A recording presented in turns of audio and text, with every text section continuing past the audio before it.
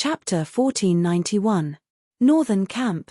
As the transmission array fiercely surged with strength, space twisted and figures appeared. As they looked around, their complexions changed. Northern Camp. How come we're here? Could it be that what we're about to do is related to the northeast desolate region? Qin Yu frowned as he heard the discussions around him. That woman had clearly said that it was related to the western desolate imperial tomb. Regarding this, she shouldn't be deceiving them. Did something change? Silence. A cold voice sounded out. Standing in front of everyone was an armored general. His eyes were like an eagle's, emitting a chilling intent. After the surroundings quietened down, the general coldly said, "Everyone, there is no need to panic.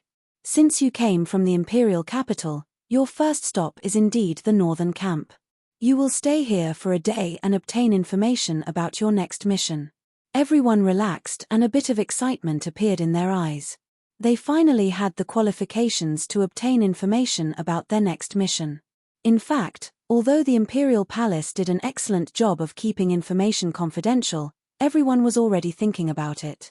This mission was bound to involve a great deal. The opening of the Tang Mountain fantasy realm was the best proof. Danger was necessary, but in this world, input and output were ultimately proportional. The higher the risk of the mission, the more merit points they could accumulate. After leaving the large tent, everyone was gathered together. The one who came to announce the contents of the mission was actually Grandma Wu from the Imperial Palace. Qin Yu's eyes narrowed. It seemed that this seemingly ordinary old woman had a far higher status in the western desolate Imperial Palace than he imagined. Everyone has seen this old woman before, so let's get straight to the point. Your mission is to enter the depths of the Western Desolate Empire and seize a treasure for my Western Desolate. What followed was roughly the same as what the Lord Ruler had said. It was just that the specific details were concealed. For instance, information about the Western Desolate Imperial Tomb. For instance, the level of the treasure. In this aspect, the Lord Ruler knew a bit about it. Qin Yu didn't believe that the Western Desolate wouldn't have any harvests. The concealment now only showed that they knew more, but they weren't willing to tell everyone. They clearly needed to rely on everyone to seize the treasure from the Western Desolate Imperial Tomb, but they chose to conceal key information. No matter how one looked at it, this was an extremely stupid decision. Was this the wisdom of the Western Desolate Imperial clan? After leaving the tent, they had a day to rest. The ultra-long distance teleportation formation was also a burden for cultivators. Although 2 consecutive teleportations would not cause too much damage, they were about to go to the Western Barbarian territory, so they naturally had to keep themselves in peak condition. The next day, everyone was gathered together, and they would directly enter the Western Garrison camp through the transportation formation between the 4 great border armies. Very soon, they discovered that apart from yesterday's companions, there were new faces joining them. It wasn't appropriate to say that they were new faces, because they knew most of them, and their names were like thunder to their ears. General Yi Qin, General Yi Xiling. The 2 Imperial Guard generals are actually participating in this as well. And Sect Master Knight Demon. Apart from these 3 whose names were called out, there were 2 others that no one recognized. However, those who could stand side by side with them were naturally experts of the same level. 5 hegemons. No, it would be more accurate to say that he was an absolute expert who stood at the peak of the ruler level. Qin Yu looked at the 5 hegemons in front of him and suddenly realized that this was a normal situation. After all, the treasures in the Western Barbarian Imperial Tomb had a high probability of helping a peak hegemon to complete the transformation and ascend to the half-emperor level. Once they succeeded, it was the best choice to use it immediately. Did they have to bring it all the way back to the Western Wilderness and then distribute it? After all, a long night was fraught with trouble. Moreover, the Western barbarians were not easy to deal with, and once an accident occurred in the Imperial Tomb, it would inevitably be discovered. Taking a deep breath, Qin Yu smiled bitterly under the black robe. He already felt that the task was difficult, but now there were 5 mountains pressing down on him. Disregarding everything else, Qin Yu didn't have the confidence to deal with any one of the 5 sovereign realm masters. To smoothly obtain the barbarian treasure under their noses and complete the task given by His Excellency Ruler, No matter how he looked at it, the chances were slim. If he was not careful and revealed any abnormalities, he might even be killed on the spot. His thoughts raced. Qin Yu thought of the doubts that had been in his heart before. Since the Western wilderness knew the secret of the Western barbarian imperial tomb, sending superpowerhouses to seize it was of course the best choice. Even if the Western barbarians were tyrannical, since they had been suppressed for many years, it meant that they were at a disadvantage in terms of peak combat strength, that is, the Emperor realm. If they gathered a group of top powerhouses to seize it, the chances of success were extremely high, and an opportunity that could cultivate a half-emperor was worth a lot of trouble. The Western wilderness did not choose to do this. Qin Yu did not know the specific reason, but he guessed that there was some kind of restriction, or that the imperial tomb itself had a strong restriction, so they could only send a group of saints. But now it seemed that things were not so simple. The existence of the 5 hegemons in front of him meant that hegemons could enter the imperial tomb. Then why did a group of saints need to take action? After all, no matter how powerful a saint was, they were far from being comparable to a hegemon. Even Qin Yu, an abnormal existence among the saints, might be able to fight a hegemon with all his strength, but he still did not have the confidence to deal with any one of the 5 hegemons in front of him. Because each of them was a peerless powerhouse among hegemons. With the Western wilderness's heritage, not to mention the 5 in front of him, as long as they wanted to, they could even pull out a team of hegemons to attack. Why was that? Qin Yu's thoughts raced. Because the information he knew was limited, he couldn't find any explanation. But deep in his heart, a great restlessness surged out. He felt that there was a great problem here. Suddenly, Qin Yu thought back to yesterday. When Mother Wu had given him the mission information, she had deliberately left out some key points. Could it be that the Western wilderness had another plan? Everyone, there is no need to think too much about it. The reason the 5 hegemons are following us is to deal with any possible threat from the Western wilderness. As for seizing the treasure, we will need your help. This matter is of great importance. As long as we can smoothly seize the treasure, everyone will have merit. His Majesty will not be stingy with rewards. The Northern Camp's commanding general, Zhu Wu, said in a deep voice, "I wish you all a smooth return." Yi Qin, Yi Xiling, and the others bowed. Everyone followed suit. Even Bloodflag, with his wild and unruly temperament, didn't dare to show any disrespect. Zhu Wu was the commanding general of the Northern Camp. He was one of the 5 great generals of the Western wilderness and could be considered a super leader of the military. His disciples were spread throughout the military and he was deeply trusted by His Majesty the Desolate Emperor. Let's go. With Zhu Wu's order, everyone stepped into the transmission array. With a loud humming sound, space twisted and swallowed up everyone. Where there were people, there were transactions. No matter what it was, no matter what goods were traded, they were destined to exist. The Western wilderness had suppressed the Western wilderness for many years and the war between the two sides had continued for tens of thousands of years.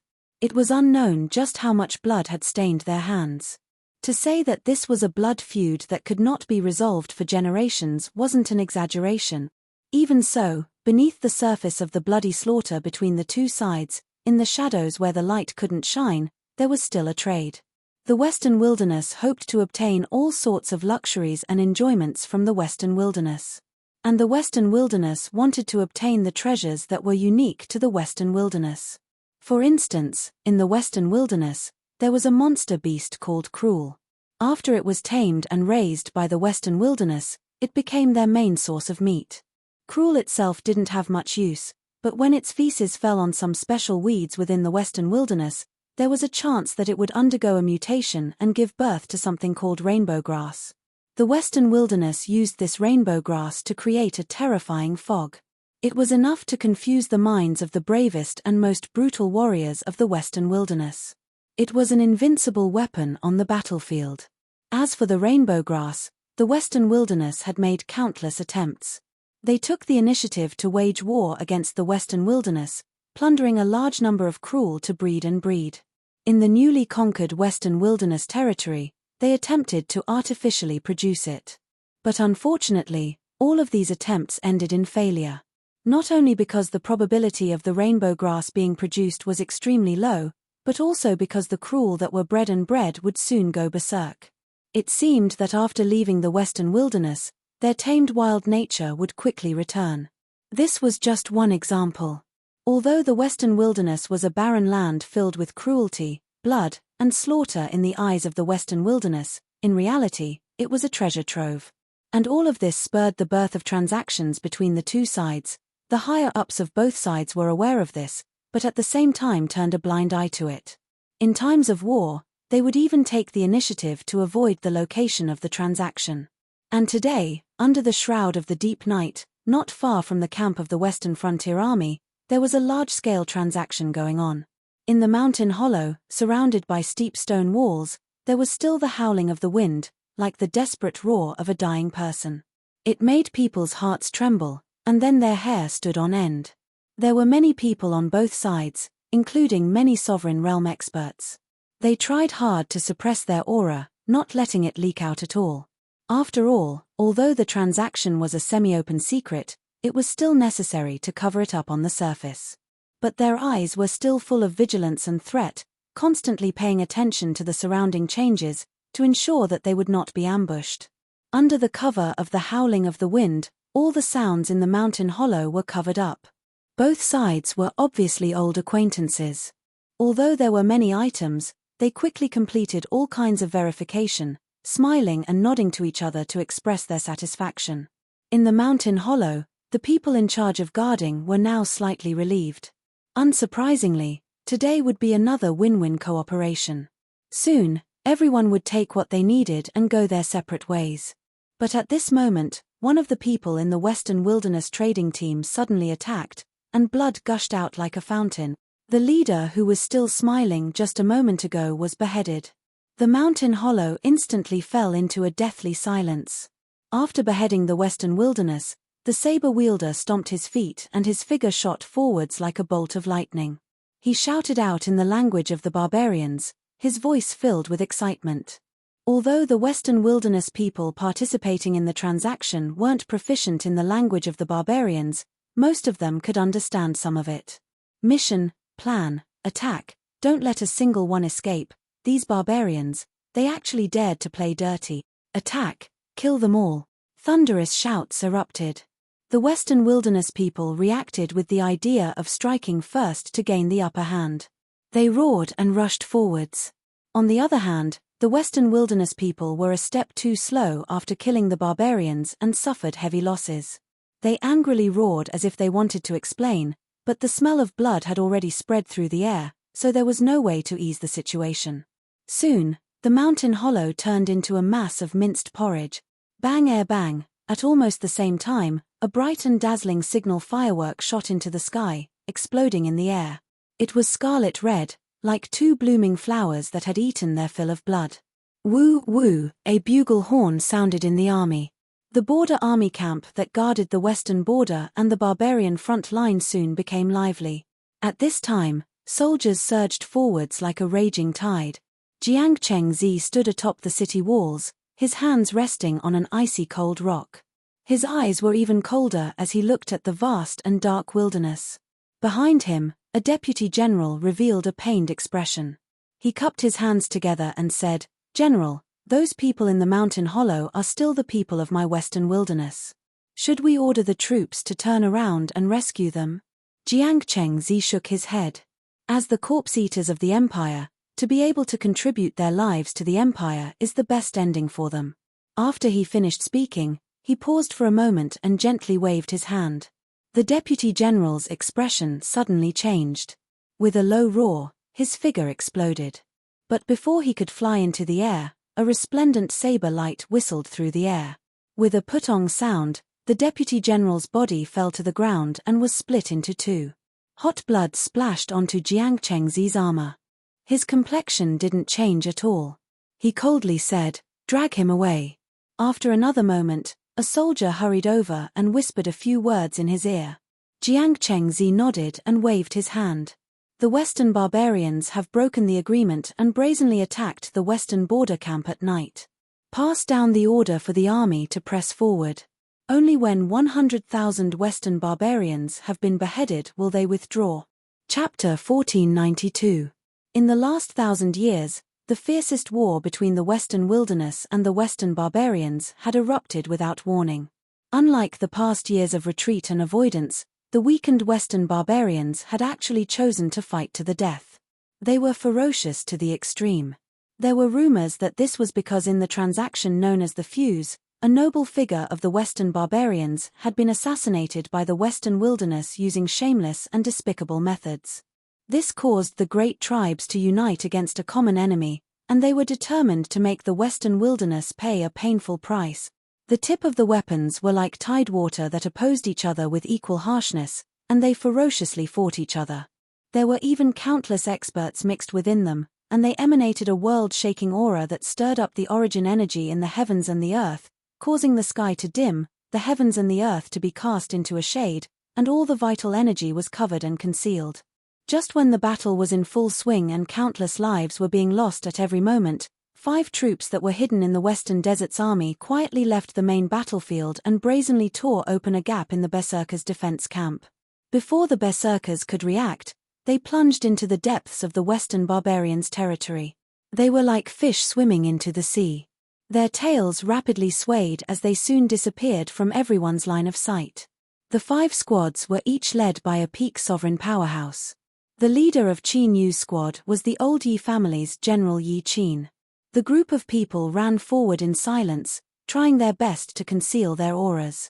Because they were too fast, they left behind after images. They were like shadows that swept across the ground, quietly moving forward. Qin Yu fell at the end of the squad. Beneath his black robes, he frowned. He swept his eyes over the people in front of him, worry in his eyes. As he thought, the Western wilderness plan wasn't as simple as it seemed. In order to avoid being discovered by the Western barbarians, it was possible to divide the squad into 5 groups. But the problem was that the 5 squads were all moving in different directions. There was clearly something wrong with this. Qin Yu didn't believe that His Majesty the ancient barbarian sovereign would build 5 scattered tombs for himself. No one was a fool, much less the cultivators that had been selected to participate in this mission. It wouldn't be an exaggeration to say that they were the best of the best. There was a problem. They dared to use their knees to guarantee that there was definitely a problem. However, as mentioned before, they were all smart people, so even if they sensed it, no one showed the slightest hint of abnormality. Now, they had already left the camp of the western frontier and had entered deep into the territory of the Berserkers. Forget about everything else. Just Yi Qin alone had the ability to make all doubts about them disappear. The territory of the Western barbarians was vast and sparsely populated. Most of the land was barren, and the strong wind blew sand and gravel all over the sky. Naturally, it was a form of protection that was beneficial to the group. In addition, the front line was in a tight situation. A large number of Western barbarian soldiers had been sent to the front line. The level of internal defense and patrol had been weakened to the lowest level. With Yi Qin covering everyone's breath, the process of breaking into the depths of the Western savages was extremely smooth. Even though there were a few times when they passed by some tribes, they didn't cause any trouble. Beneath the black robes, Qin Yu was secretly observing General Yi Qin, who was leading the way. He was very sure that if Yi Qin wanted to, he could easily avoid these Western barbarian tribes scattered on the ground. The reason why there were these seemingly dangerous brushing past was because he had done so intentionally. Perhaps he was looking for something. This was a bit different from what Qin Yu thought before. He felt that this matter was increasingly strange. On the 5th day of entering deep into the Western savages' territory, after observing dozens of tribes of different sizes, Yi Qin finally found a satisfactory target. He stood in the yellow grass and pointed a finger forward. Attack! Within a quarter hour, I want there to be no living being in this tribe. Everyone bowed. No one asked why, nor did they make things difficult for him. Between the Western wilderness and the Berserkers, there was a blood feud that would never end until one side was dead. The slaughter began. A group of saints attacked. As for the barbarian tribe in front of them, it wasn't too large. This meant that it was weak. When the two were put together, there was no need to mention the result. Beneath the black robes, Qin Yu saw countless streams of blood flow. There were old and wrinkled barbarian women, and there were scimitar-wielding youths. But without exception, even as they died, their eyes were filled with hatred. There was no fear, and no one begged for mercy. The great elder of this barbarian tribe was a saint. Before he died, he tried to send a message to the outside world. But as soon as the bloodlight left his body, it shattered with a muffled sound and was annihilated. Yi Qin flicked his sleeves, and the great elder's body was thrown far away like a ragged sack. He fell to the ground, no longer breathing. Hoo, between heaven and earth, the sound of the wind became increasingly shrill. The thick smell of blood drilled into everyone's nostrils and mouths. The entire barbarian tribe fell into absolute silence. There was only death. There was no sign of life. Yes, even the cruel that was raised as meat for the barbarian tribe had been completely killed. This was because General Yi Qin's order was to kill all living beings in the barbarian tribe. After stepping into the great elder's tent and breaking the seal, Yi Qin quickly found the entrance to the underground. The moment the entrance was opened, a blood-red skull flew out at an astonishing speed, heading straight for the entrance. Humph! Yi Qin stomped on the ground, and the skull that was pouncing towards him let out a blood-curdling screech as it was directly shattered. He was the first to enter the passage. Everyone followed behind him, all the way down to a simple underground altar that had been dug out. It was a very simple and crude stone platform with obvious traces of man-made excavation. A black stone statue was placed on top of it. From its appearance, one could only tell that it was a tall and sturdy barbarian warrior. Apart from that, one couldn't tell anything about its appearance. But at this moment, Qin Yu's heart chilled. He could feel a formidable suppression coming from this rough stone statue. This didn't mean that it possessed a formidable strength, but rather that it was a suppression on a different level. This was similar to the difference in the food chain. And what gave Qin Yu this awe-inspiring feeling came from the connection between him and the Divine Kingdom. If Qin Yu didn't know the details of the Western Savage Imperial Tomb and the function of the barbarian race's supreme treasure, he clearly wouldn't have connected the two together. But now, as his thoughts turned, a sharp light exploded in his eyes. This stone statue was the powerful sovereign of the Western Savage Empire. With this knowledge, everything could be explained. For instance, why Yi Qin had led everyone to brush past the barbarian tribes again and again. What he was looking for was the barbarian tribes that still believed in the dead sovereign. This was definitely related to the Imperial Tomb. And what happened next undoubtedly further verified Qin Yu's speculations. Yi Qin stepped onto the altar. He took out something from his chest and opened it with his back facing everyone. His finger sank into it and a deep red dot appeared between the stone statue's eyebrows. Rumble, rumble, a deep and oppressive rumbling sounded out from within the stone statue, like the greedy roars of a starving tiger or wolf. Deep red bloodlines drilled out from between the stone statue's eyebrows and rapidly spread outwards. After several breaths of time, they covered the entire body. Then, they sank into the altar. The increasingly loud rumbling sounds came from within the stone statue. Strong winds howled. Countless barbarian corpses fell to the ground. The barbarian corpses that dyed the entire barbarian tribe red began to wither at a speed visible to the naked eye. At this moment, it was like an invisible demon had drilled its way out and stabbed its mouth into their bodies, crazily plundering their flesh and blood. In a short period of time, all of the barbarian corpses had turned into dry wood. All that was left over was a layer of deep purple skin that had lost all moisture and was stuck to the surface of the skeleton. All of their flesh and blood had disappeared. Even the blood that had spilled onto the ground had been completely stripped away. The thick smell of blood that filled the air of the barbarian tribe and couldn't be dispelled by the strong winds had now completely disappeared. Underground altar space. Incomparably thick and viscous flesh and blood gathered along the bloodlines, submerging the entire altar and forming a giant mass of flesh and blood. The surface of the mass of flesh and blood constantly wriggled as if it were a living creature. It also seemed as if there was some terrifying creature hidden within that could drill out at any moment. However, everyone knew very well that there was only that extremely crude stone statue inside the ball of blood. Yi Qin had a solemn expression as he stared at the mass of flesh and blood. After a long time, he seemed to confirm something and his complexion relaxed. He let out a long breath. The first step could be considered to have been completed. He sensed with rapt attention. After determining that there wasn't anything wrong, he turned to everyone and calmly said, "I know that there are many things in your hearts that you must be puzzled about. But regarding this matter, there are some things that you have no right to touch upon. Now, I will issue a new mission."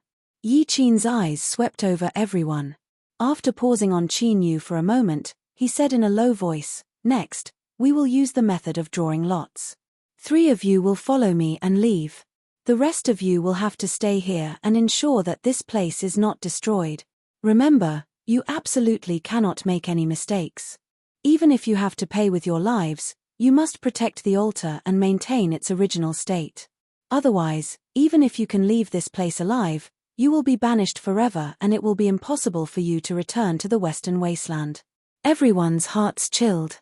They could feel the icy cold and powerful will exuding from his eyes. They all lowered their heads and nodded.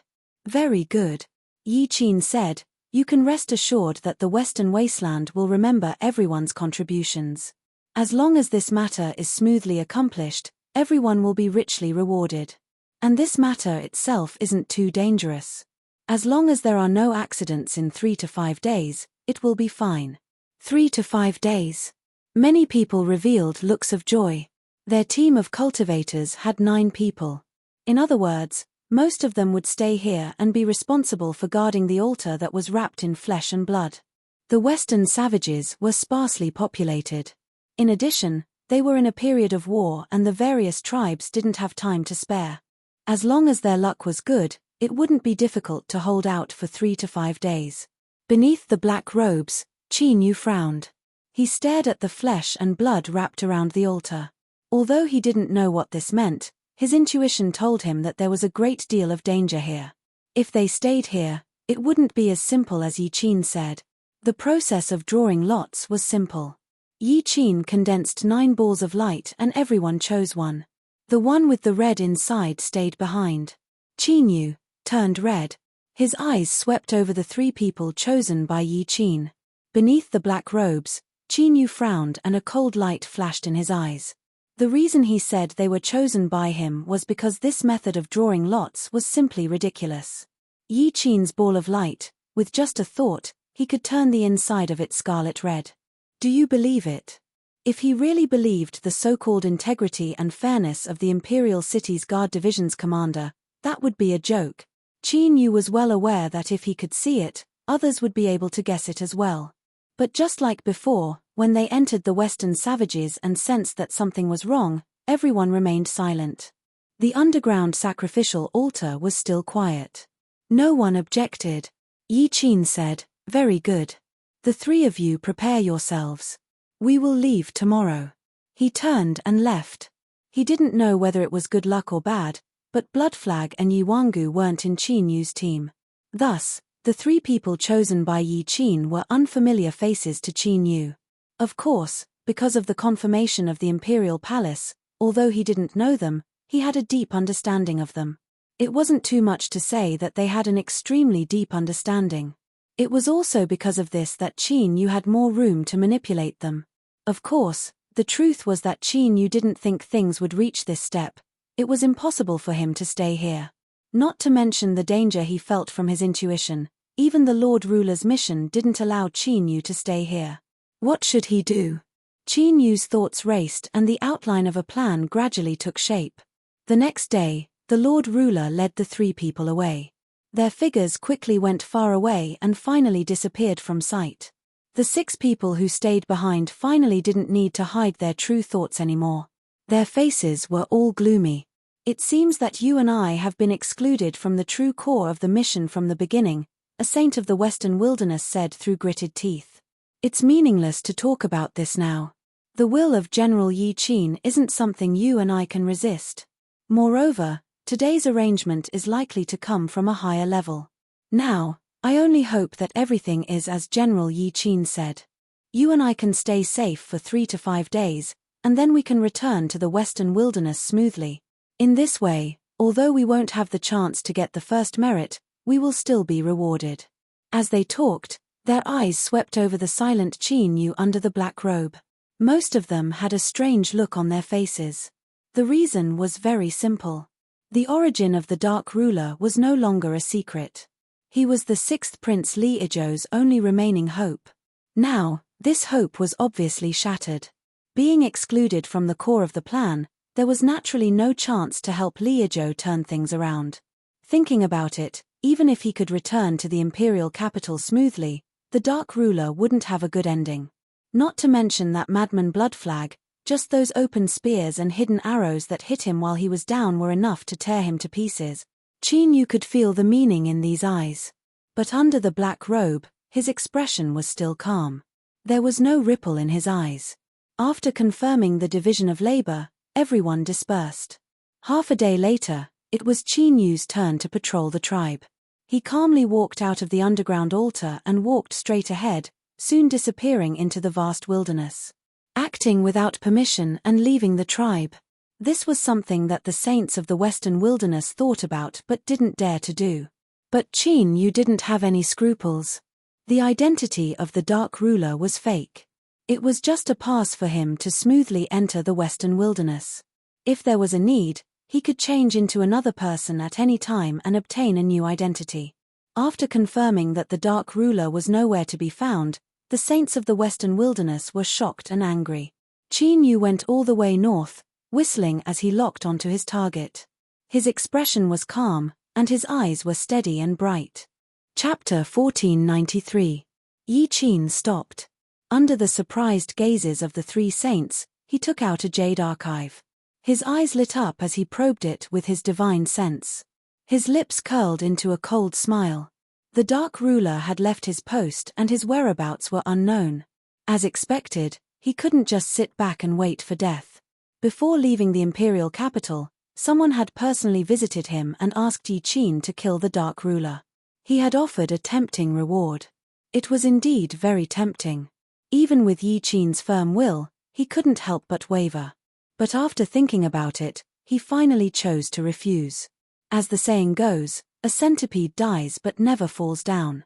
Li Ijo was the sixth prince of the Western Wilderness, and he had the influence of the previous desolate emperor. It would be extremely foolish to treat him like a turtle in a jar without any ability to retaliate. But not taking the initiative didn't mean that Yi Qin couldn't force the Dark Ruler to die. Just like now. He had achieved his goal. Now that the Dark Ruler had left without permission, he could only be a rat in the sores for the rest of his life if he fled. If he was unwilling and tried to change the situation, as long as he dared to show up, Yi Qin would be the first to kill him. With a strong enough position and motive, he wouldn't be afraid of revenge. In other words, no matter what, Li Ijo was doomed to fall. There would be no chance for him to make a comeback. Once he achieved this goal, someone would give him a reward when he returned to the imperial capital. As for whether the Dark Ruler would become hot-headed and join the barbarians, once he entered the illusion of Mount Tang, he had completely cut off the possibility of joining the barbarians. Otherwise, why would the imperial palace be so generous? There was a price to pay for everything in this world. General Yi Qin, a saint from the West Wilderness, asked respectfully. Yi Qin waved his hand. It's nothing. Let's continue our journey. He waved his sleeves and energy wrapped around the three of them. They continued their journey towards the northern region of the Western Wilderness. For someone like Yi Qin, who had reached the peak of the sovereign realm and was qualified to break through to the emperor realm, a mere sovereign of darkness at the sage realm was no more than a strong ant. If he wanted to, he could squash it with a single finger. Of course it didn't matter. The sixth prince was completely thrown into the abyss. Next, it would depend on who would have the last laugh and get that treasure. Endless heat appeared in the depths of Yi Qin's eyes. Emperor realm. If they were able to step into it, they would be able to reach the peak of the wasteland with a single leap, and they would be able to sweep through everything and look down upon all the kingdoms in the world. No matter where they went, they would be revered and become true transcendental existences. Not all teams had a smooth journey. The team led by the Night Demon sect master accidentally exposed their tracks while they were searching for the tribe that worshipped the barbaric emperor. After a great battle, although they had successfully shaken off their pursuers, the powerful warriors of the barbarian tribe who had chased after them had paid the price of the death of two sages. As a result, The plan of the Western Wilderness to take advantage of the outbreak of the war to secretly infiltrate into the depths of the Western barbarians appeared in the eyes of the Western barbarians. When the leader of the Night Demon clan had a gloomy expression on his face, he urgently sent a message to the outside world to inform them of this matter. While he was reorganizing his troops to continue moving, the discussion regarding the abnormal actions of the Western Wilderness had already begun in the strongest tribe of the Western Wilderness, the Dark Knight tribe that had inherited the bloodline of the Man-Emperor. Those who participated in this meeting were the leaders of the major tribes of the Western savages. They surrounded the round table that was made of cut boulders with solemn expressions. Leaders, you've all read the intelligence on this matter. You can now express your opinions. The white-haired leader of the Dark Knight tribe, whose face was full of wrinkles, opened his only eye and glanced at the crowd. A cold light flashed in his eyes. The other eye that had been blinded was pierced by a long scar from the tip of his eyebrow to the bridge of his nose, all the way to the corner of his mouth. It formed a protruding, twisted, and extremely hideous scar. The weakest of the cultivators who invaded from the Western Wilderness is a saint, and the leader of the team is a peerless figure of the Dominator realm. Such a powerful warrior would never easily step into the territory of the barbarians. Moreover, they did not escape after being discovered. Instead, they chose to break through the encirclement and go deeper. From this, it can be seen that this group of invaders must be carrying an important mission, a leader of the barbarian tribe said in a low voice. Our tribe can provide another important piece of information. The barbarians of Western Han, who were discovered by the Western Wilderness cultivators, were originally the descendants of the ancient barbarian kingdom, but they had always hidden their background. We only discovered this secret because of an accident. Ancient barbarian kingdom. Another barbarian tribe leader growled. Killing intent surged in his eyes. Could this matter be related to the opening of the Imperial Mausoleum? The atmosphere in the big tent suddenly became tense. The barbarian tribe leaders sitting around the round stone table all looked shocked and angry. Many things were like this. When nothing was discovered, everything was normal. But once a doubt or a breakthrough point was found, there was no way to continue hiding it. For example, the sudden outbreak of a war at the front line. For many years, the Western Wilderness had an absolute advantage and suppressed the Western barbarians, but they had always been relatively restrained. After all, their enemies were not only the Western barbarians, but also the neighboring countries who were eyeing them covetously.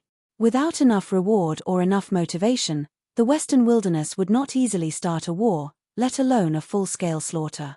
The Western barbarians took the opportunity to attack. They were forced to take advantage of the situation, and they wanted to use the movement of the war to completely disrupt the chi of heaven and earth and cover up the opening of the Imperial Mausoleum. But now, it seemed that the Western Wilderness had brazenly attacked and accused the Western barbarians of invading. This was their original plan. They also had ideas about the Imperial Mausoleum. These damn despicable people. In terms of intelligence, the faces of the Western barbarian tribe leaders, who had always been at a disadvantage, became increasingly ugly at this moment. Bastards from the Western Wilderness. They actually dared to attack the mausoleum of the great barbarian emperor. Damn it. The legacy of His Majesty the Barbarian Emperor is the only hope for the rise of the Western barbarians. We must not lose it. Great leader of the Dark Knight tribe, please immediately give the order to mobilize the strong barbarians to completely kill the cultivators of the Western Wilderness. Angry roars sounded in the big tent like a thunderclap. The one-eyed, old leader of the Dark Knight tribe looked as calm as ever, not the slightest affected by the scene in front of him. He tapped his fingers on the table, and soon his ears became quiet. This was not only because the leader of the Dark Knight tribe was the most powerful cultivator in the entire Western barbarians, but also because of the overall strength of the Dark Knight tribe. Everyone, the opening of the Imperial Mausoleum has been discovered. Even if they send strong cultivators to kill the cultivators of the Western Wilderness, who can guarantee that they only sent this team? If we act rashly, I am afraid we will beat the grass and alert the enemy. After a slight pause, the leader of the Dark Knight tribe continued, instead of playing hide-and-seek with them and constantly guarding against a sneak attack from the Western Wilderness, it is better to let them in. Without waiting for the crowd to object, a cold light flashed in his single eye, and he said in a cold tone, "The mausoleum of the last barbarian emperor of the barbarians is not a place that anyone can enter. If they dare to enter, only death awaits them. Leader of the Dark Knight tribe, the mausoleum of the barbarian emperor is sacred.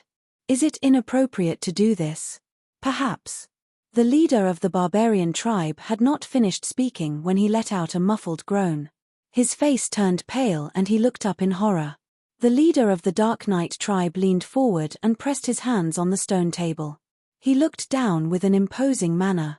"This is my decision. Does anyone have any objections?" The big tent was silent.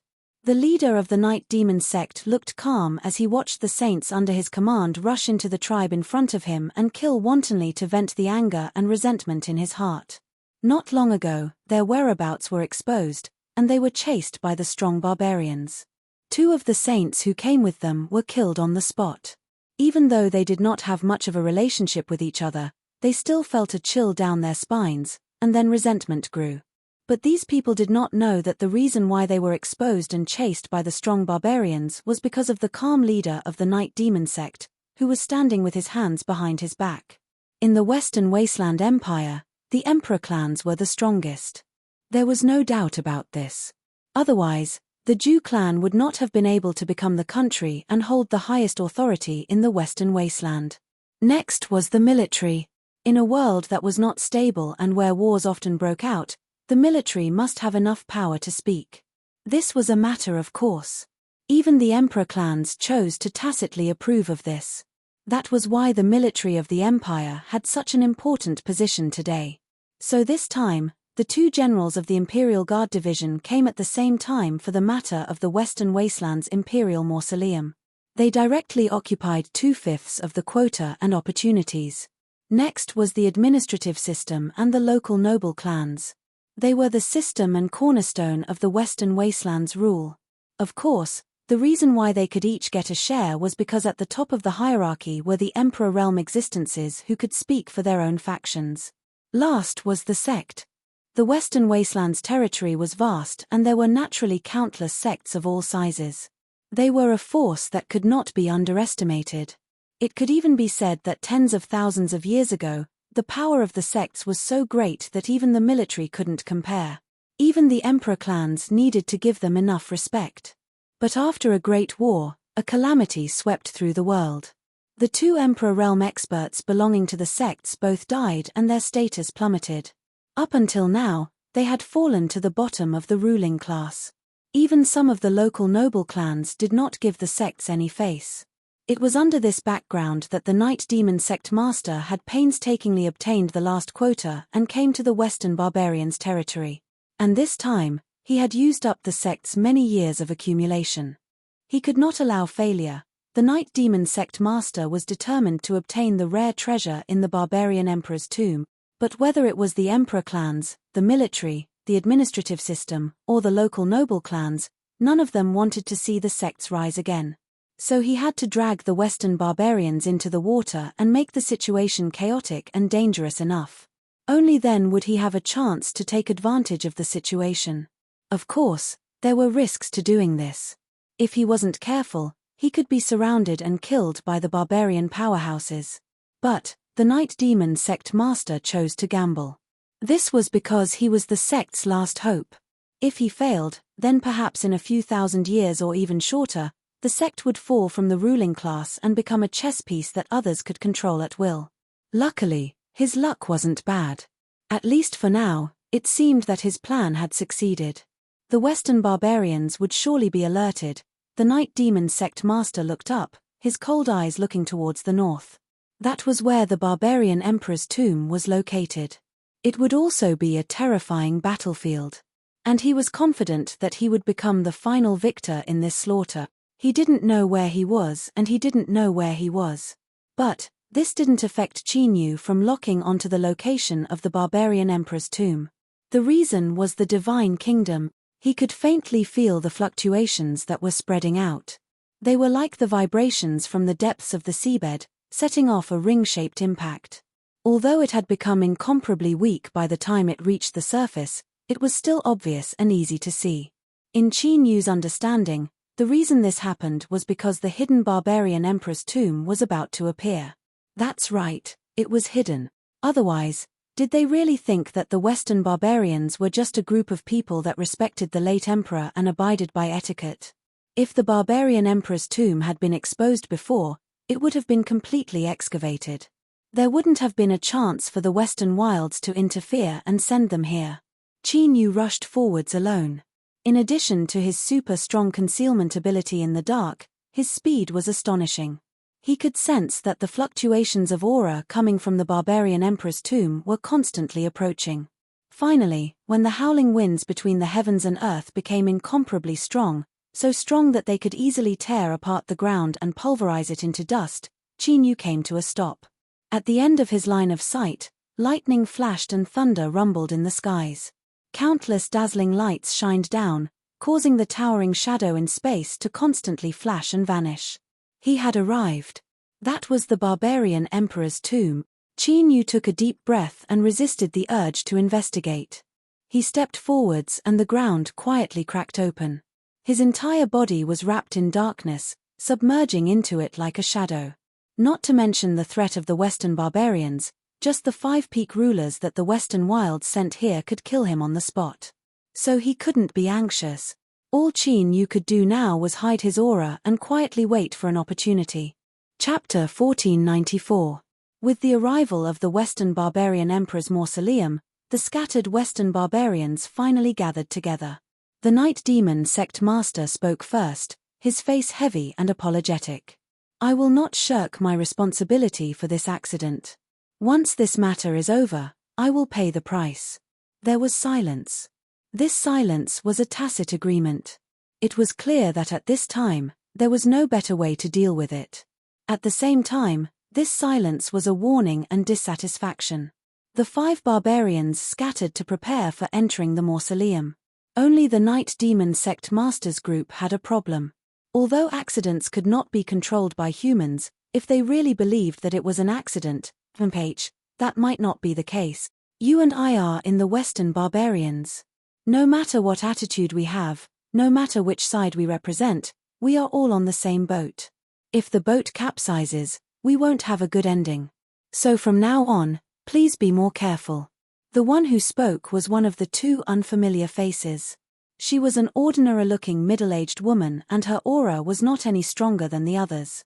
But at this moment, since she spoke and the other rulers remained silent, it meant that she had the qualifications to speak. The reason was simple. This woman's surname was Ju. Or to put it more bluntly, she represented the majesty and power of the emperor clans. The Night Demon sect master had a sad expression. He nodded without speaking. The 3 saints behind him revealed looks of grief and indignation.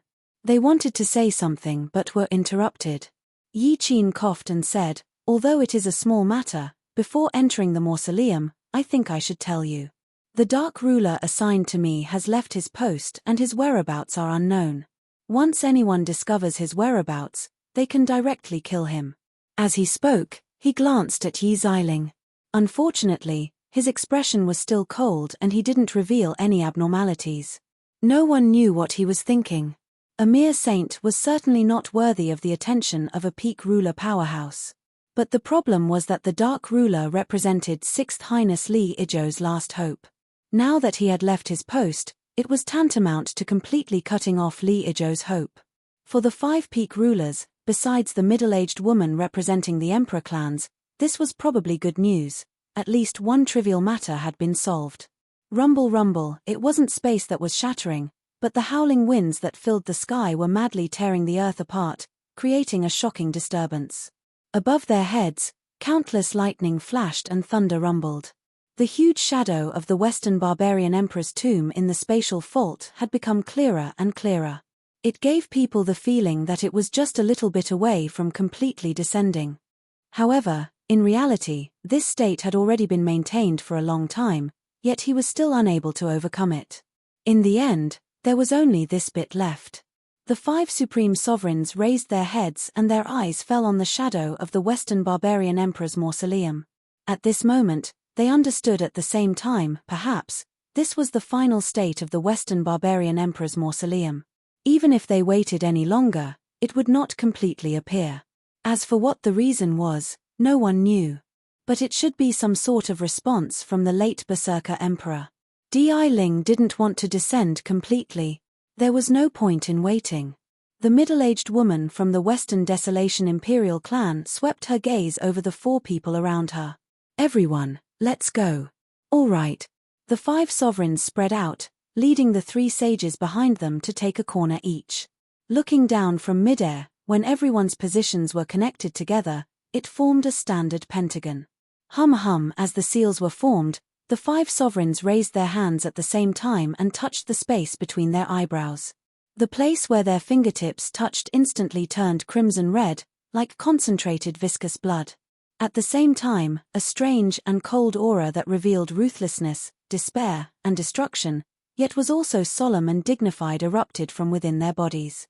The space was distorted. Deep and coarse phantom lines appeared in the surrounding space.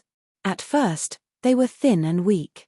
But as time passed, they quickly solidified, gradually forming the phantom of a huge stone statue.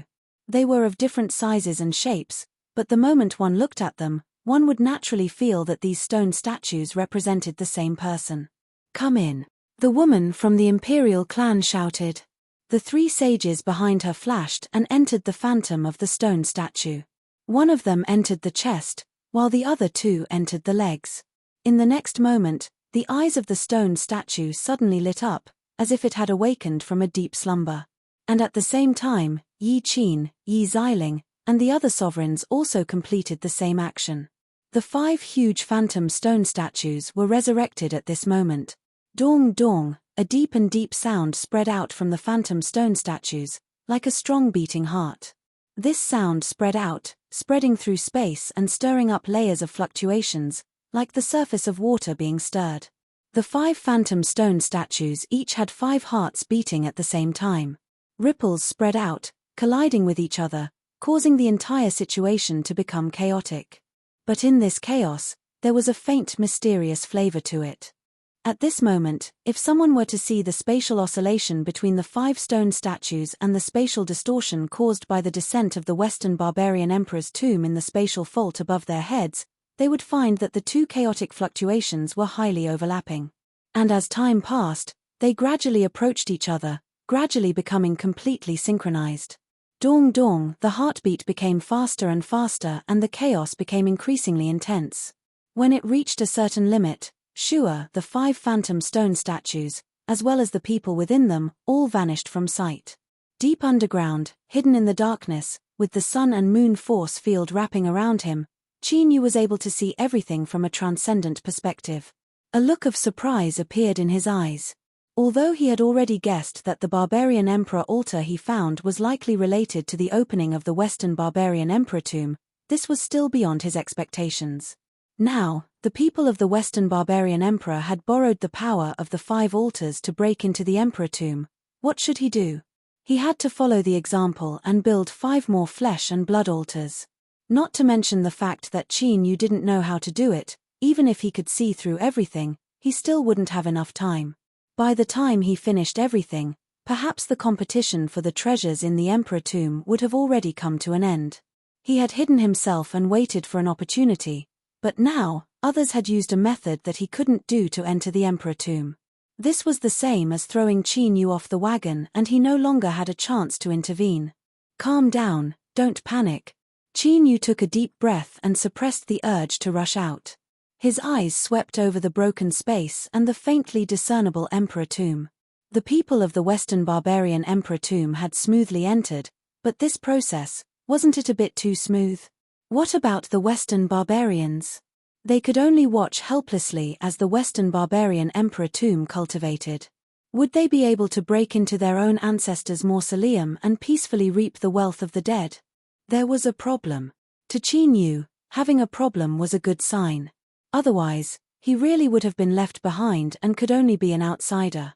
Moreover, he wasn't close to either the Western barbarians or the Western barbarians. If both sides fought to the death, he would be happy to watch from the sidelines. Or, to put it more bluntly, the more intense their conflict was, the more likely Qin Yu was to find an opportunity.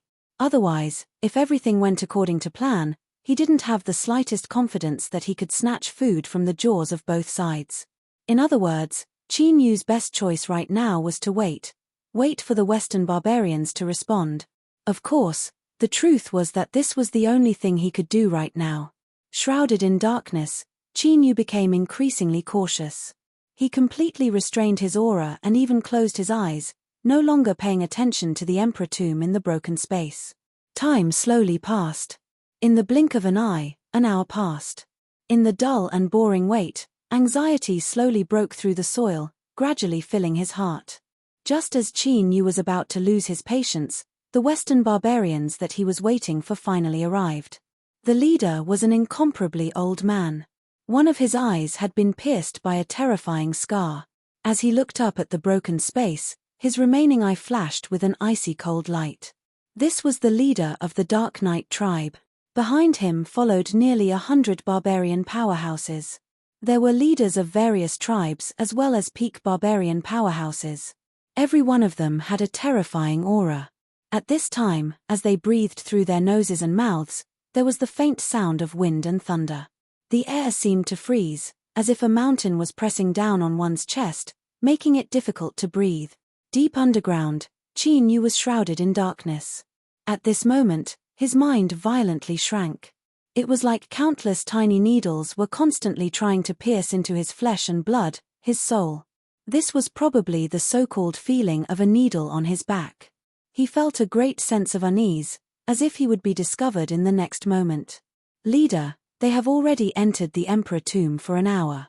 Space suddenly wriggled, and a thin and small figure appeared. He was crawling on the ground, and his exposed flesh and blood were densely covered in strange scriptures. When one looked at him, they would feel dizzy and see stars. They would feel endless chaos and a strange feeling.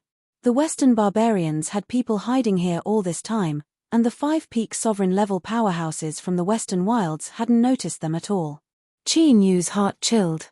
A cold sweat instantly soaked through his clothes.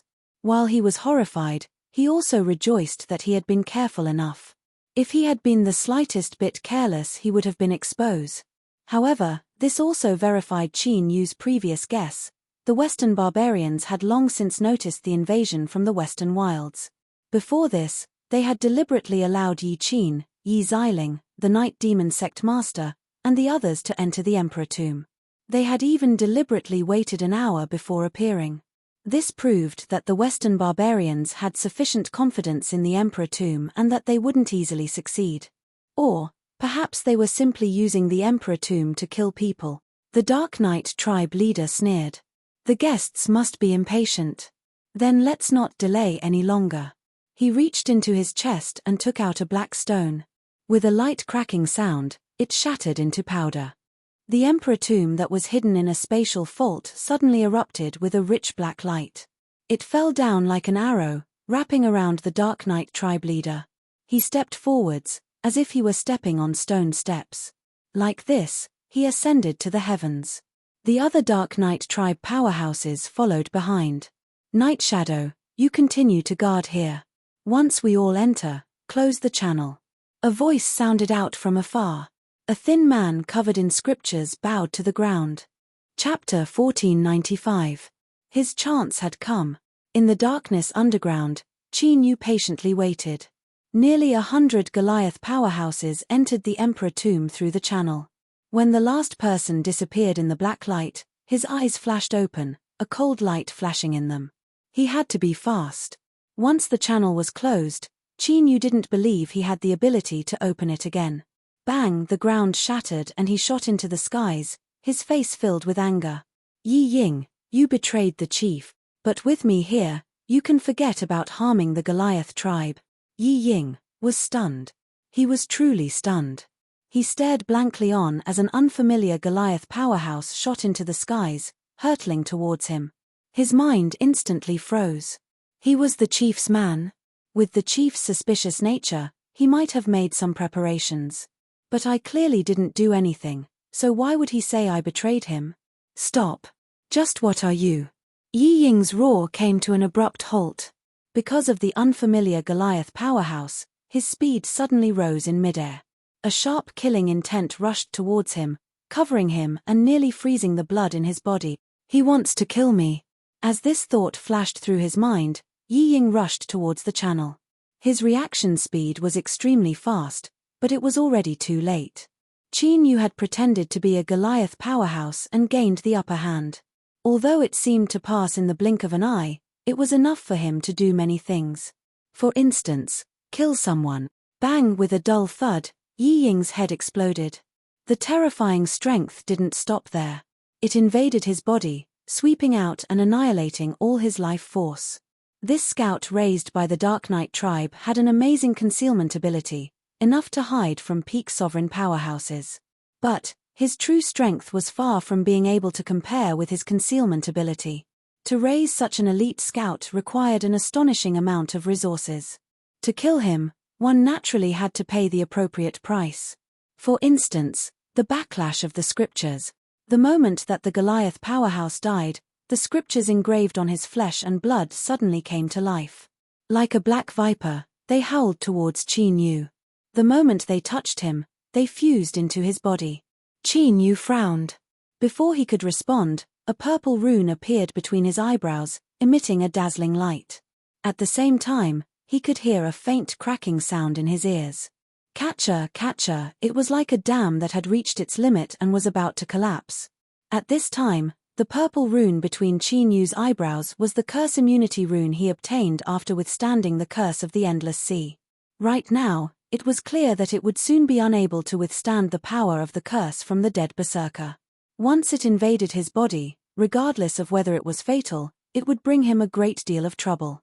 At the moment when he was about to enter the Imperial Mausoleum, to Qin Yu, this was clearly an unacceptable consequence. Stone Tower. Qin Yu roared out loud. Right now, he could only hope that this nearly omniscient stone pagoda could give him a pleasant surprise at a critical moment.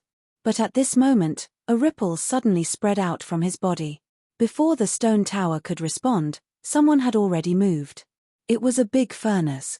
Within Qin Yu's body, the attribute of the great Tao instantly changed. It released an endless yin chill and annihilation. In the next moment, the purple curse rune between his eyebrows began to shine brightly. Within the incomparably dense purple, a faint gold appeared. At first there was only a faint layer, but it soon spread out. In just several breaths of time, the rune itself had completely transformed into a pale gold color. The sound of shattering vanished. All that was left was the sound of chewing and swallowing. All of the black scriptures that had invaded his body were cleanly eaten up. The great Tao of the curse attribute. Qin Yu revealed a happy expression. He discovered that in the imperial capital, taking a risk to kill Ning Xiao was the best decision he had ever made. The great furnace's transformation had caused his great Tao to take another step forwards. Now, it had already helped him cross two great tribulations. To be able to freely change the attribute of one's great Tao, just this alone was enough to give one countless pleasant surprises. For instance, when combined with his own ever-changing ability, he could perfectly imitate all the saints of the Western Desolate that had been confirmed in the Imperial Palace. If even his great Tao was the same, then who could distinguish between the real and the fake? Qin Yu took a deep breath and suppressed his thoughts. His eyes fell on the black pillar of light and he stepped forwards. In fact, the safest method right now was to wait a little longer before entering the Imperial Mausoleum. At the very least, he had to wait until the numerous powerhouses of the Western Desolate Continent were far enough away to avoid the tragic fate of being discovered as soon as he entered. But when he killed the Western Desolate Continent scout just now, he had nearly suffered a backlash from the Black Scriptures. Qin Yu wasn't confident that the Western Desolate Continent powerhouses wouldn't notice him. Thus, he could only rush into the Imperial Mausoleum as soon as possible to avoid any unexpected complications. The black light seemed to be just a beam of light, but after entering it, he discovered that it wasn't so simple at all. It was extremely viscous, like some sort of greasy oil. As he walked in, he could even feel a heavy sense of oppression. Stepping forwards, Qin Yu pushed aside the suppressive strength and continued upwards. Just as he arrived at the edge of the spatial fault and was about to step in, his complexion changed. He felt a strong sense of unease. Stopping, Qin Yu furrowed his eyebrows and thought for a moment. There was a loud cracking sound in his flesh and bones, and his body instantly shrank. He was incomparably thin. Countless strange scriptures began to appear on the surface of his exposed flesh.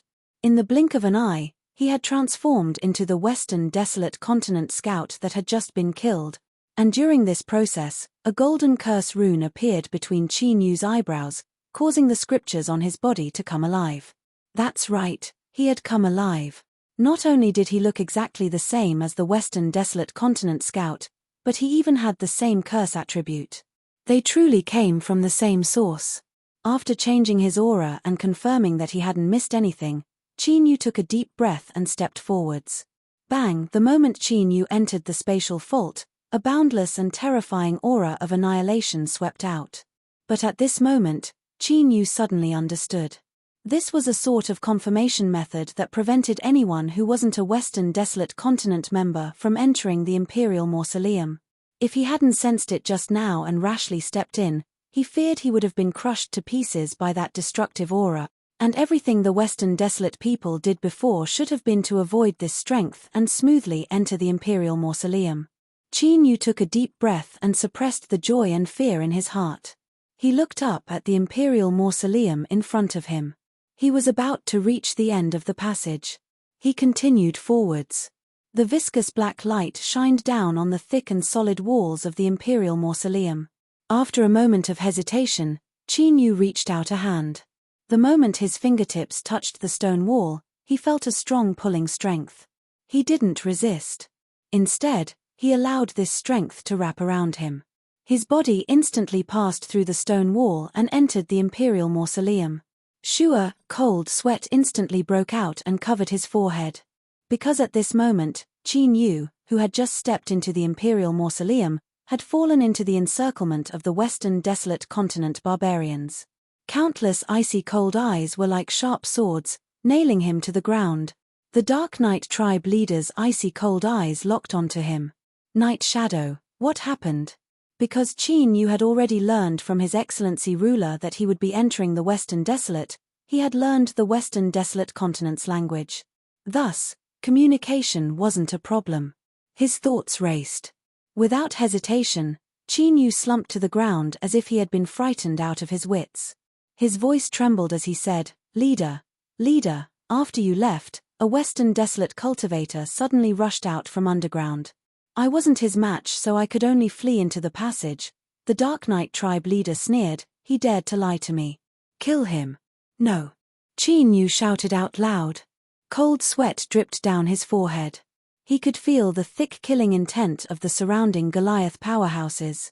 It was clear that if he didn't do something, he really would die. As for resisting, with just him alone, even if he used all his cards, all that awaited him was death. Very good. It seems you've decided to tell me the truth. Then, tell me who you are. You actually dared to pretend to be a scout of my Dark Knight tribe. I fear you don't know the true secret of my Dark Knight tribe scout. The Dark Knight tribe leader's voice was oppressive. This is your last chance. I hope you don't make a decision you will regret. He spoke far too much. This was a bit abnormal. Qin Yu felt as if he had grasped onto something.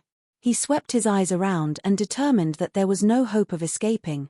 Then, he could only give it his all. He closed his eyes and shouted, Leader, everything I said is true. It is because I am your scout that you should know that I really am me. 1 breath, 2 breaths, 3 breaths. The death he was waiting for didn't arrive. Qin Yu slowly opened his eyes and saw the Dark Knight tribe leader frowning. In fact, Qin Yu had made the right bet. The scouts of the Dark Knight tribe had amazing concealment abilities. First, it was because of their outstanding talent, and second, it was because of the scriptures that were bestowed upon them by the tribe. Not only could they provide the scouts with a super strong concealment ability, but they were also the key to determining their identities, or to put it more bluntly, these scriptures could ensure that all scouts were loyal and devoted to the tribe leader, and would never do anything that would harm the tribe's interests. This was because in the eyes of the tribe leader, the scriptures that were engraved on the surface of their bodies were like lighthouses in the dark night.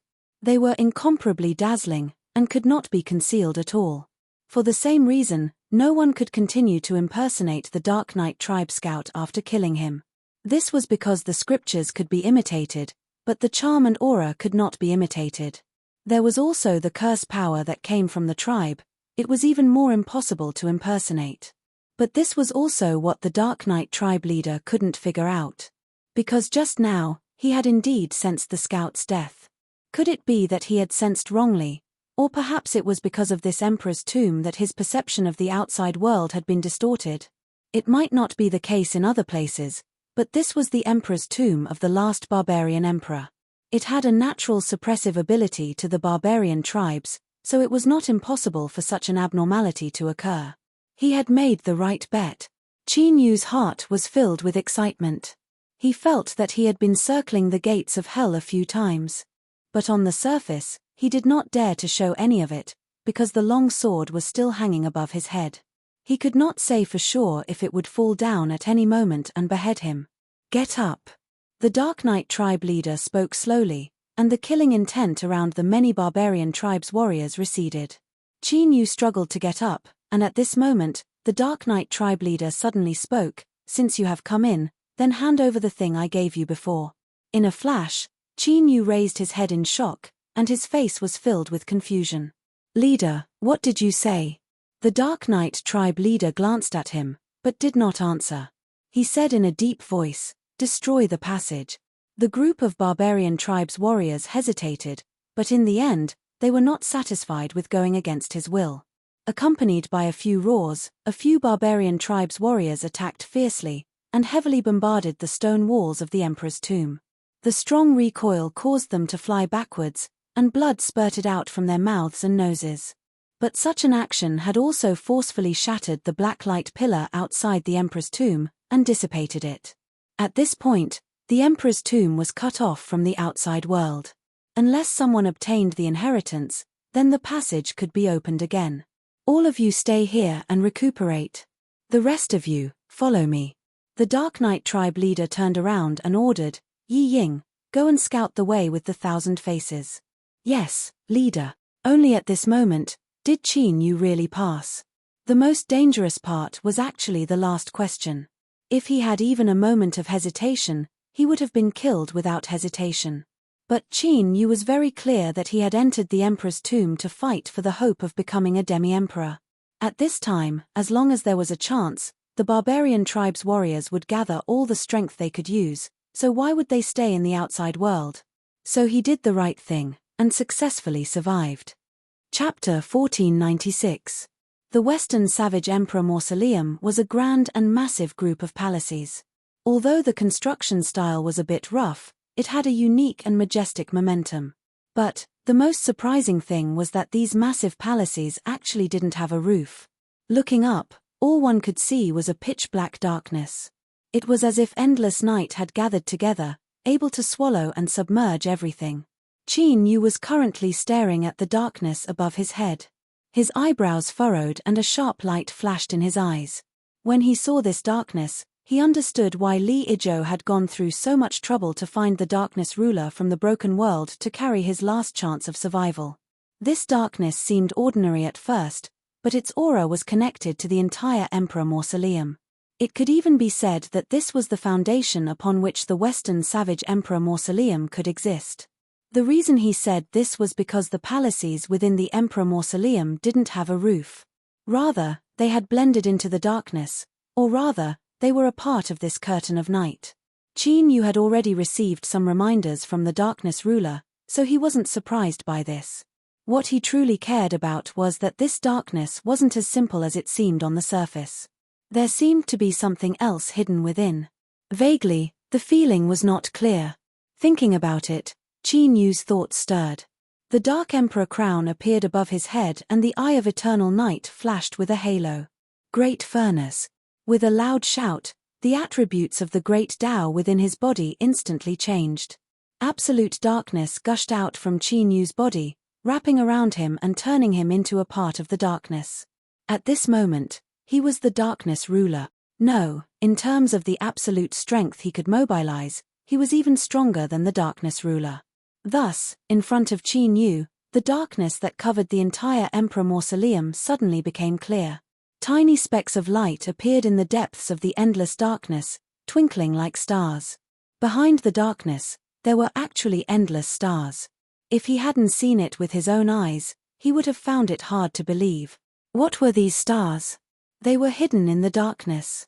It wasn't because they were naturally shy and embarrassed to show their faces to others. Qin Yu frowned. He stared at these stars, trying to find out what secrets they were hiding. As he looked, he suddenly fell into a trance. In that endless sea of stars, he discovered an eye. Sure, cold sweat instantly appeared, covering his forehead. Qin Yu's complexion paled and he couldn't help but feel a great fear. This eye, stop that thought. I can't think about it, or I'll be discovered.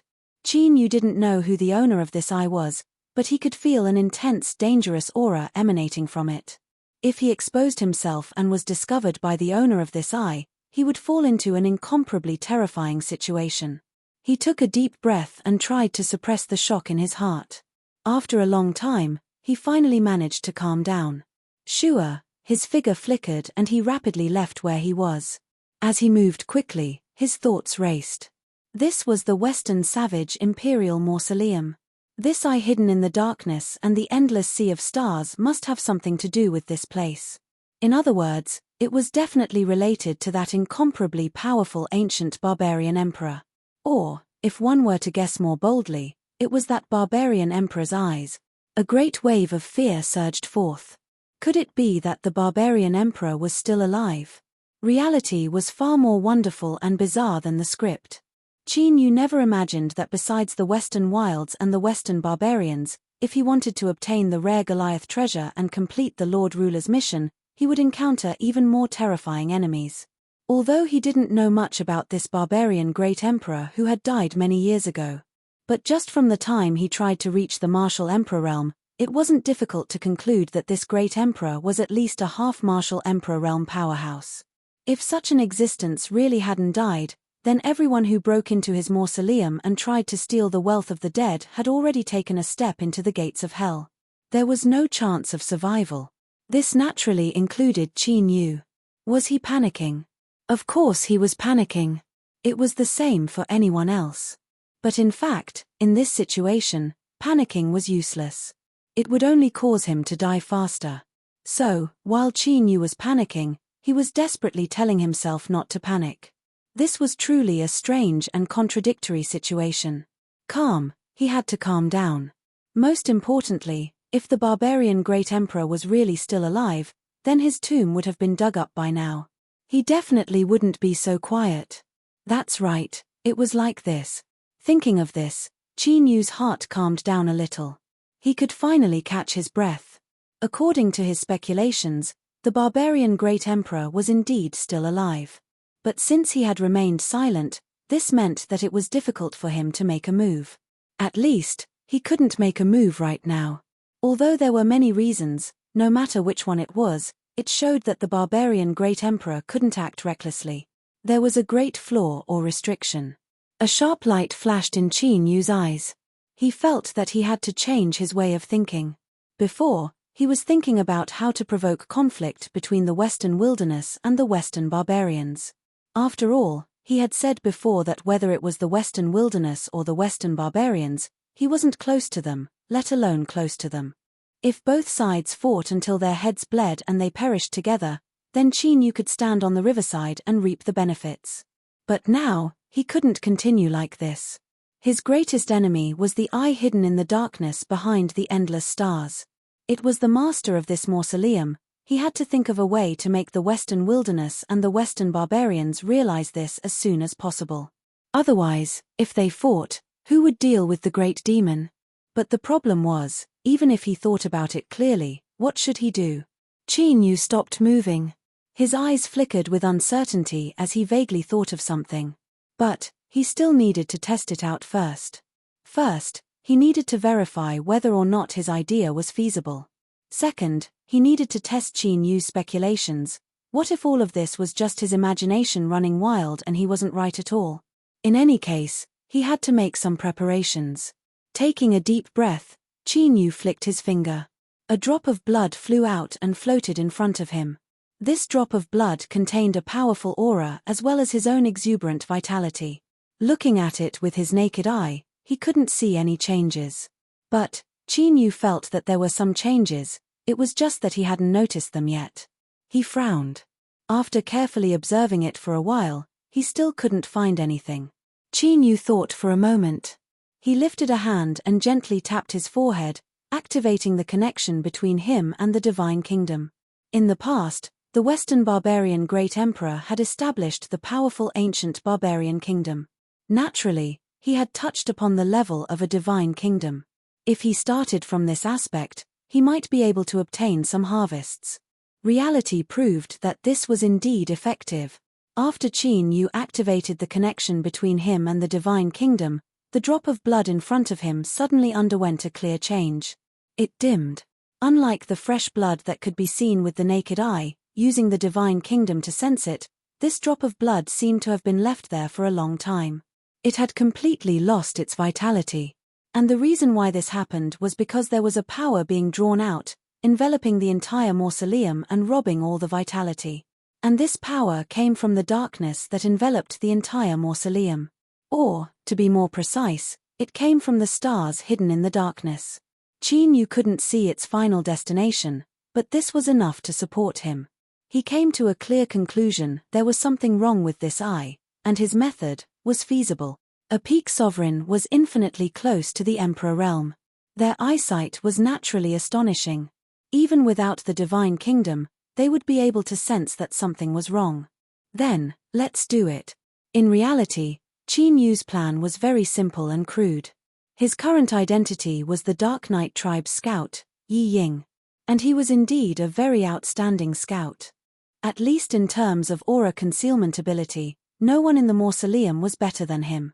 Therefore, it wasn't difficult for him to find the cultivators from the West Desolation. With a bit of manipulation and some bait, it was easy to have the tentacles of both sides collide in a small area. As mentioned before, the West Desolation and the Western barbarians were like fire and water. There was a life and death enmity between them that lasted for generations. Whenever they saw each other, their eyes would turn red with anger, much less in this place. The West Desolation cultivators thought, fuck, they really were discovered. As for the Western barbarians, they thought, these bastards who dug up their ancestral graves, so they didn't have anything to say to them. When they saw them, they would fight them to the death. The process was violent and intense. In short, both sides suffered casualties. After a desperate battle, seeing that they couldn't crush their opponents, they could only strategically retreat and seek help from the larger forces. The dozen or so West Desolation and Western barbarian cultivators that had been fighting each other, all of them staring at each other with hatred in their eyes. Qin Yu's figure appeared not too far away from the battlefield. He had done everything he could. He could only hope that they weren't a bunch of idiots. Sure, his figure flickered and he vanished from sight. An hour later, Qin Yu returned to where the Goliath tribe people were. He bowed and said, "Leader, subordinate has found the West Desolation cultivators." This was a fact and Qin Yu didn't hide it. In fact, after the scripture runes on his body came to life, the Dark Knight tribe leader was able to sense his position. Telling the truth was the most correct decision. The Dark Knight tribe leader looked at him. "Stand up." Qin Yu respectfully nodded. He stood up and looked around. He couldn't help but frown. There was a problem. The Goliath cultivators that had a small-scale conflict with the West Desolation should have already returned to report. But the Goliath cultivators were extremely calm. Could it be that they didn't realize there was a problem with their bodies? If so, then things would be troublesome. They couldn't have Qin Yu directly say that he had seen an eye. Night Shadow, continue to monitor the West Desolation cultivators. Don't alert them. Report to me at any time. Qin Yu obeyed and left, a sharp light flashing in his eyes. This was perfect. Since he hadn't obtained a clear answer from the Goliath tribe, then he might as well go to the West Desolation and take a look. Perhaps there would be a harvest. The people of the West Desolation who were one step ahead and entered the mausoleum didn't look too good. The reason was because they realized that they seemed to have underestimated the danger in the mausoleum. Not to mention the other things, just the awakened stone statues had brought them a lot of trouble. Although there were 5 peak sovereigns who attacked and didn't cause any casualties, the group's speed was still slowed down. It was much slower than the original plan. At the same time, the sudden appearance of the Western barbarians also made everyone feel uneasy. As expected, the Goliath had already made arrangements for the descent of the mausoleum. In fact, if they thought about the dangers, the fact that they could enter the mausoleum without any trouble was also because the Western barbarians had done it on purpose. If that was really the case, then they had to be extra careful in what they did next. To be cautious, the 5 peak sovereigns ordered the group to maintain a high level of vigilance. They arranged for the saints under them to patrol the surroundings to ensure that they wouldn't be ambushed while they were resting. In the quiet hall, a saint of the West Desolation was quietly lying on the head of a giant stone statue. His heart almost stopped beating, and his aura was completely restrained. Only a pair of eyes remained cold and silent as they stared at every corner of the hall. He was ordered to guard this place. Once he sensed something wrong, he would immediately send out a signal. Suddenly, the saint frowned slightly, as if he had sensed something, but when he tried to sense it, he couldn't find anything. Was it an illusion? He was hesitating whether to send out a signal or not, when his eyes suddenly widened. The next moment, his pupils that had shrunk into a ball suddenly froze, and then immediately collapsed and became dim. A black shadow appeared behind him. After a few breaths, a light flashed, and a figure walked out. Looking at it, it was the saint of the West Desolation who had died on the head of the stone statue. He looked down and flicked his sleeves. Dark power quietly corroded the corpse, wrapping it up and crushing it into powder. With a breath, all traces disappeared. Qin Yu looked around and patiently lay on the head of the stone statue. He maintained the same posture as the unlucky guy just now, quietly waiting for his turn. Half an hour later, footsteps sounded. Qin Yu flew down from the stone statue and frowned. "Be careful, it's best not to make any noise." After saying that, he didn't wait for the person changing shifts to speak and quickly left. Coincidentally, when Qin Yu entered the place where the West Desolation people were resting, he happened to see what happened next. 5 lords, the dead saint has been dealt with, and the remaining injured have also received treatment. Luckily, their injuries aren't too serious. At this point, the messenger revealed a look of hesitation. However, there seems to be something wrong with their condition. This person clearly wanted to say something but hesitated. The woman from the Emperor clan raised her hand and interrupted him. "All right, we already know what happened. Go and rest first." She looked straight at him, conveying a dignified will. "Yes, Lord." The West Desolation saint bowed his head and retreated. Chapter 1497. After a short discussion, the 5 sovereigns decided to leave 2 saints to take care of the injured, while the rest continued to explore the mausoleum. Everyone knew that it was extremely dangerous to leave the protection of the 5 sovereigns when the experts of the barbarian tribe had entered the mausoleum. Once they were discovered by the barbarian tribe, they would definitely die.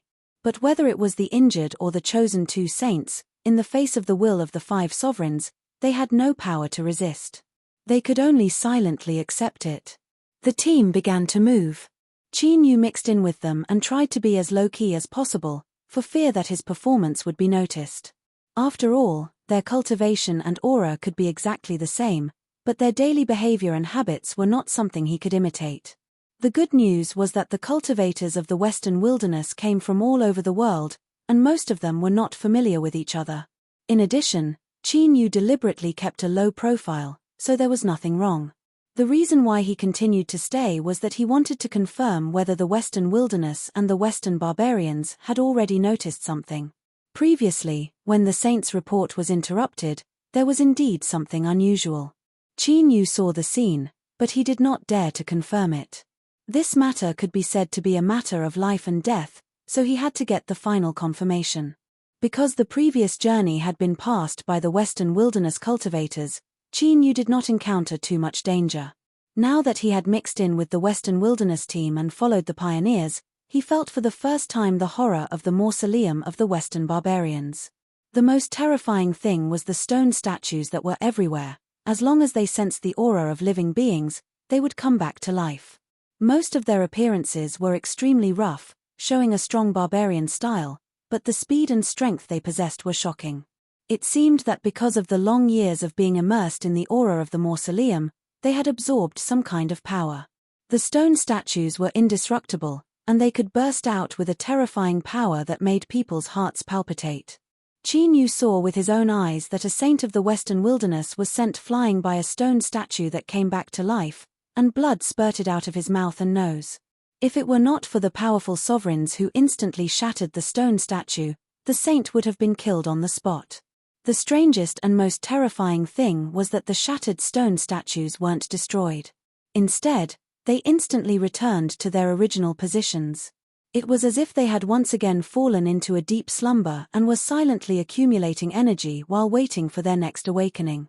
Seeing how the Western desolate cultivators weren't surprised by this, Qin Yu knew that this wasn't an isolated case.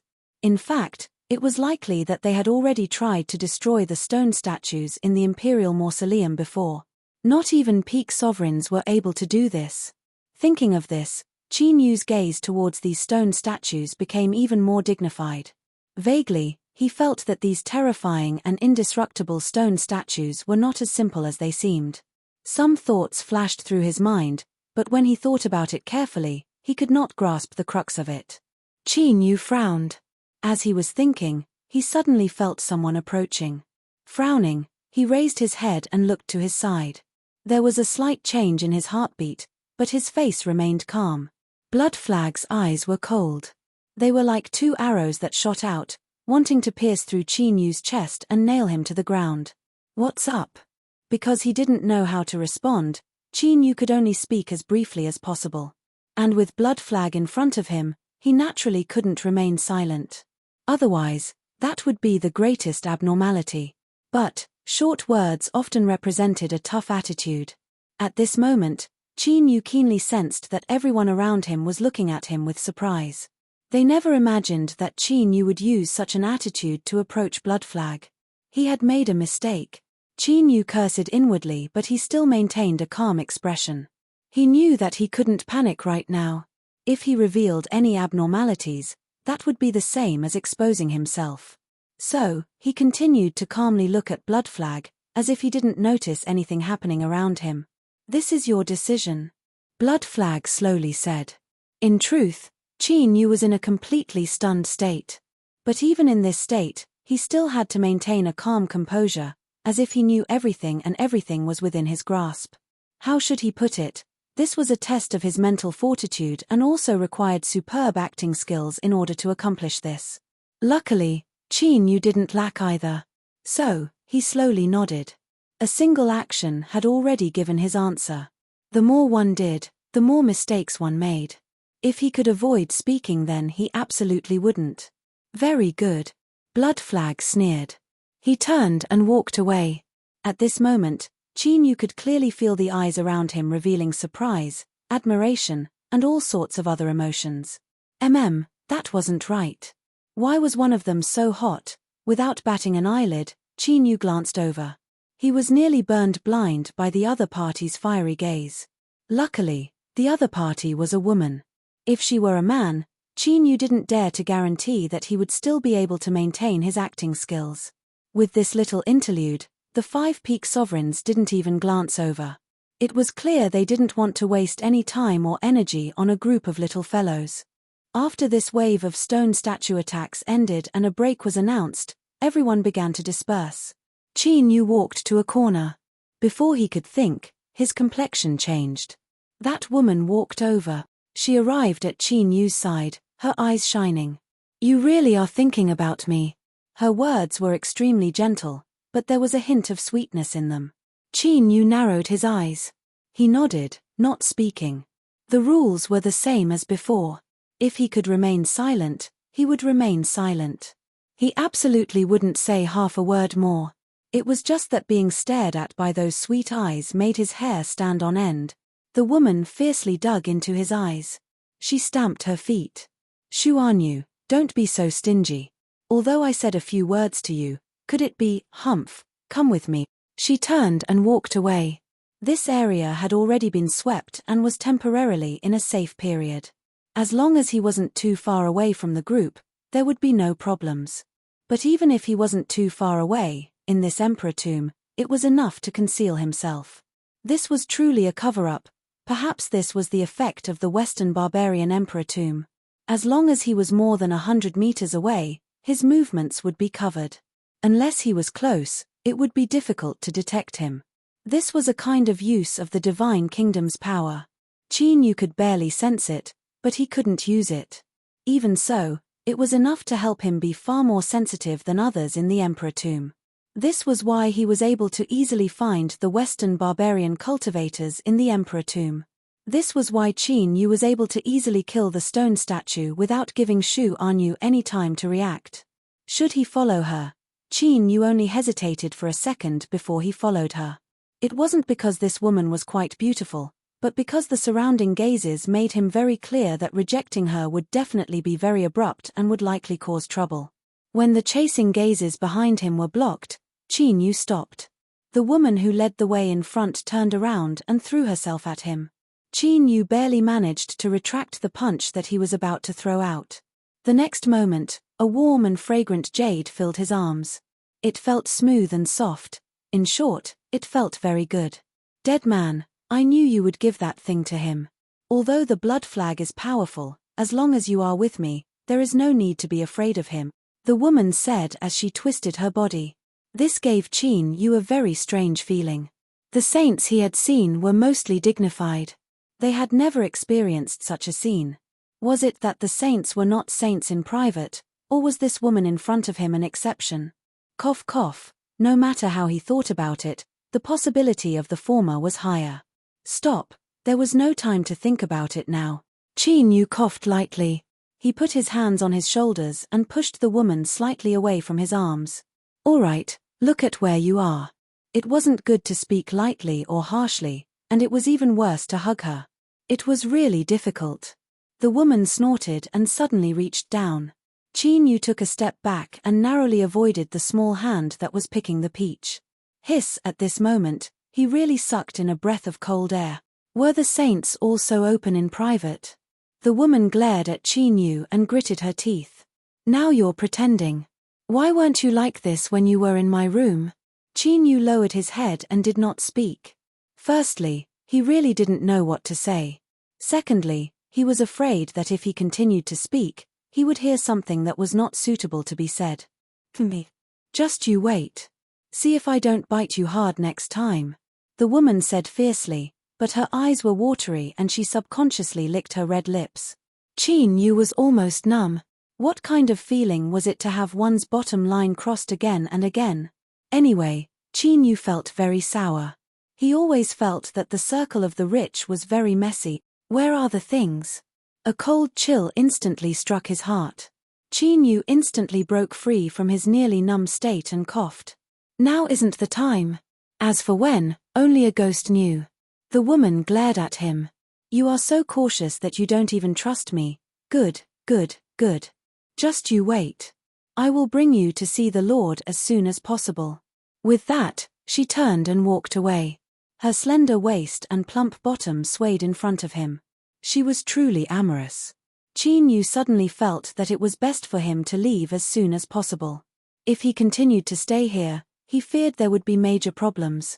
But the woman's words just now seemed to have a different meaning. Qin Yu was distressed that he couldn't confirm this matter, so he was a bit unwilling to leave now. After hesitating again and again, Qin Yu clenched his teeth and didn't turn around to leave. When he returned to the group, he was met with several contemptuous gazes. At first, he didn't respond. It was only after walking several steps that he regained his composure. His heart was trembling. Did the sages of West Wilderness have nothing better to do? Just what were they thinking about in their heads? My physique, my aura, my eyes, cough cough, even if my physique isn't mine, these two things should be enough for you to judge just what kind of man I am, a man that can support the heavens and earth. What was this little bit of time? Let me tell you, even if it was multiplied by 10, no, 100 times, it would still be far from enough. Qin Yu secretly sneered. It wasn't that he had the mind to care about these things right now. This was related to a man's dignity. He absolutely couldn't tolerate such things. When the group was about to finish, The woman walked over and said, "Let's go. The Lord asked me to bring you there." Her efficiency was quite fast. Qin Yu certainly didn't have any objections. He nodded and followed behind. He wanted to ask a few questions, but when he opened his mouth, he discovered that he didn't even know the name of this woman. That was a bit too much, so he didn't ask. Qin Yu shut his mouth. He followed behind her through a corridor and entered the main hall. During this process, he could clearly feel the envious gazes behind him.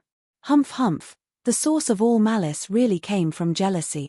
It was her.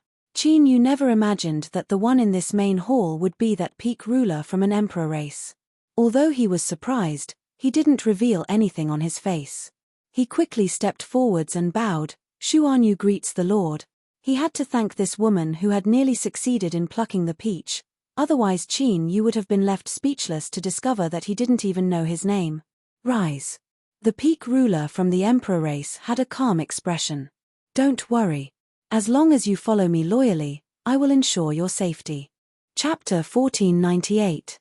Qin Yu Xuan Yu respectfully bowed. He had already seen the great figure behind this woman, and he had also obtained the other party's promise of protection. It was clear that he would soon offer a treasure to express his loyalty. After all, this was something that the absolute ruler of the Emperor clan had emphasized. But the problem was that Qin Yu had no idea what they were talking about. Thus, he couldn't allow things to progress according to normal circumstances.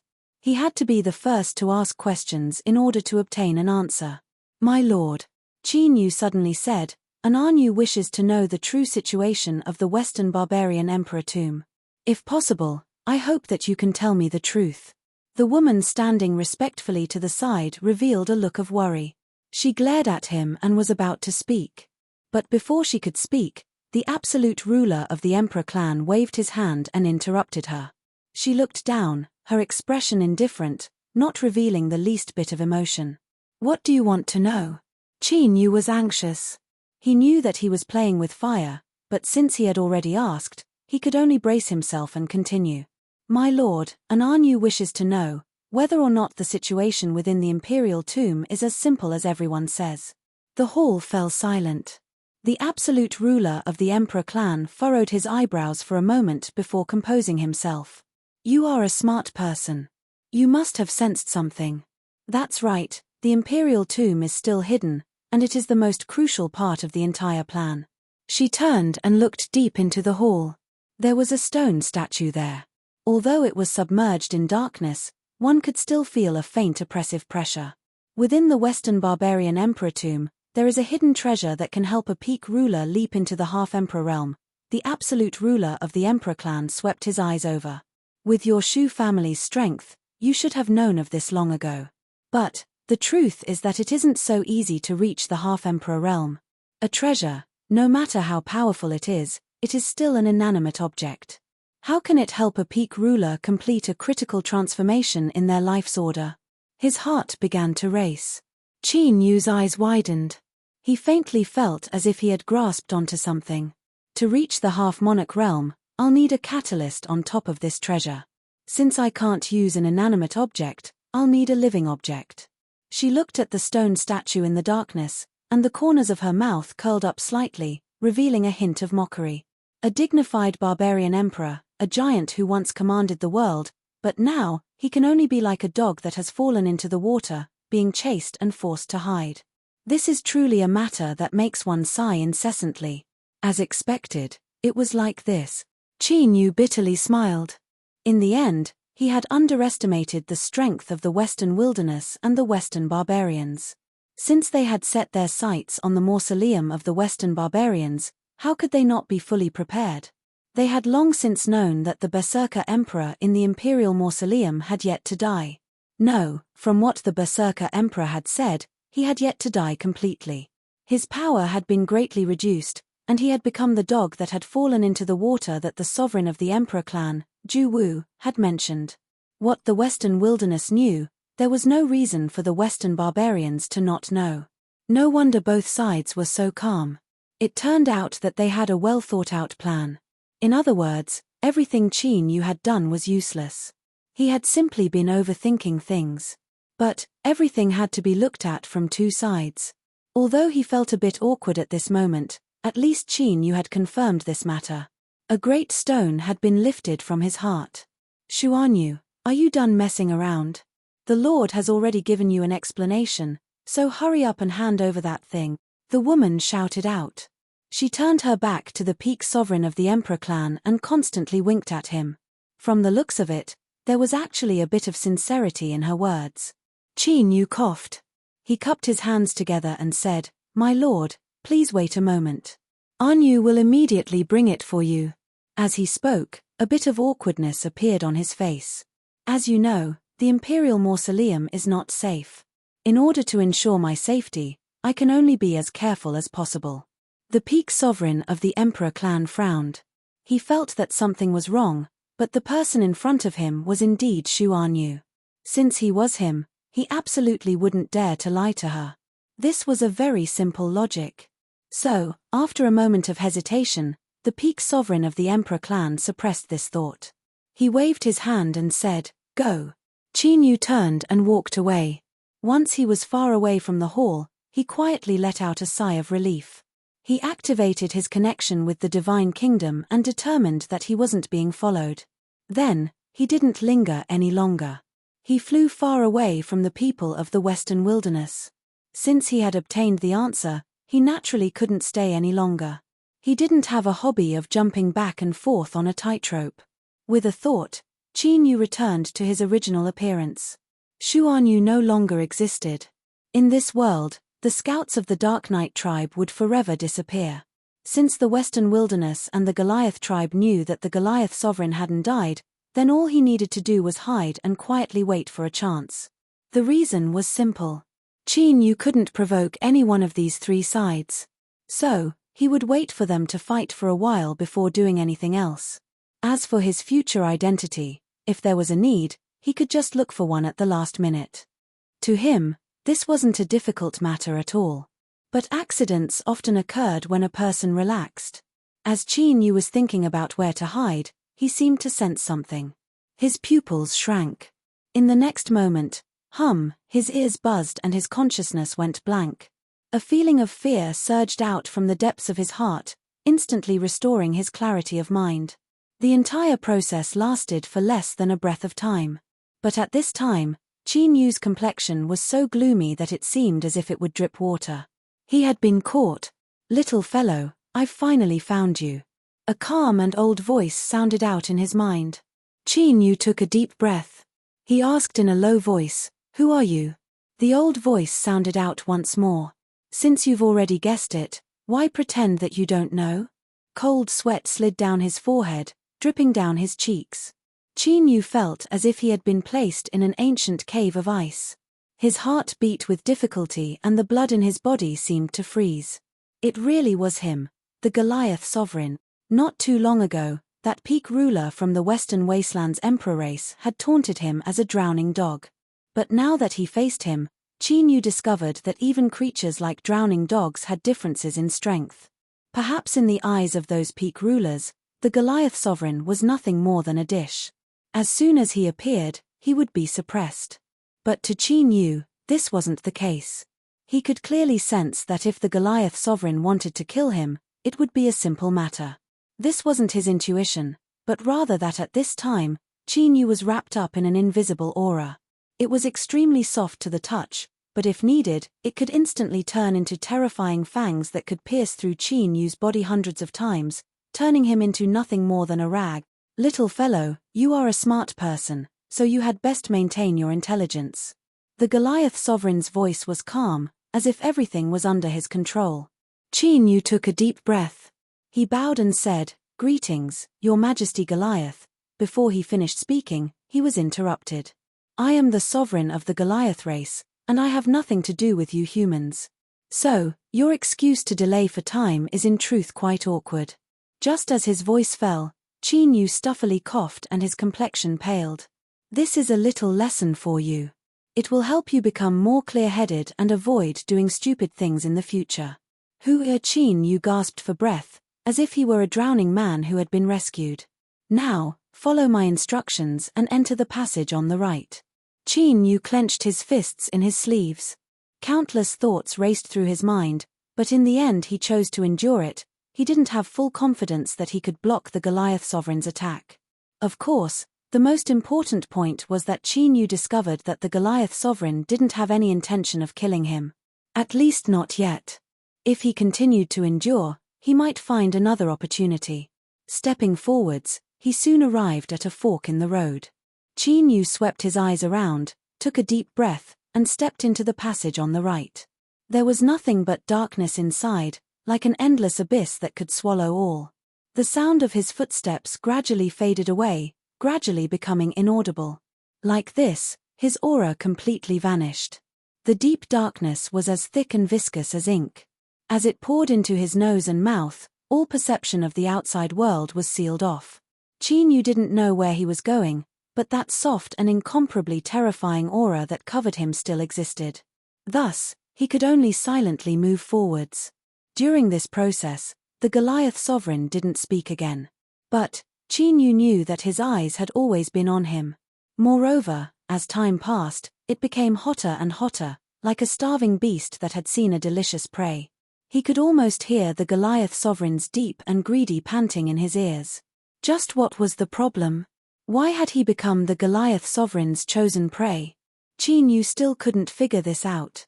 After all, whether it was destructive power or degree of threat, he was far from being able to compare with the Western wilderness and the Western barbarians. If he was picking up a soft persimmon to pinch, then he could have just killed him. Why go through so much trouble? There must be a deep meaning behind the Goliath sovereign's actions. It wasn't that Qin Yu's will was so strong that he was able to calmly think. It wasn't that he was able to calmly think in such a situation. It was because he could only use this method to prevent himself from falling into a state of panic. Bathed in darkness, his future uncertain, in addition to those greedy and blazing eyes, anyone would panic. This was not something that could be refuted. Suddenly, a low rumbling sound rang out in the darkness. It sounded like a heavy object rolling on the ground. Qin Yu could even feel the tremors coming from the ground. His complexion changed.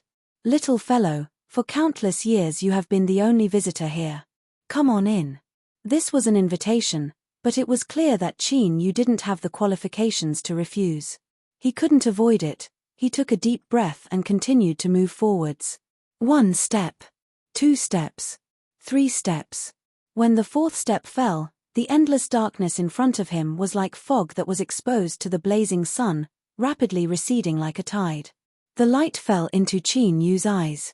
Although it wasn't very bright, it still brought a sour feeling to him. His eyes were red and blurry. He blinked, forcefully blinking again and again. Only then was he just barely able to see everything in front of him. The grand and boundless hall was like a palace where a spiritual god lived. It was vast and imposing, and just looking at it made one feel endless awe from the depths of their hearts. There was a massive throne with 2 black dragons intertwining to form the back of it. A figure sat up, his eyes shining as they fell onto Qin Yu. There was no reason for Qin Yu to know who he was the moment he saw him. This person was the master of the Emperor Tomb. Goliath Sovereign. And in this hall, he wasn't the only one. There were many long tables placed on both sides, and behind each table sat a figure. No, it was more accurate to say that behind the long tables were stone statues that were half alive. The reason they were half alive was because the heads of these stone statues had cracked and fallen off, revealing the dried flesh and blood underneath. As for the chest and below, they were still grey stone. At this time, these half-alive stone statues were staring straight at Qin Yu. Their Adam's apple bobbed up and down and the sound of swallowing could be heard. "Your Majesty, is he your prey? Since you brought him here, why don't you let me eat him? Perhaps then I can completely revive." Behind a long table, a large Goliath man stared at Qin Yu and swallowed his saliva as he loudly roared. A burst of laughter echoed through the hall. But although they were laughing, their eyes were icy cold, as if they were saying, "Let me eat him." On the throne of the Black Dragon, the Goliath sovereign faintly smiled. "Ninth Mountain, this little fellow is not to be eaten, because all of our hopes of reviving rests on his shoulders." The hall fell silent. The laughing half-alive stone statues stared at Chinyu, disbelief in their eyes. "Your Majesty, you mean, yes, he is the person I have been waiting for." The Goliath sovereign's voice resonated. His eyes shrouded Chinyu, burning with greed and passion, as if he were looking at a peerless treasure. Bang! A berserk aura shot up into the sky. The entire hall seemed to have transformed into a raging sea of raging waves. All of the half-alive stone statues behind the long tables seemed to go crazy. With loud cracking sounds, cracks began to appear on the surface of their bodies. Dark red and viscous fluids slowly flowed out from these cracks, like tears of blood. It had been far, far too long. In addition to the long slumber they had been in, it had been so long that they didn't even know how long they had waited. When hope suddenly appeared in front of them, no one could remain calm. They needed to vent. The Goliath sovereign lifted a hand and pointed forward. In the darkness behind him, a light suddenly shined. A halo of light appeared, protecting Chinyu within it so that he wouldn't be impacted by the outside forces. "I know that you are all excited, but you must restrain yourself. You and I have waited for countless years to finally meet this little fellow. If we kill him because of a moment of excitement, wouldn't that be turning to sorrow?" The wild waves of attacks in the hall slowly calmed down. All of the half-alive stone statues behind the long tables looked at the Goliath sovereign with burning eyes. "Your Majesty, Your Majesty." The Goliath sovereign smiled. He waved his hand. "Yes, you do not need to wait any longer. The time has come. Go and kill everyone here. Use their flesh and blood as a guide to pave the road to our revival." Roar! A roar! With a roar, a strong wind swept through the hall. The half-alive stone statues behind the long tables vanished like smoke. Chapter 1499. In the blink of an eye, only the barbaric emperor and Chinyu remained within this grand and majestic palace. He sat high on the throne of the Black Dragon Emperor, his demeanor calm and unruffled. He looked at Chinyu, vividly displaying the words condescending. "There's still some time. Little fellow, don't you want to ask anything?" Chinyu nodded. "Yes." The corners of Barbarian Emperor's mouth curled up. He changed his posture and said, "Ask away. I'm in a good mood today. I'll tell you everything I can." Chinyu said, "Can you release me first? In this grand hall, I believe that Your Majesty Barbaric Sovereign wouldn't worry about me escaping, right? Even a lion uses its full strength to capture a rabbit, so you should maintain your current appearance. This is good for both of us." Chinyu frowned for a moment before composing himself. "First question, will I die?"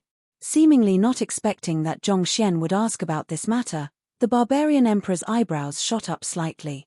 "Yes." The answer was concise and powerful. Chinyu's frown deepened. "Then why would I ask about anything else? After all, we're all going to die." The Barbarian Emperor's finger lightly tapped on the throne of the Black Dragon. "That's true. You have the right to enjoy your final moments of peace, if you wish to."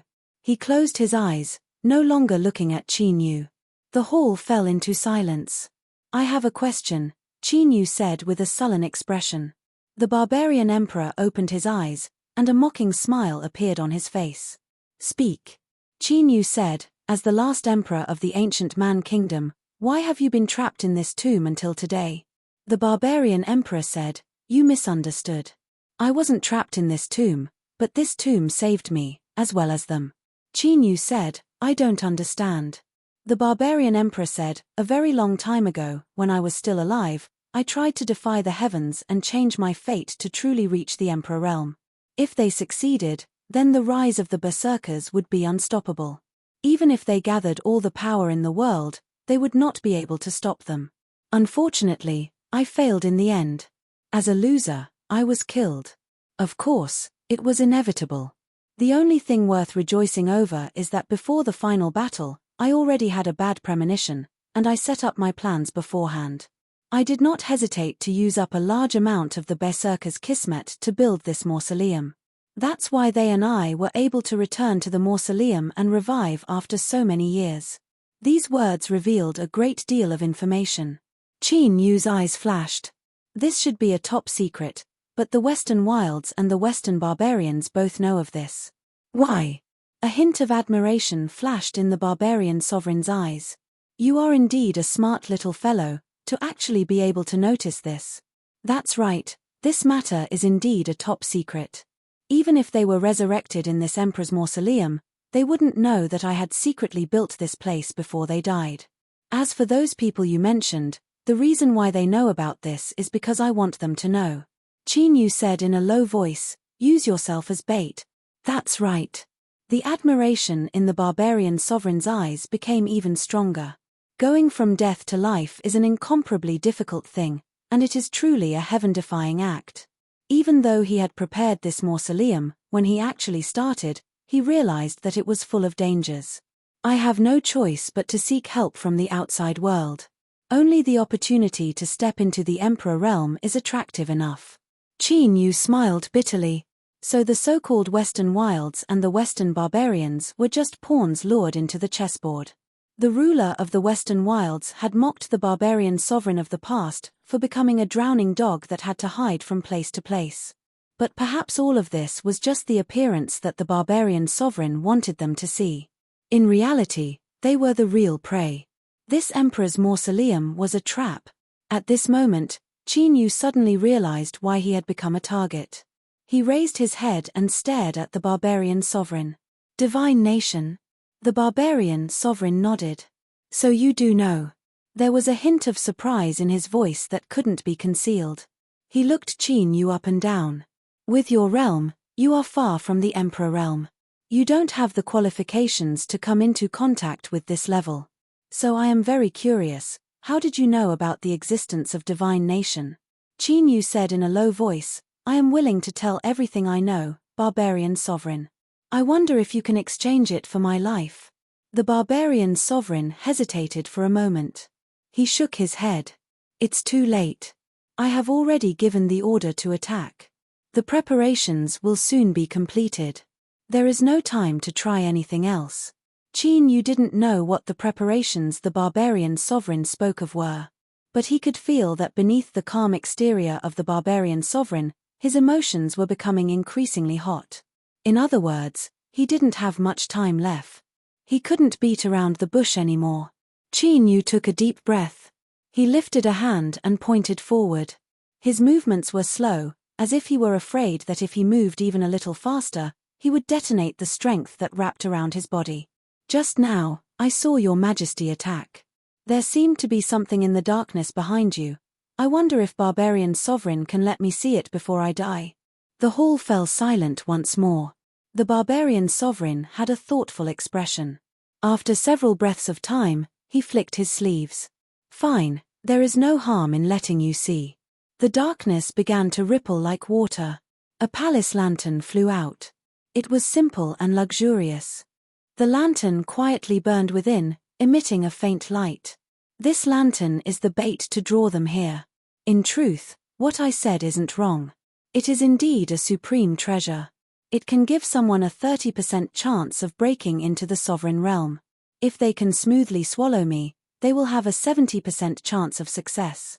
Qin Yu stared at the palace lantern that flew out from the darkness. He swore that he had to use all of his acting skills and self-restraint to not lose his composure on the spot. Even so, his face stiffened and his heartbeat quickened. This was because Qin Yu had seen this palace lantern before. It could even be said that in this world, he was the person who was most familiar with it. There was no one else. A foot of deep blue light, the little blue lamp. That's right, although its true form was only the size of a thumb, what he saw in front of him was the enlarged version of the little blue lamp. He had tried countless times to decipher the secrets of the little blue lamp. All of its lines and traces had been firmly engraved in his heart, never once forgotten. Thus, Qin Yu was certain that he hadn't seen wrong.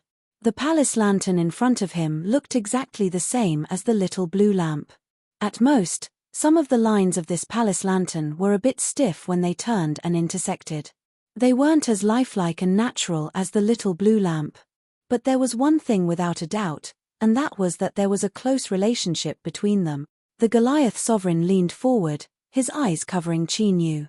Your heartbeat is quite fast and your expression is a bit stiff. Have you seen it before? Qin Yu shook his head.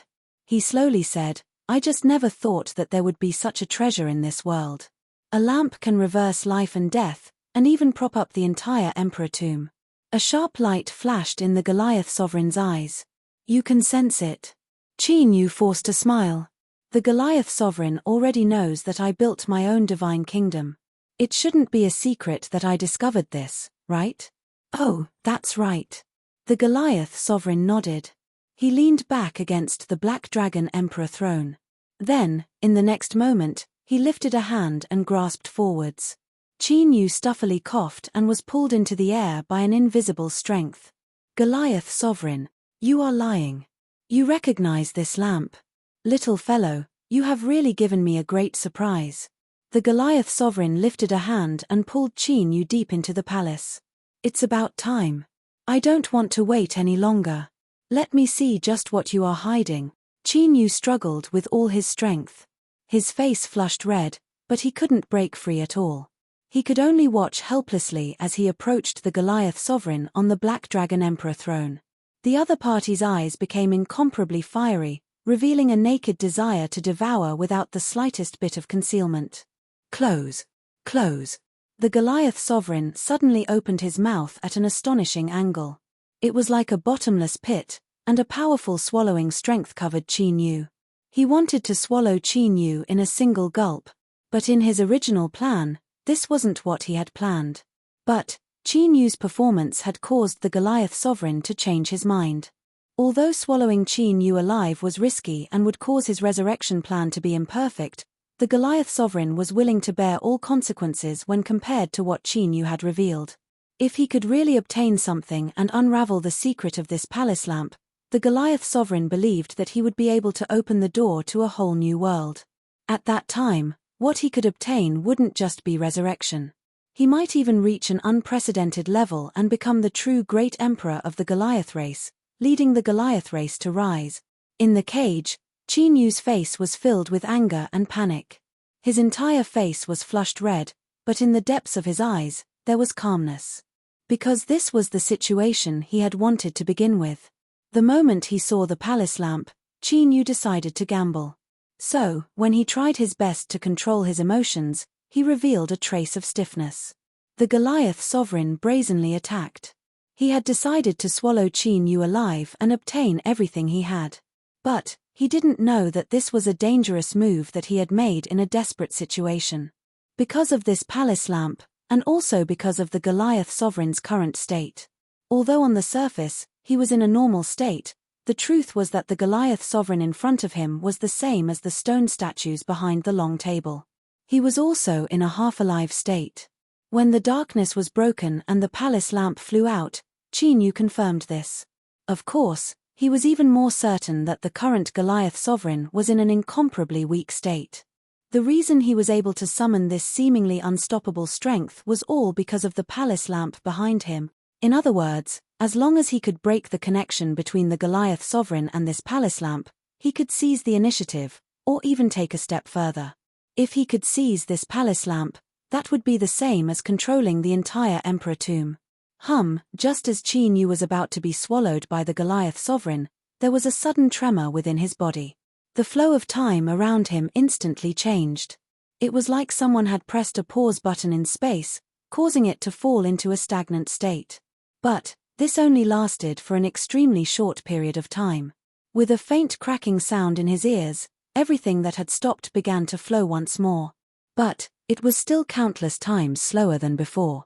Blood flowed out from every orifice of Qin Yu's head. This was the powerful backlash caused by the time laws being broken. He knew that he only had one chance to attack. He stared at the Goliath sovereign and let out a loud roar. In the next moment, Qin Yu's appearance changed and his aura changed along with it. In this hall, two Goliath sovereigns had appeared.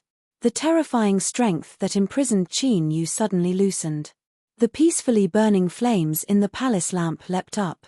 It was as if it was confused as to why there were two auras that had been recognized.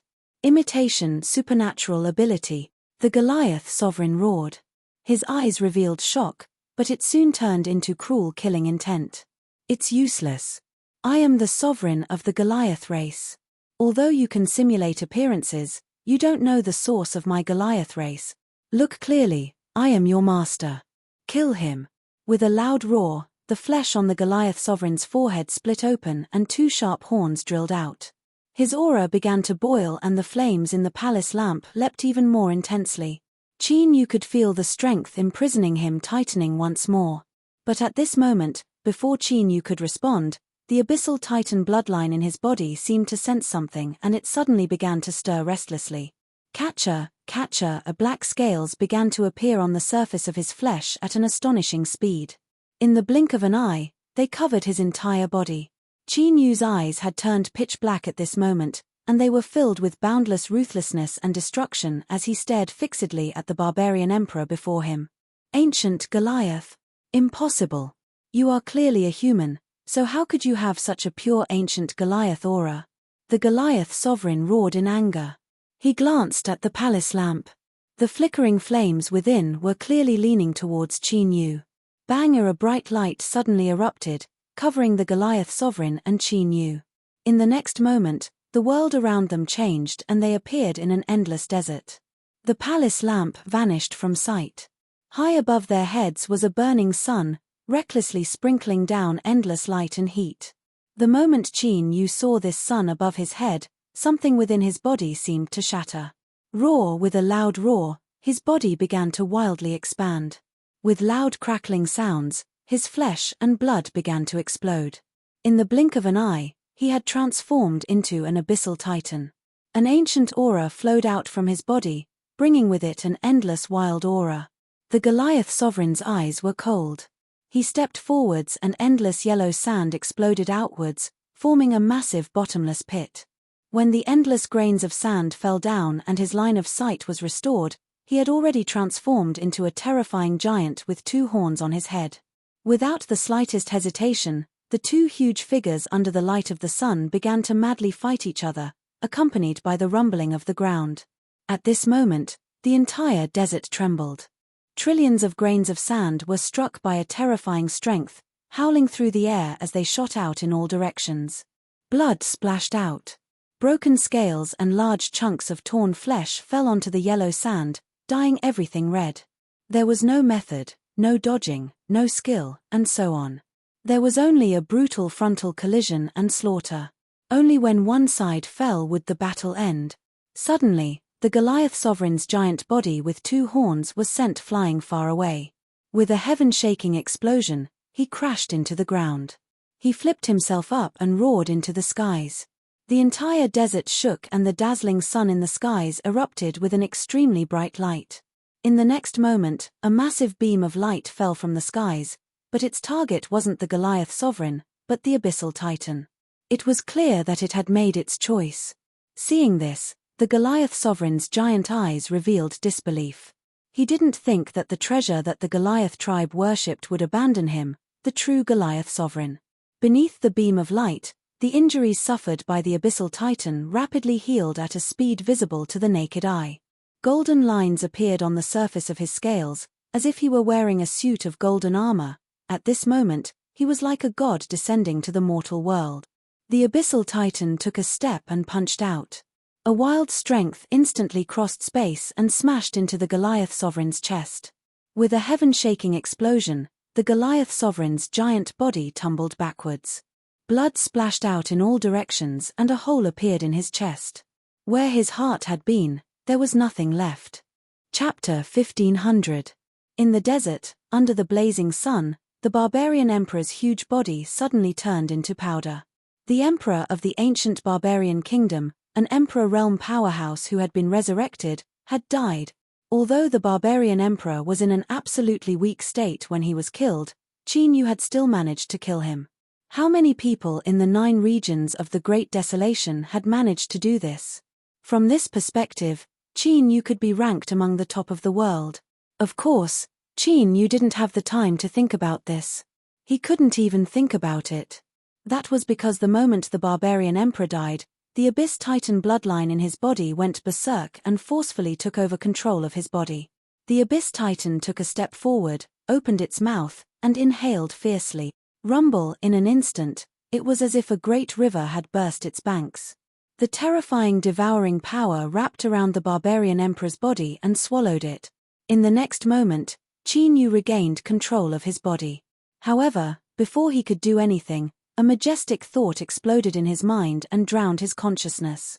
The towering mountain rose steeply from the ground like a giant sword. It pierced through the layers of clouds and pointed to the endless sky above his head. A stone path was built around the mountain. It was forcefully excavated by manpower, turning the natural barrier into a passageway that connected the ground and the peak of the mountain. Countless tall and burly barbarians stood on both sides of the stone steps.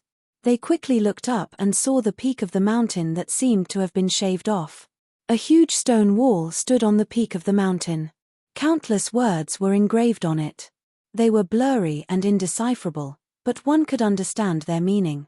However, the stone wall seemed to be covered by an invisible force, making it impossible to see it clearly. One could only see the words barbarian kingdom, heaven worship, cauldron setting, pilgrimage. Next to the stone wall, there were countless tall figures. Each of them was dozens of feet tall, and the closer they were to the stone wall, the taller they were. A golden-armored barbarian stepped forward and half-knelt in front of the stone wall, chanting something. Rumble above their heads, the wind and clouds surged, followed closely by a torrential downpour. Thunderclaps pierced through the sky. All of this seemed to be stopping something, or perhaps it was expressing its opposition through this method. The golden-armored barbarian frowned. The slightest change in his expression made people feel as if a mountain was pressing down on them, and they almost stopped breathing. He stood up, looked up at the sky, and suddenly pulled out his sword. As a result, the wind dispersed, the clouds dispersed, and the rain stopped. All the roaring thunder and lightning disappeared without a trace. In the blue sky that reappeared, a terrifying scar appeared, starting from the south and ending in the north. This sword slashed open the sky. Shua, the golden-armored barbarian, turned around and raised his sword. The barbarians will never be slave. A grand and huge city was under construction. Countless tall and burly barbarian tribe members were swinging their long whips to order more human cultivators to move huge stones and thick logs. Hurry up. Faster. Whoever dares to slack off will not have a good ending. Before the end of the month, you must complete the construction of the imperial capital. If you miss the date of establishing the nation, you will all die. As the barbarians roared, whips rose and fell from time to time. Each time a human cultivator was whipped to the ground, blood and flesh flying out. A boy that hadn't even reached adulthood was whipped to the ground. His body was covered with scars. This whip had scattered the last of his strength. He fell to the ground, his body violently twitching. Blood gushed out from his nose and mouth. "My son." The middle-aged man beside him had blood-red eyes. He roared out loud and stomped his feet. The ground beneath him shattered and he shot into the skies. "I'll fight you to the death." The strong barbarian that whipped the boy only sneered upon seeing this. He didn't care at all about the middle-aged man that was rushing towards him with crazed killing intent. In the next moment, black shackles appeared, wrapping around the man's entire body. They wildly contracted and tore through his flesh and blood, directly tearing him apart and dismembering him. For a time, massive chunks of flesh and blood rained down. The smell of blood was overwhelming. Countless human cultivators clenched their teeth as they looked at this scene. But none of them dared to resist. They could only hear the wild laughter of the barbarians. "Retribution. This is your retribution. All humans deserve to die." On the battlefield, countless human cultivators engaged in a brutal slaughter with the barbarians. The light of supernatural powers was like a meteor, piercing through the endless skies and sprinkling down. Tall and large barbarians were pierced through. They roared as they fell to the ground. Blood recklessly flowed down the ravines in the ground, gathering into dark red rivulets that finally dyed the earth red. As a massive number of barbarians died, they fell into a disadvantageous position in this war. But they didn't surrender.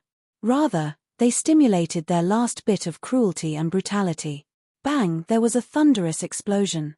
A barbarian that had his body pierced through by a crossbow rushed into the midst of human cultivators and blew himself up. His flesh, blood, and bones, under the infusion of a terrifying strength, turned into sharp weapons that wildly swept out in all directions, dragging all the surrounding human cultivators into the grave with her. The battlefield finally quieted down. All the barbarians died on the spot. None of them chose to retreat. The human cultivators that obtained the final victory looked at the battlefield that was torn apart by a terrifying strength and cried out in victory. As the fleeing barbarian troops retreated to a barren land, eagles flew in the skies, occasionally letting out desolate cries.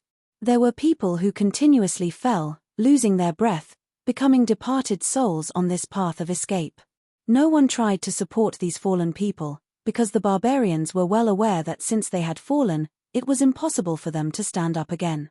Their numb faces and empty eyes could only reflect the pale white sun above their heads, as well as the endless and hopeful road ahead. Even so, the pursuit of the humans didn't stop. They chased after the retreating troops, determined to bleed the last drop of barbarian blood. Rumble, rumble, the earth rumbled. The source of this sound came from behind them. The pursuers had arrived once more. On the horizon, a massive number of warriors appeared atop their war horses. They wore black armor and were like eternal darkness that could swallow all. Even if the sun shined on their bodies, it would only end up being sucked away. Kill. With a roar, the black-armored riders swept forwards like a raging wave. The fleeing barbarian troops didn't stop. They continued to advance towards their destination that they didn't know when they would stop. But the strong adult warriors amongst them stopped on their own initiative and went against the flow. They gathered together, their empty eye sockets burning with raging flames once more. They no longer hoped that they could kill their enemies. They only hoped that they could use their own lives and blood to exchange for a chance of survival for their retreating tribesmen. After a moment, the slaughter on the battlefield ended. The black-armored riders had only paid a small price to kill all the barbarians that blocked their way. Countless corpses littered the ground. Continue forward. Don't spare a single one. Rumble, rumble, the black-armored riders organized their troops. Like a tide, they rushed towards the direction the barbarians had fled in. Chapter 1501. In the boundless Black Sea, raging waves tumbled and tumbled. In the pitch-black sky, thunder and lightning streaked across the horizon from time to time. Ships broke through the overlapping waves and moved forward. Lightning exploded above their heads, illuminating the sorrowful faces of the berserkers on the deck. The 13 tribes of the berserkers had more than 100 million people under their command, but only a tenth of them had managed to enter the Black Sea alive. Even so, they still could not escape from the nightmare. The lightning above their heads was the pursuit of the human cultivators, and the roaring and rampaging Black Sea was the evil mouth that wanted to devour them. Ah! Screams of pain rose. A damaged ship could not withstand the attacks from the huge waves. As it wailed, the ship crumbled and disintegrated, turning into countless pieces of driftwood. All the berserkers on the ship fell into the sea. Lightning flashed, revealing their struggling figures. Soon, they became stiff, and like stones, they sank into the depths of the sea. This was not the beginning of the tragedy, nor was it the end of the ceremony. It was just one of the scenes that could be seen at any moment in the nightmare. The berserkers who had crossed the Black Sea to fight for their last chance of survival continued to fall into death. They could not see the end of their voyage, and they did not know when it would end. Rumble. A loud sound rang in the sky. Terrifying thunder exploded, and countless bolts of lightning tore through the sky like waterfalls. They struck the tumbling sea, and several ships that were enveloped by the lightning were destroyed and disintegrated. The ship with black smoke rising from its body tilted and crashed into the sand by the sea. Half of the ship had already been destroyed, and it was submerged in the sea. If one looked up, they could see many ships in similar conditions. They were parked crookedly on the coastline. The berserkers who staggered off the ship knelt down on the ground. Their faces were filled with excitement, and they picked up the soil to kiss the ground. But after the excitement and ecstasy faded away, all that was left was endless sorrow and pain, because only a small portion of the berserkers who had successfully crossed the Black Sea and arrived at the legendary land. Most of the berserkers had died in the Black Sea. After the grief and wails subsided, the berserkers reorganized their troops. They elected a new leader and reorganized the remaining berserkers. Then, once the berserkers brought the remaining resources, They split into 4 groups and headed in different directions. This was the bloody experience that the berserkers had learned from their great escape. When faced with an unknown situation, they had to spread out their tribe members. Even if some of them met with misfortune, the others could survive. This was to ensure that the legacy of the berserkers would not be completely cut off. There were countless terrifying creatures living in the new land. The barbarians who had invaded the land licked their wounds while working hard to establish their tribes and survive. Harboring hatred for the past, they began a new cycle of reproduction and life. Due to the protection of the terrifying Black Sea, the barbarians obtained precious time to catch their breath in this abandoned land. However, the human cultivators did not stop their pursuit. They tried all sorts of methods in an attempt to completely destroy the berserkers. After a long, long time, the human cultivators finally succeeded. They pierced through the barrier of time and space and planted a cold, poisonous thorn in the core of the land of berserkers. It began to multiply and grow. In the end, it turned into a source of disaster that would devour and destroy the berserkers from within. It was like a gigantic, poisonous sore, and as time passed by, it became more terrifying bit by bit. The berserkers decided to destroy this poisonous thorn, and because of it, another long and terrifying battle between the berserkers and human cultivators began. In the darkness, a voice suddenly echoed out. It wasn't loud, but it carried with it a will and strength that shook the soul. Remember your mission. Never forget it. Even if you die, even if you sink into oblivion, you must always remember this. The barbarians will never be slaves. Emperor Mausoleum. Grand Hall. On the throne of the Black Dragon, Chi-Nu stuffily coughed. His head felt as if it were splitting apart. It was like countless thick wooden thorns were ruthlessly stabbing into his brain. His body violently trembled. Blood gushed out from his nose and mouth, dripping onto his hands and gradually dyeing his knuckles and palms red. A humming sound was released from around Chi-Nu. A warm and soft light covered his figure. It was like a gentle stream of water washing over his body, slowly soothing the pain he was currently suffering. His mind gradually eased. He gasped for breath and opened his eyes with difficulty. Then, he saw the palace lantern in his hands. It quietly burned, as if it were saying something, giving him a feeling of intimacy. His mind continued to twitch. Every tremble brought with it a faint stabbing pain. His chaotic thoughts gradually calmed down. Chi-Nu closed his eyes and couldn't help but gently rub between his eyebrows. He was sorting out the information that had appeared in his mind. Then, he discovered an unbelievable fact: people really couldn't casually eat anything they wanted. For instance, right now, because of Chi-Nu's gluttony, he had brought upon himself a great deal of trouble. Barbarian Sovereign. He was the Barbarian Sovereign. The Barbarian Sovereign was Chi-Nu. He didn't need to be crowned, nor did he need the approval of the barbarians. He was the Barbarian Sovereign. This was because Chi-Nu had fused with the legacy mark of the barbarians and had obtained the approval of the palace lantern, becoming the new master of the imperial tomb. Without a doubt, he was the Barbarian Sovereign. Moreover, he was the last remaining sovereign of the entire barbarian race. He had to shoulder the responsibility of reviving the barbarian tribes. Stone Pagoda. Chi-Nu shouted out loud. At this time, he didn't feel the least bit of joy from becoming the barbarian sovereign. Instead, there was only endless panic and pressure. The world of cultivators was filled with hardships. To be able to survive alone was an incomparably difficult matter. He didn't believe that he could shoulder this heavy burden, so his first thought was whether or not he could resolve this problem. Master, I can roughly see what happened to you, but this brand that is engraved in the bloodline of the entire race and has been condensed for tens of thousands of years cannot be dissolved. At least, I definitely can't do this. Also, I have to remind Master that since you have fused with the brand, it is a part of you. It is your belief and obsession in this life.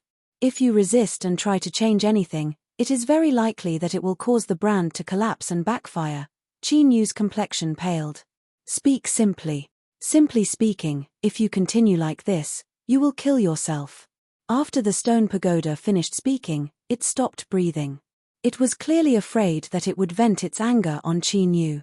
Chi-Nu, he had escaped from death, killed the last barbarian sovereign, and became the new master of the imperial tomb. This should have been a joyous event. But who knew what sort of madness the abyssal titan bloodline had suddenly gone berserk and swallowed it clean. Then, such a vexing matter had occurred. He had become the barbarian sovereign. If he had seen the scenes in the mark, then that would have been fine. Perhaps Qin Yu had thought that he could use the strength of the barbarians to become stronger as soon as possible. But the human cultivators were still relentlessly hunting him down.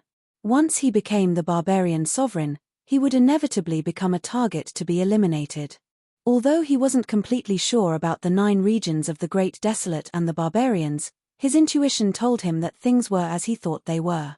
This world was far more terrifying than he had imagined. Once he became the barbarian sovereign, he would face an impossible challenge and eventually be destroyed. This thought was so intense that Qin Yu immediately wanted to break free from this connection. Whoever wanted to be the barbarian sovereign could be the barbarian sovereign. If the stone pagoda couldn't do anything, then who could he ask for guidance from? Qin Yu thought of the Lord Ruler. The reason he entered the Western Desolate, the reason he came to this imperial tomb, and the reason he fell into such a miserable and desperate situation was all because of her. Now that there was a problem, he naturally had to find her to solve it. With a thought, Qin Yu was about to summon the Lord Ruler. But at this time, his movements froze and beads of sweat appeared on his forehead. The Lord Ruler wanted him to enter the Western Desolate Emperor tomb in order to obtain a treasure from the Western Desolate Emperor and use it to break into the half-barbarian sovereign realm. Qin Yu had already determined that if he wanted to become a half-barbarian sovereign, just relying on a treasure wasn't enough. He needed the barbarian sovereign himself as a medium. And now, he seemed to have gathered all the conditions. With the palace lantern in hand, he had inexplicably become the barbarian sovereign. In other words, if he summoned the Lord Ruler, she only needed to open her mouth and swallow him and everything would be fine. Does this count as me sacrificing myself? Although he had the palace lantern in hand and the imperial tomb was under his control, as he thought of the Lord Ruler's blurry face, Qin Yu felt uncertain. He wasn't confident he could block the Lord Ruler's mouth. He took a deep breath and suppressed all his thoughts.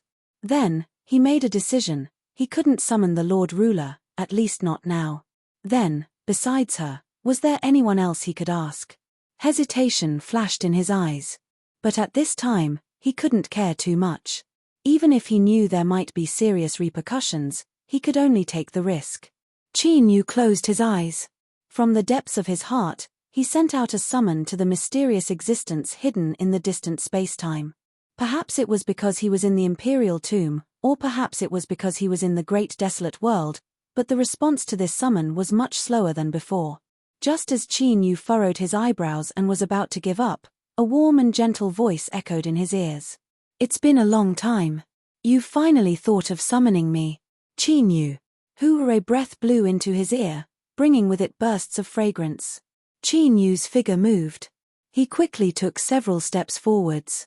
As he turned around, he saw a small red mouth calmly floating in the air. Seeing Qin Yu's reaction, this mouth curled up in dissatisfaction. "Qin Yu, don't forget that you are the one who summoned me on your own initiative. Is this your attitude? Humph humph, if you continue like this, I will leave." From these words, Qin Yu could feel a bit of a spoiled tone. He immediately felt a headache coming on. But at this time, he wasn't in the mood to speak any further. He took a deep breath and said, "Your Excellency, I need your help." He went straight to the point. This was because Qin Yu couldn't guarantee that if he delayed any longer, his fusion with the Goliath inheritance mark wouldn't become increasingly firm. Naturally, the sooner the better. Chapter 1502. Her small red lips gently pouted. She seemed to sense Qin Yu's nervousness and unease, but she didn't say anything else. "What is it?" Qin Yu said, "There are some changes in my body. Did you notice it?" If he didn't even know what was happening, the possibility of solving the problem was minuscule. "Yes, I saw it. You are in trouble." After a pause, her mouth moved as if she was nodding up and down. "Very big trouble." Qin Yu snorted and his complexion didn't look good. Although his intuition told him that it was not a good thing to be contaminated by the barbarians, When this was confirmed by the mysterious existence hidden in space and time, his mood became even worse. Today I asked you to come here in the hope that you can help me solve this trouble. After a slight pause, Qin Yu clenched his teeth. For this, I am willing to pay a sufficient price. Really? Her small mouth opened slightly, revealing an unconcealable surprise. It was as if she had seen a plate of delicious food placed in front of her. Qin Yu suppressed the discomfort in his heart. Of course. He took a deep breath. What do you want? I want half of your soul. Qin Yu furrowed his brows. Although he knew that he would take this opportunity to extort him, he was still given a fright. Half of his soul, if he really handed it over, would he still be him? Even if he was still him, he wouldn't be able to decide whether he would live or die in the future. If this was really the case, Qin Yu would rather fight against fate or try other methods. I cannot agree to this condition. Either you change it, or you can go back. Qin Yu's eyes focused. He stared straight at the mouth that was quietly floating in front of him, using his expression to express his serious attitude. He didn't have time to look at it just now, but now that he looked carefully, he found that this beautiful little mouth had a glossy surface. It was as if before Qin Yu summoned it, it was enjoying a delicious meal. This mysterious existence needed to eat. What was it eating? It seemed delicious. Oh, I want to taste it. Qin Yu's complexion changed slightly. His slightly chaotic thoughts instantly became clear. He took a step back and looked straight ahead. His eyes became cold. What did you do? It was clear that in such a tense moment, it was impossible for Qin Yu to be in the mood to think about such random things.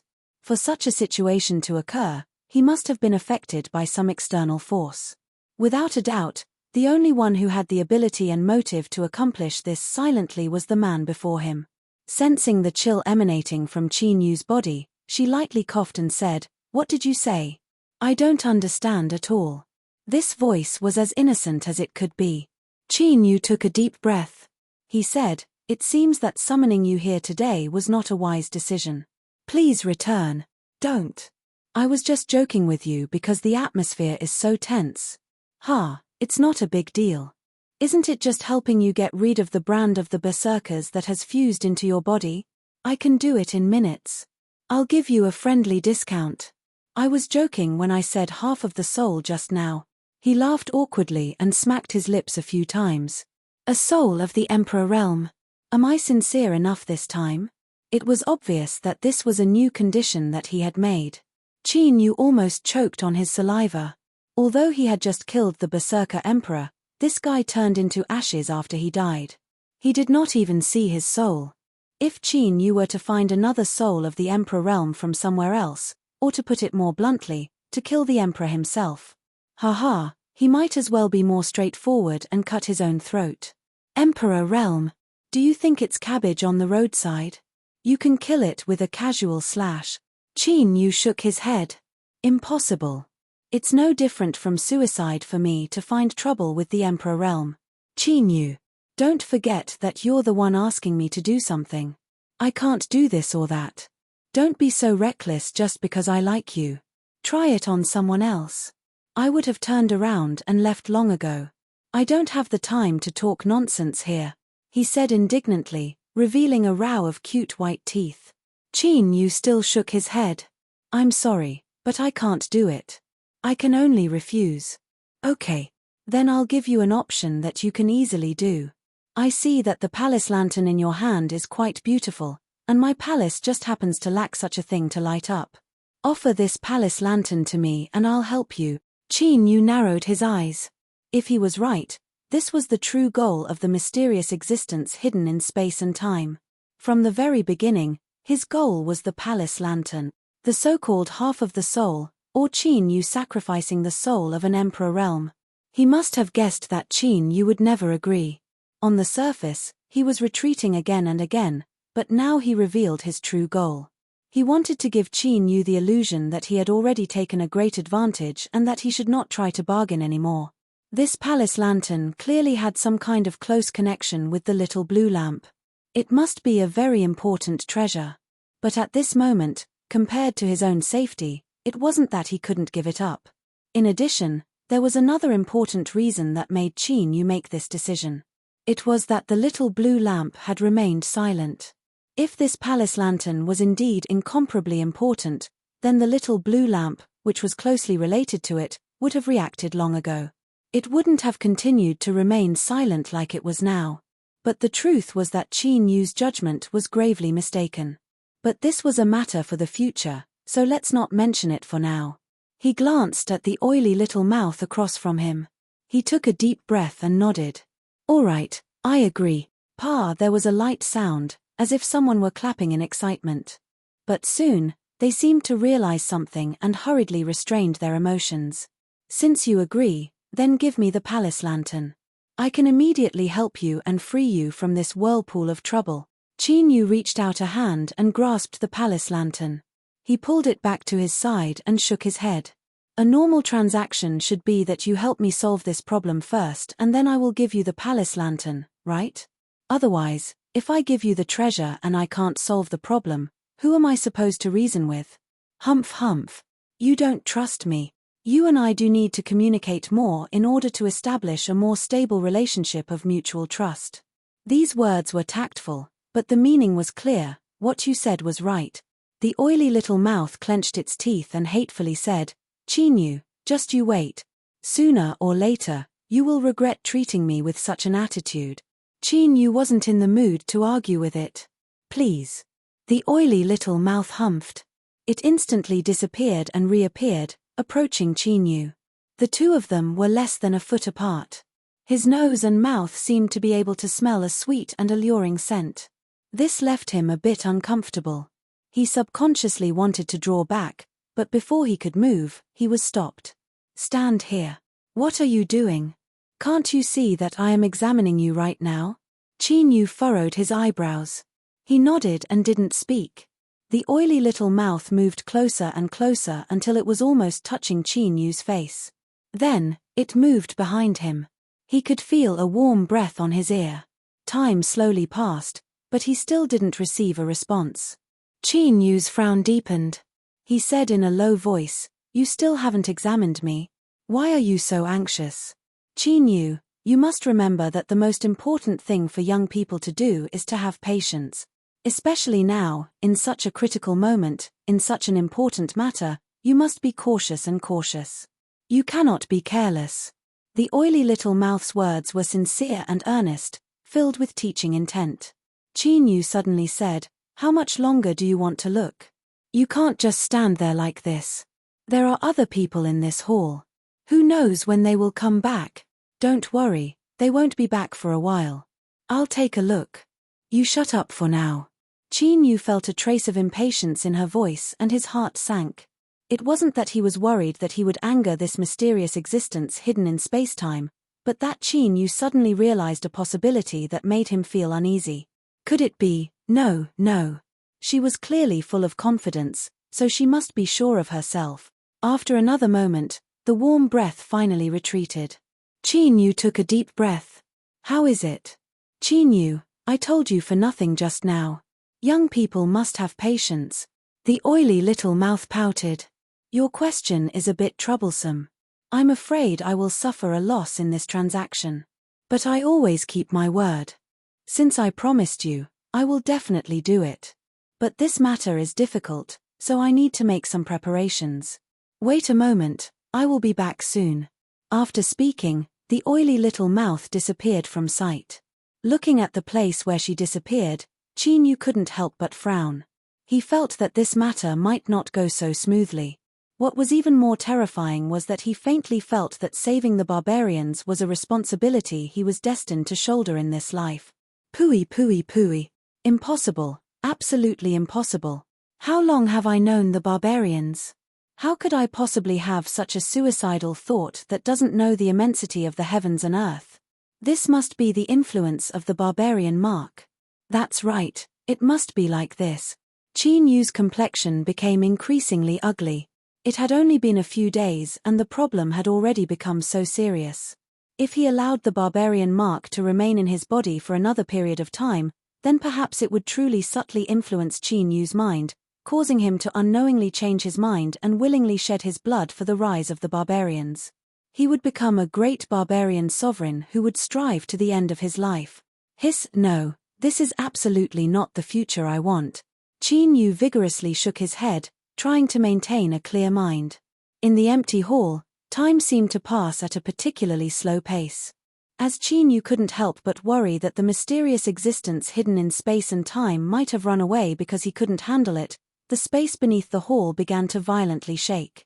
Hum, it gave off a feeling as if some colossus wanted to forcefully squeeze its way in. The palace lantern in Qin Yu's hand began to respond. The flames within began to burn brightly and began to sway.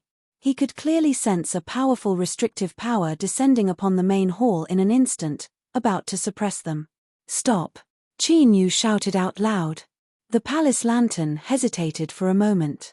The flames returned to tranquility and the fluctuations of strength in the hall vanished from sight. Finally, as the shaking became increasingly intense, a blurry figure appeared with great difficulty. The space around her constantly shattered and condensed, forming a blockade that caused her figure to become blurry and indistinct, making it impossible to see her clearly. The reason he knew it was her was because this figure was too overbearing. Not only was it tall and slender, but it was big when it should be big, thin when it should be thin, plump when it should be round when it should be round. In short, it was perfect. Unless one was blind, they wouldn't be able to see her attribute. Perhaps it was because the process of descending into the imperial mausoleum had consumed too much of his strength, causing him to slightly bend over and gasp for breath. As the sound entered his ears, even though he knew there was nothing, it still caused his mind to fly and endless fantasies to appear. This person was, of course, Qin Yu.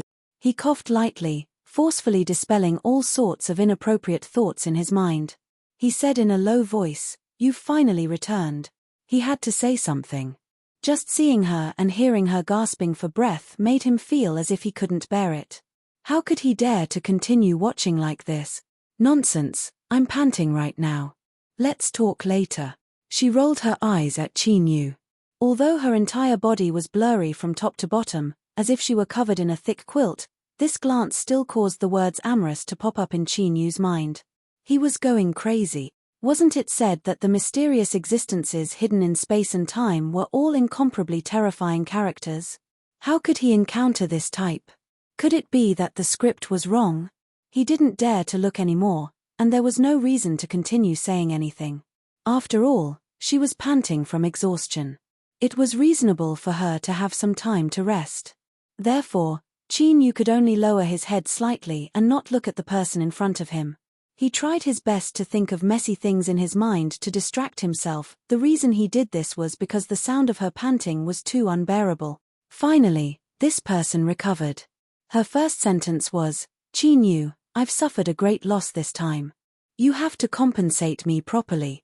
Qin Yu swore that he had already tried very hard not to let his imagination run wild, but when he heard this sentence, he instantly drove the car astray.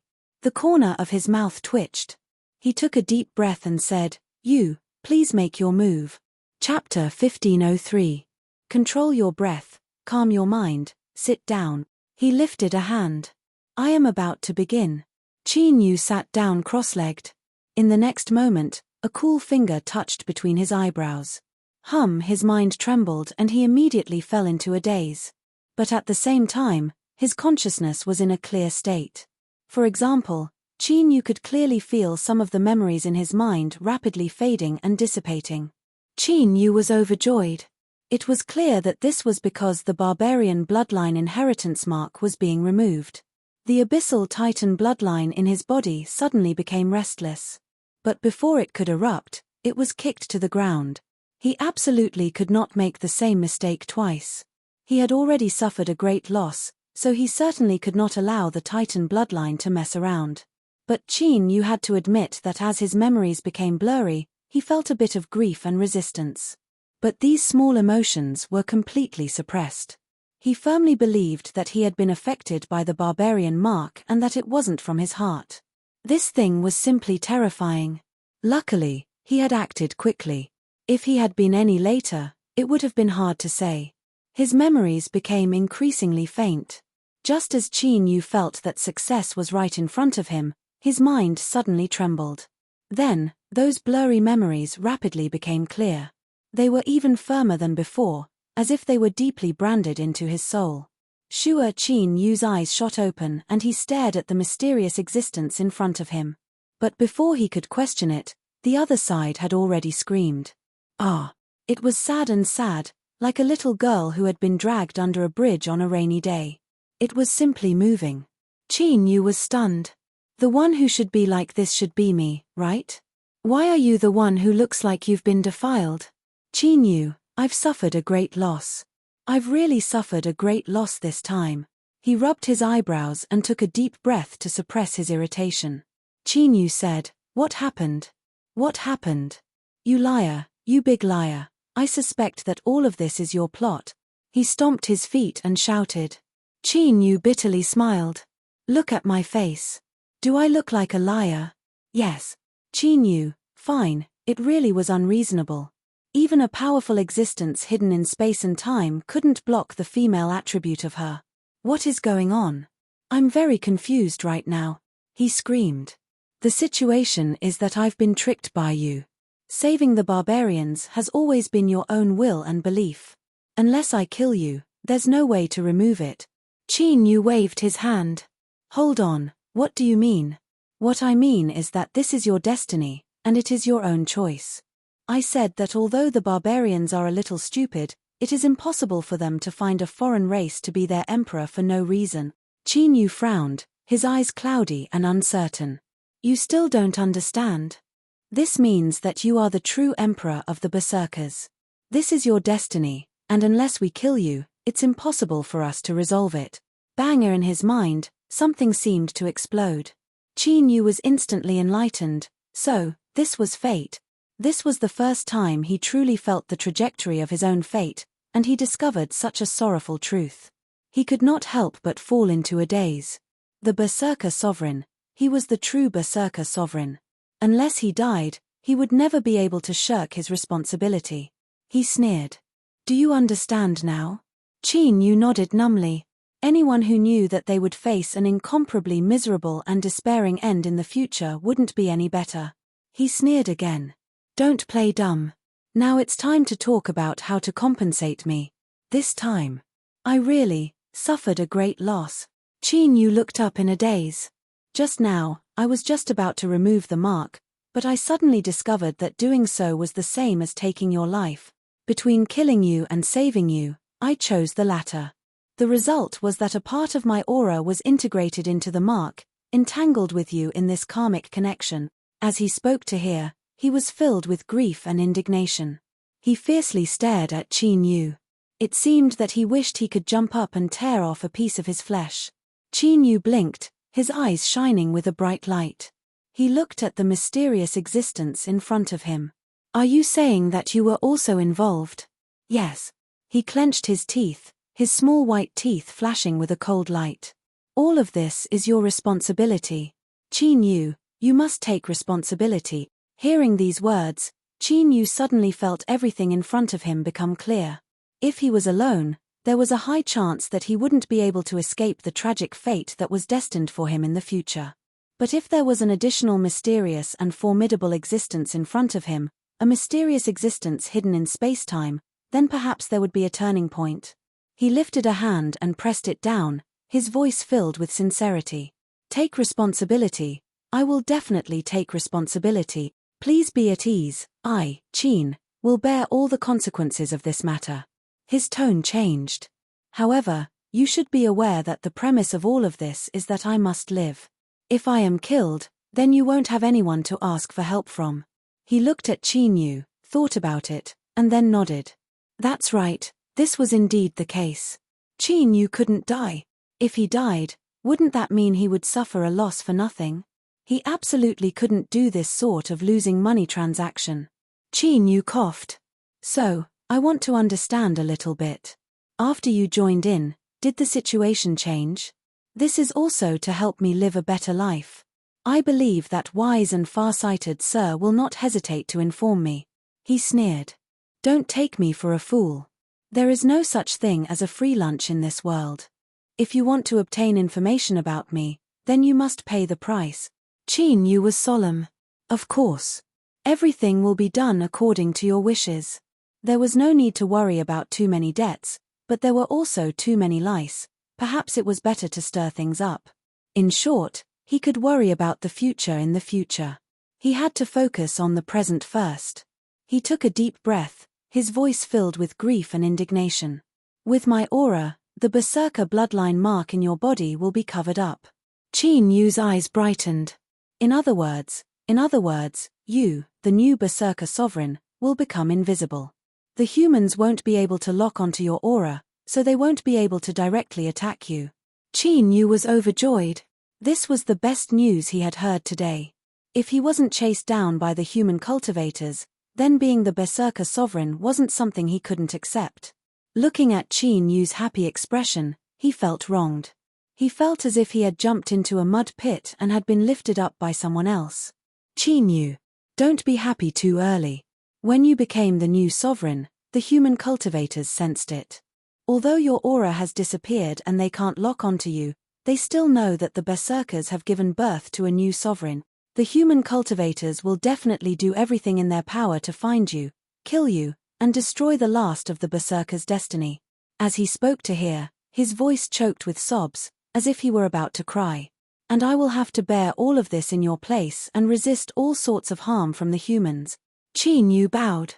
Noble, benevolent, kind, and beautiful mysterious existence, please rest assured that I will do everything in my power to repay you. It was clear that this last description had the greatest effect. The sobs faded a little, but there was still resentment that was difficult to quell. A soul of the Emperor realm, this time it's real, and I'm not joking with you. I need the soul of an Emperor realm in order for me to withstand it. Otherwise, if worst comes to worst, I will just give up a part of my aura and sell you to the human cultivators. I believe that they will give me some benefits to express their gratitude. Qin Yu said in a low voice, okay, I agree. The soul of an Emperor realm. Hiss, just thinking about it made him feel cold sweat all over his body, as if he was about to freeze. I'm really inflated right now.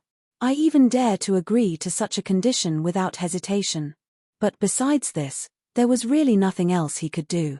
Even if he wanted to deny it in the future, he had to first fool him. He would drag it out for as long as he could. If he really couldn't drag it out, then he would see what the situation was like. His eyes revealed scrutiny and suspicion. I feel that you agreed so quickly just to deal with me. Qin Yu said, illusion, it's definitely an illusion. I will definitely do what I say. Isn't it just the soul of an Emperor realm? Just wait and see, sir. That's for the best. If you dare to lie to me, Qin Yu, I promise that I will make you suffer. He turned and left. Qin Yu opened his mouth and swallowed his words. Originally he wanted to ask about some matters regarding human cultivators, but for now, it was better to forget about it. It wouldn't be too late to summon him when he was in a better mood. In any case, they were all in the same boat, and there would be plenty of communication in the future. The only thing that puzzled Qin Yu was that he didn't want this palace lantern anymore. He had made such a big mistake and caused trouble for himself. He had no choice but to act as Qin Yu's protective umbrella and invisibility cloak. If he opened his mouth and asked for it, Qin Yu probably wouldn't be able to keep it. But he had left just like that. Was he muddled from anger, or was there another reason? Qin Yu thought about it and felt that it was probably both. But keeping the palace lantern in his hands was of course a good thing. He didn't want to cause trouble for himself and had to satisfy his curiosity. Looking at the strange yet familiar hall, Qin Yu sat on the Black Dragon Emperor's throne, took a deep breath, and then slowly exhaled. The things in this world were too bizarre and dreamy. When he was first suppressed and brought here, who would have thought that the situation would turn out like this? He had become the barbarian emperor. He had truly become the person who had to shoulder the fate of the barbarians. His head was a little dizzy. Qin Yu raised his hand and rubbed his eyebrows. Although he was already certain in his heart and was forced to accept this matter, he still felt that it was like a dream. Space shook. It wasn't that the mysterious existence had returned, but that a half-living stone statue had appeared in front of the hall. Qin Yu was startled. He suddenly remembered that he had already undone his changing state. But what surprised him was that the half-living stone statue didn't seem surprised at all. It only glanced at him before respectfully kneeling down. "Your Majesty, the intruder is too strong. We need your help." With a thought, Qin Yu guessed the reason. This half-living stone statue in front of him clearly believed that the barbarian emperor had eaten him, which was why it was in this state. After all, his current aura was that of a genuine barbarian emperor. With the palace lantern as his backing, there was no doubt in the eyes of the barbarians. Qin Yu took a deep breath and steadied his mind. He recalled the barbarian emperor's actions and leaned back on the Black Dragon Emperor's throne. He lightly said, "Okay." At this moment, Qin Yu had entered the barbarian emperor state. He lifted a hand and pointed forward. As the new master of the imperial tomb, he could mobilize all of its strength with a single thought. For today, the previous barbarian emperor had made many preparations. But now, all of it had benefited Qin Yu. The Western barbarian and Western barbarian cultivators who had entered the imperial tomb, although they were strong, they still couldn't escape the fate of being suppressed. Even if there were many peak sovereign-level powerhouses among them, because the imperial tomb in front of them was a small divine kingdom. Within the divine kingdom, Qin Yu, who controlled the palace lantern, was an omnipotent god. Only an emperor realm expert could forcefully open a domain and break the suppression of the divine kingdom. Otherwise, no one could resist. In the endless distance, the alarm gradually subsided. But in the great hall, everyone had a solemn expression. An old man in a white robe holding a divine staff raised his hand and flew into the air. His expression was heavy. Just now, the new barbarian emperor was born. He is the prophecy's greatest enemy of the human cultivation system. He is an existence that must be eliminated. Now, his aura is hidden. We can't be sure what the new barbarian emperor has done. But there is one thing that is beyond doubt: we must find him and kill him. And the place where he appeared is in that dark land of sin. The old man in the white robe raised his divine staff. A terrifying power burst out from his body. Dazzling light burst out from the divine staff and condensed into a light pillar that shot up into the sky. "Send my order, mobilize all the power of the human race. Find the new barbarian emperor and kill him at all cost." Many stars appeared in the darkness. The starlight that fell from the sky condensed into shackles that trapped all the cultivators who had entered the mausoleum. Not only the people of the Western barbarian, but the people of the barbarian tribe, led by the leader of the Dark Knight tribe, were also suppressed. The half-alive stone statues stared at them with burning eyes. Saliva flowed from the corners of their mouths and dripped onto the ground. The way they looked at food was undoubtedly terrifying. It was also a powerful deterrent. Everyone's expression changed and fear appeared in their eyes. Being bitten to death and eaten alive was naturally the most unacceptable ending for them. It was far more terrifying than death. Chapter 1504. Even though they were drooling and itching to pounce on him, the barbarians who were in the state of half-living stone statues still suppressed the desire in their hearts. No matter how much their gazes burned, they did not take a step closer. Because as for how to deal with them, His Majesty the barbarian sovereign had given them an order. They were waiting for the voice in the hall. Looking through the door, one could vaguely see a figure sitting like a mountain on the throne of the Black Dragon deep in the hall. He lowered his head slightly as if he was thinking. An invisible pressure was released from his body like a tide, causing people to feel endless awe. The 5 peak rulers of the Western Wasteland, as well as the ambitious one-eyed leader of the Dark Knight tribe, were all filled with bitterness. They had thought that entering the mausoleum would be the chance for them to show off their skills and seize a good fortune to break through to the Emperor realm. But all of this was just a trap, and they were the real prey. All of their ambitions had turned into bubbles. Being suppressed and captured by the barbarian sovereign, they couldn't see any hope of survival. But thinking that they couldn't even commit suicide and could only face an unknown fate, they couldn't help but feel even more sorrowful. But in reality, the new barbarian sovereign was also having a headache about how to deal with these people. Logically speaking, killing them would naturally be the simplest way to deal with it. But doing so had a great hidden danger. The Dark Knight tribe and the many barbarian powerhouses represented almost half of the top powerhouses of the barbarian race. If they were all killed, it was the same as crippling their own arms. After all, Qin Yu was the new barbarian sovereign. Although he had to shoulder the responsibility, he didn't think he could lead the entire barbarian race to rise. He had to leave some helpers behind. The second point, which was also the most important point, was that if he killed the 5 peak rulers of the Western Wasteland, they would definitely retaliate crazily. Not to mention whether or not he was afraid, the most important thing was that Qin Yu didn't want to expose himself too early because of this matter. The mysterious existence hiding in space and time had paid a great price to temporarily conceal Qin Yu's aura. Once he was locked on by human cultivators, they would do everything they could to kill him in the shortest time possible. So it was best if there was no conflict in the Western Wasteland. Since he couldn't kill them and locking them up wasn't realistic, he could only release them. But how to release it was a technical problem. What Qin Yu was considering right now was how to obtain the greatest benefits for himself in this matter. However, no matter how he thought about it, he felt that he was a mess, unable to come up with a plan that suited his needs. As Qin Yu was anxiously pulling at his hair, a fluctuation of strength suddenly arrived. The space trembled slightly, and an invisible barrier descended, isolating all senses inside and outside. In the eyes of the outside world, there were no changes to the Great Hall. The barbarian sovereign was still deep in thought, but he didn't know that this was just a fake image that was presented before their eyes. Qin Yu stood up and looked towards the hall. As space collapsed and a great sun appeared, his face lit up with pleasant surprise. After many years of cultivation, he had honed his acting skills to perfection.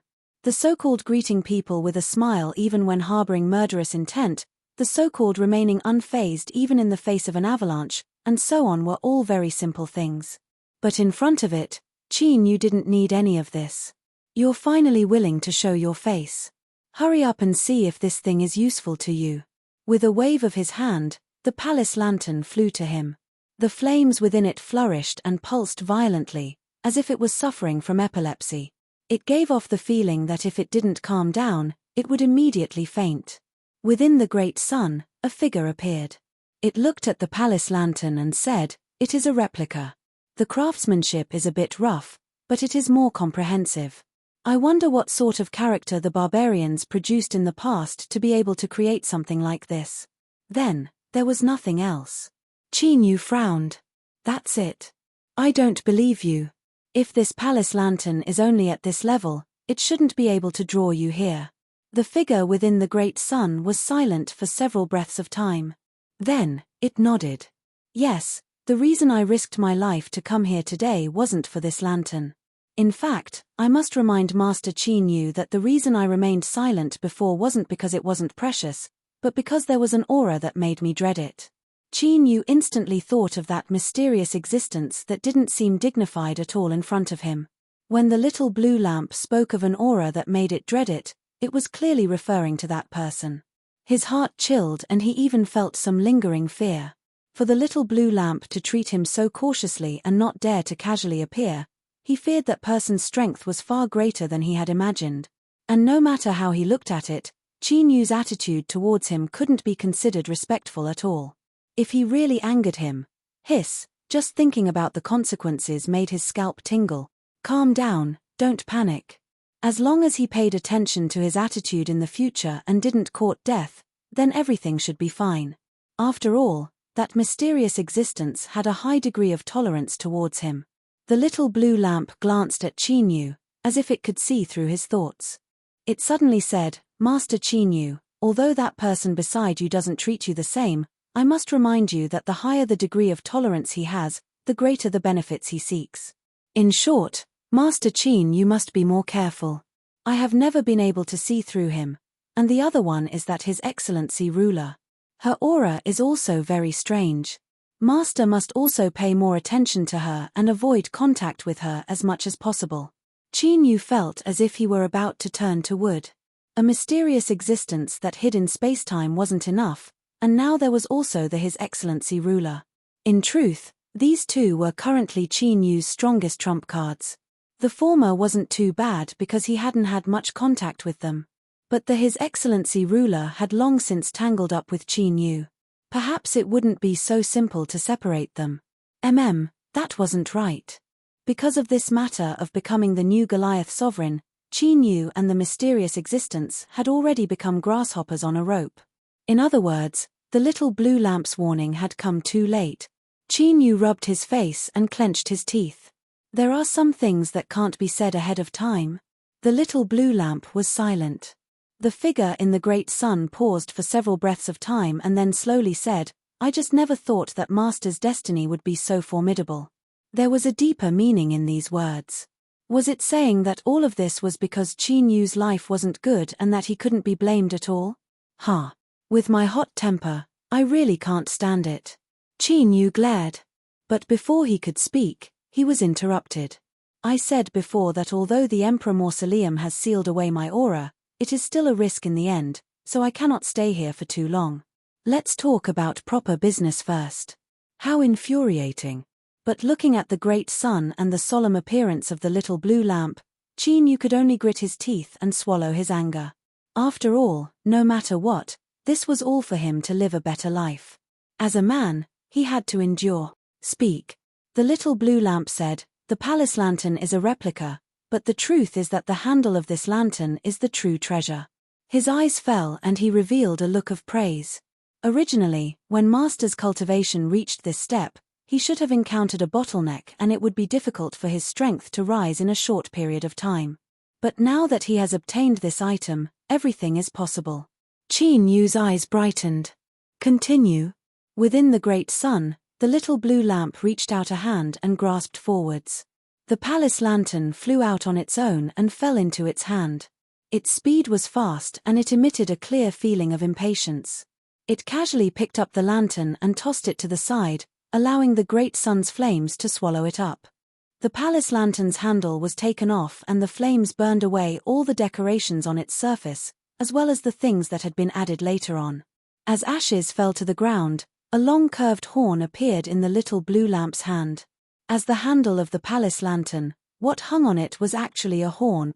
It was a dazzling gold.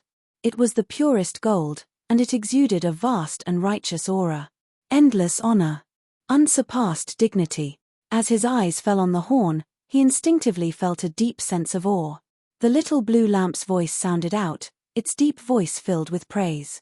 The heavenly bull was the world's destiny spirit of the previous generation. After it died, this horn was the last thing it left in this world. With the heavenly bull's horn in hand, one can obtain the support of the world's destiny.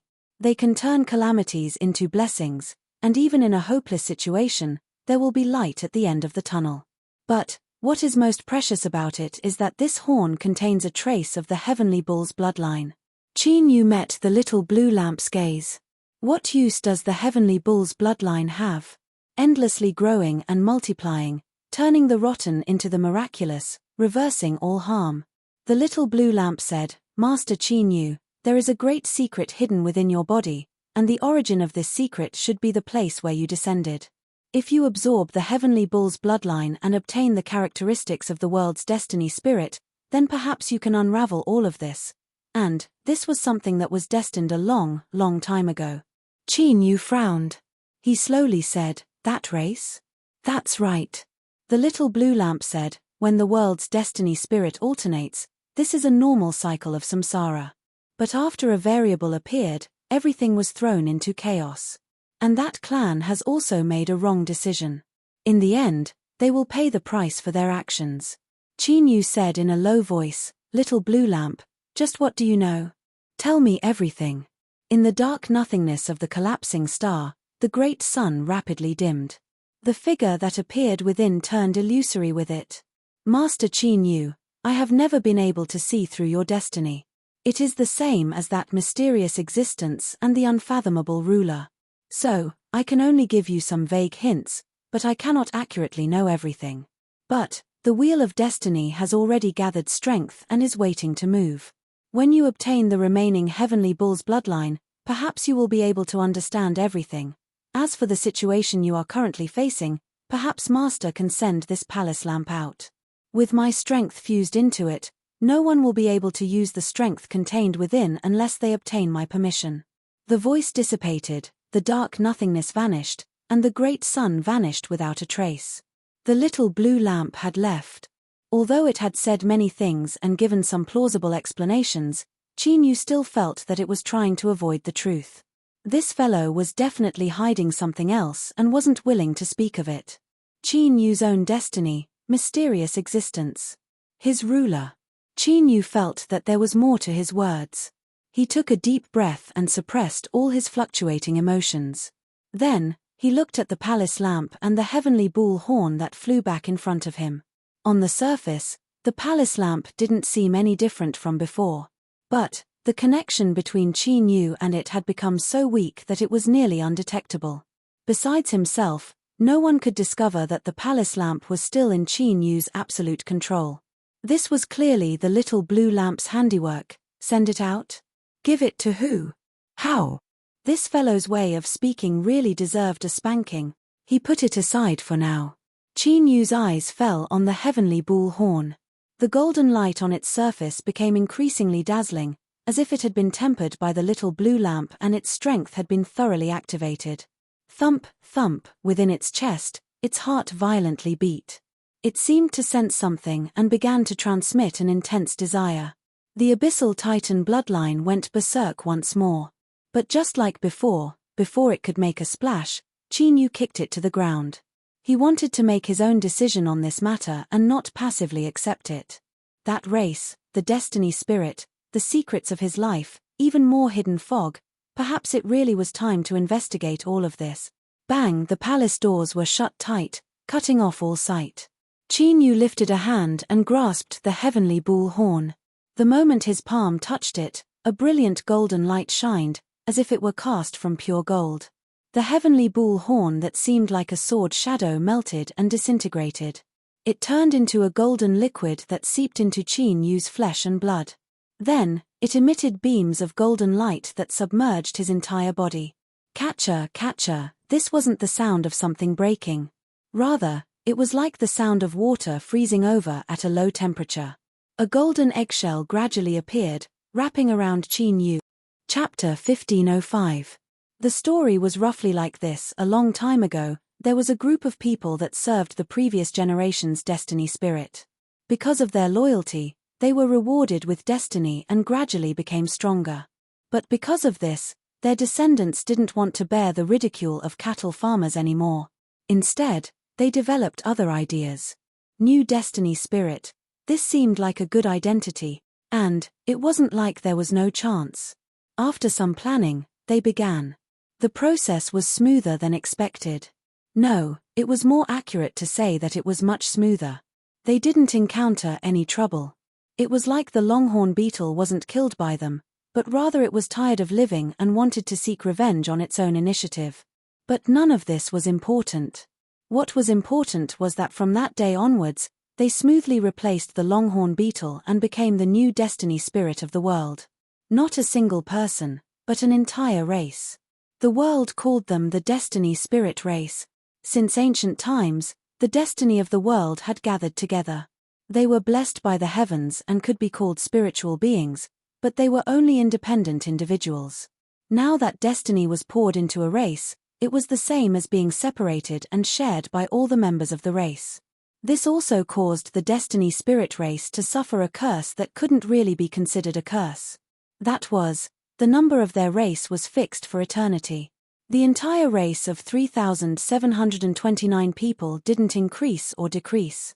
This could be considered the price of the bloodline of the entire race in order to obtain the blessing of the world's destiny. Thus, the destiny spirit race rose. In order to seek a higher status, they participated in a heaven-shaking change. But, an accident occurred in the process of advancing, causing the name of their race to be erased. Thus, they were called that race. Within the race, since the name of their race had been erased, there was no need to keep their name.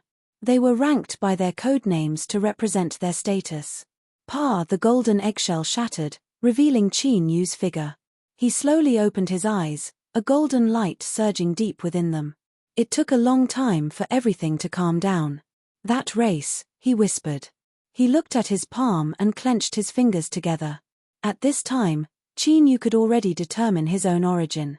Between him and them, blood was indeed thicker than water. Endless resentment and ruthlessness roared in his heart, wanting to rush out and destroy everything. Qin Yu's memories still hadn't fully recovered. There were only some fragmented scenes and blurry images: the pouring rain, the icy cold eyes, the agonizing pain in his body, the feeling of being tossed away. He wanted to know just what had happened in the past. And the answer to all of these questions lay in that clan. But Qin Yu didn't lose his reasoning. He was well aware of his own strength. For that clan to be able to fight against the West Baron, this alone proved that they possessed terrifying strength.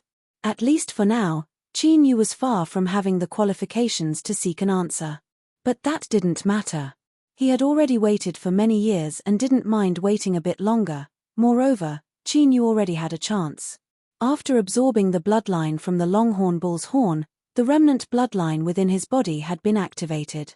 Although it was a bit difficult to describe, in simpler terms, during this process, some changes occurred when the two fused together. This was probably a small surprise left for that race by the Longhorn beetle that had lived for too long and sought death on its own accord. After that clan's remnant bloodline was extracted, it fused with the Heavenly Bull bloodline, becoming the reverse trend of the Nine Nether devouring the heavens. In other words, Qin Yu was the ultimate nemesis of that clan. In the future, when that clan was destroyed, that would be the time when he would seize their destiny and become his own self. But this was something that Qin Yu couldn't accomplish by himself. He needed to borrow external strength. In the great desolate world, if one had the motivation and strength to become enemies with that clan, and if Qin Yu could borrow their strength, then the West Baron was undoubtedly the best choice. Right now, Qin Yu had a chance to join the West Baron's system. Before the little blue lamp left, it had reminded Qin Yu that he might be able to give this palace lantern away. At the start, Qin Yu didn't understand, but now he understood. If he could give this palace lantern to the West Baron, it would be a treasure that could help a ruler reach the peak and break into the Emperor realm. This could be called a great merit, and the West Baron would definitely repay him. It couldn't be forgotten that there was still Li Yizhou in the imperial capital. Qin Yu was Li Yizhou's last hope. If Qin Yu could establish a great merit and obtain a chance to turn things around, then he would do everything in his power to help Qin Yu stand firm in the Western wilds. And in order to achieve this goal, he had to continue using the identity of the Dark Ruler. As for leaving his post without permission, compared to the merit he would achieve in the end, no one would say anything. As for how to achieve the merit and also get rid of the trouble of the mausoleum so that the West Baron would no longer pay attention to him, he needed to think about it carefully. But really, this wasn't difficult for Qin Yu. After all, he was the new Baron's sovereign, the master of the mausoleum. When everything was under his control, he could mobilize all of his power. Wanting to pass off the fake as the real thing was naturally easy. In the Great Hall, he quietly pondered, and a plan gradually took shape. Stone tower, great furnace. The saying 3 men make a tiger probably meant that there was strength in numbers. But strength wasn't only in strength, but also in intelligence. Finally, with the combined strength of the 3 sides, a plan was finalized. The only thing that was missing now was the cooperation of the half-living barbarians. The tightly shut Great Hall finally opened, and the barbarian emperor's voice along with the Baron Sovereign's voice, several half-living stone statues were summoned into the Great Hall. The Great Hall doors closed and opened again after a while. One by one, the half-living stone statues walked out with strange expressions. The suppressed West Baron and barbarians were filled with anger and despair, but they didn't think too much about it. They silently thought that their lives were over. Nonsense, wasn't it obvious? The Baron Sovereign had already given the order. How could he prepare good food and wine to entertain them? What happened next proved that their deaths were near. Because the stone statues in the mausoleum had all been resurrected to build the altar. The West Baron and West Barbarians had been enemies for generations, and they knew each other very well. The Dark Knight tribe was the leader of the Barbarian tribe, so they naturally knew each other's methods. So although they couldn't completely understand the function of the altar, they discovered the traces of a blood sacrifice. This made everyone's faces turn as white as paper. The blood sacrifice of the barbarians was horrifying and tragic, and they were all very clear about it. The Baron Sovereign wants to borrow our souls, flesh and blood to cross the boundary of life and death to resurrect. A barbarian powerhouse said with a trembling voice, his face full of fear. No. I don't want to be sacrificed, Your Majesty, please spare me. We were deceived, we didn't know that Your Majesty was still alive, please forgive us. The barbarian powerhouses cried out for mercy. These people might have a small chance of being pardoned by the Baron Sovereign because they were of the same race, but the 5 peak rulers of the West Baron truly felt despair, because no matter how they looked at it, it was impossible for the Baron Sovereign to let them go. The altar was real. The previous Baron Sovereign had indeed prepared an altar for a blood sacrifice in order to help him resurrect. Otherwise, it would have been impossible to build it in such a short time. It was because of this that the West Barbarians and West Barbarians believed it without a shred of doubt. The first step of Qin Yu's plan was perfect. Next, it was time for him to personally take the stage. Of course, his identity wasn't the new Baron Sovereign, but the Dark Ruler who had deserted his post and disappeared. The peak ruler of the Emperor clan was called Zhu Chengshan. That's right, this was indeed a very, very manly name. It was said that the original meaning of this name was because before she was born, her family had wanted a boy who could inherit the family business. There was no need to explain the rest. Although his appearance wasn't outstanding, Zhu Chengshan's cultivation talent was quite good. He had reached the peak ruler realm without encountering any setbacks. When he entered the West Barbarians and rushed into the Emperor tomb, Zhu Chengshan was filled with confidence. In the current West Barbarians, the Emperor clans held the highest authority. Even the military didn't dare to underestimate them. But the Emperor realm was different. If they could add another half-emperor, it would be greatly beneficial for the Emperor clans to control the West Barbarians. So even though they only occupied one of the 5 spots, the Emperor clans were still confident they could obtain a half-emperor spot. Zhu Chengshan was prepared to deal with all sorts of situations. She had several formidable trump cards in her hands, but there was no room for her to use any of them. Not only was the Baron Sovereign alive, but he had also successfully weaved a trap to lure them in and complete a fatal hunt. She was going to die. Unwillingness, regret, hope, despair, all sorts of emotions wove together and changed, finally turning into silence. Even as the despair in Zhu Chengshan's heart gradually enveloped her, a clump of darkness quietly moved to her side. As a peak ruler powerhouse, even though her strength was sealed away, she still possessed a formidable sense. She keenly sensed that something was different.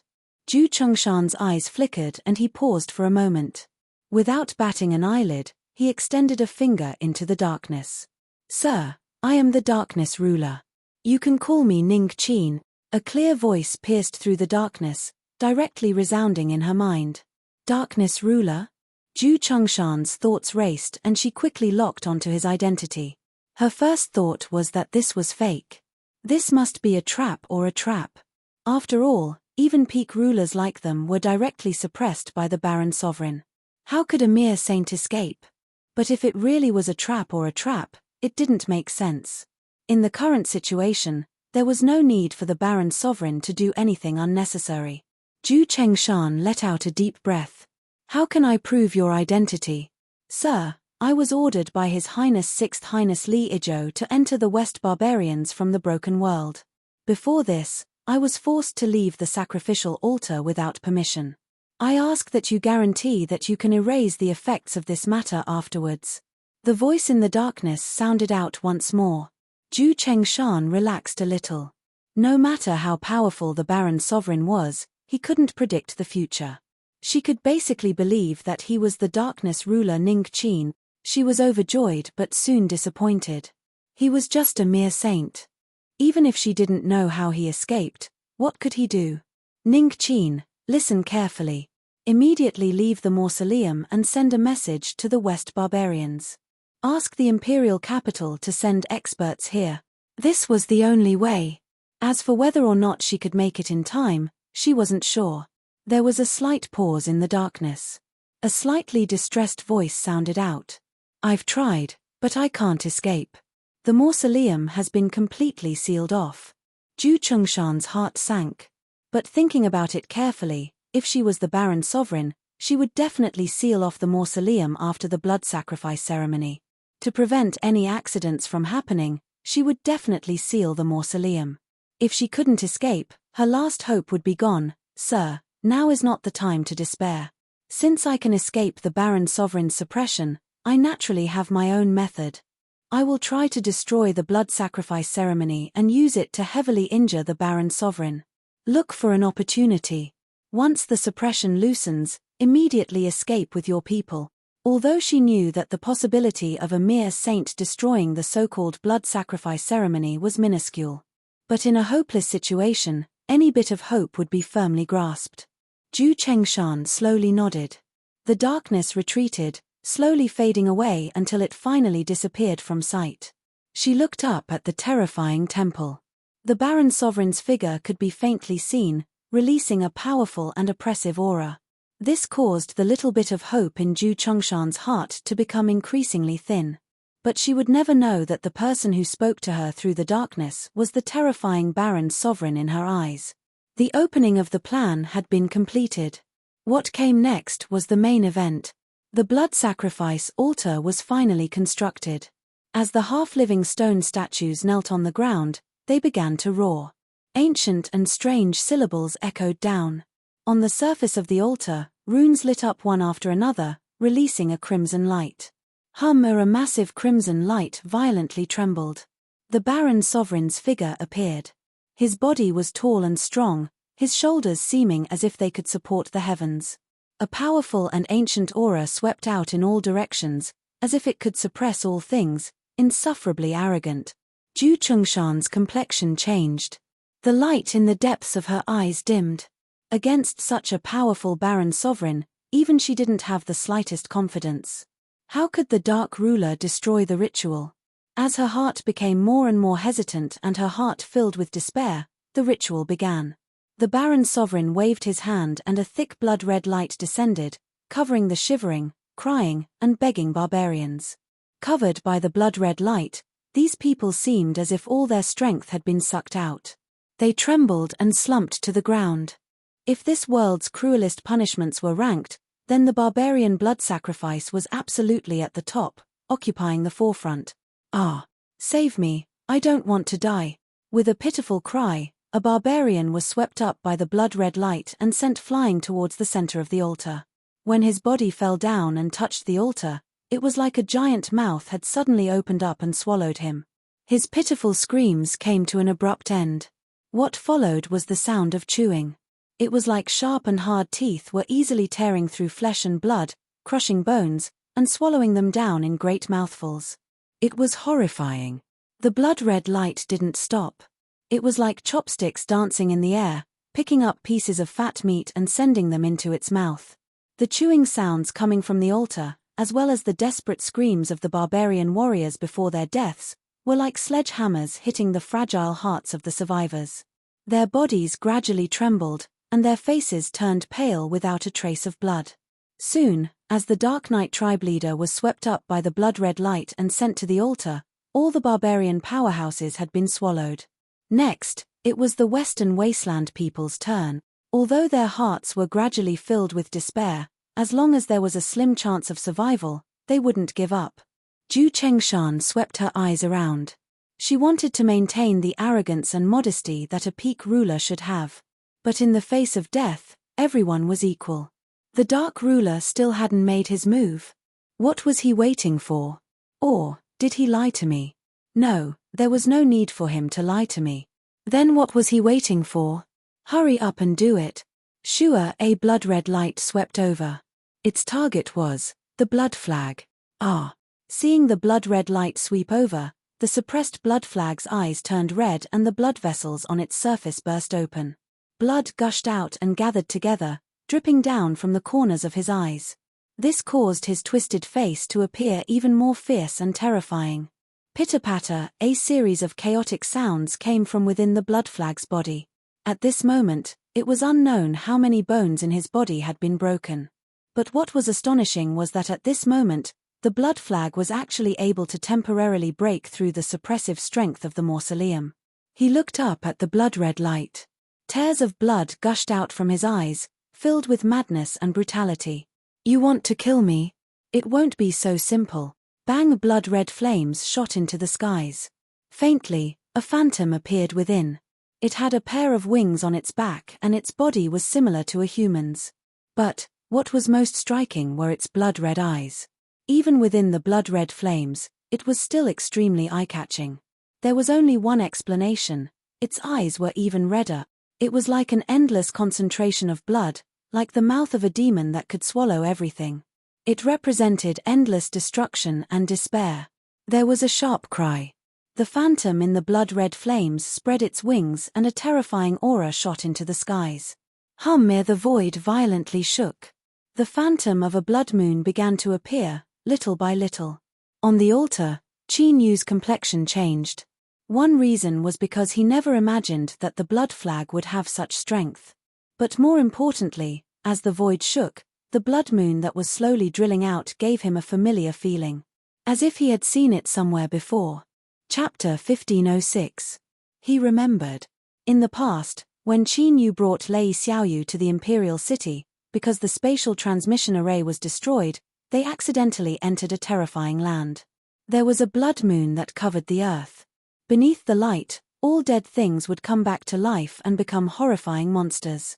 And today, the feeling this blood moon gave Qin Yu was exactly the same as the one in the past. At this time, a feeling of danger gushed out from the depths of his heart. Qin Yu looked up. He could see that in the shaking void, the blood moon began to shine with a blinding light. At the same time, its volume rapidly grew. From a crescent moon, it became more and more perfect. It was truly about to descend, and its goal was Qin Yu. As he thought, the two blood moons were one. It still remembered Qin Yu, the one who had gathered tens of thousands of slashes to crush it. Ah! A shrill and pained howl emitted from the blood flag's mouth. Its flesh and blood rapidly festered and melted away, evaporating into a bloody fog. It poured into the top of its head. After the winged figure on its back, it transformed into the strength to summon the blood moon. Qin Yu frowned. Although he didn't know what this blood moon represented, his intuition told him that he absolutely could not allow it to truly descend. He lifted a hand and pointed upwards. In the next moment, a great sun fell into the darkness. An incomparably wild and scorching strength surged like a raging sea of fire. It roared and opened its mouth, swallowing the blood moon in a single gulp. The figure with wings on its back emerged from the blood flames. Its crimson eyes revealed pain. His body curled up and bent together. Accompanied by a blood-curdling scream, he was forcefully twisted into a ball and exploded with a bang. Along with the explosion, the blood flag also exploded. His entire body exploded into countless pieces. Within the blood moon, a pair of eyes appeared. They coldly glared at Qin Yu before vanishing into the flames. This gaze was like a sharp icicle that ruthlessly pierced through Qin Yu's soul. Qin Yu stuffily coughed. His complexion paled and the depths of his eyes darkened. In this world, there was nothing more difficult to accept than a rock falling from the sky when a person walked on the road. Moreover, it was an incomparably large rock that could easily crush a person into meat paste with a single strike. It was clear that the blood moon was such a large rock and it had locked onto Qin Yu. He took a deep breath and slowly exhaled. No matter what the blood moon was, that was a matter for the future. We'll talk about it later. At this moment, everyone looked at the Lord Barbarian Sovereign who had raised his hand to summon the sun to descend and destroy the blood flag. All of them couldn't help but feel respect and tremble from the bottom of their hearts. Whether it was the blood moon or the great sun, they both represented a level that they could not touch. It was an absolutely powerful force that could easily tear them apart. As expected of the powerful existence that had single-handedly created the powerful ancient man kingdom and attacked the waste region. Continue. An icy cold and low voice sounded out from the barbaric emperor's mouth. The barbarians who were in the state of half-living stone statues began to chant and pray even more fervently and piously. The altar released a blood-red light once again. Shua, another Western Baron cultivator, screamed as he was taken away. In fact, Qin Yu's main goal hadn't changed. He wanted to release the people from the Western wilderness and use this opportunity to hand over the palace lantern. Firstly, this could become a stepping stone for his advancement.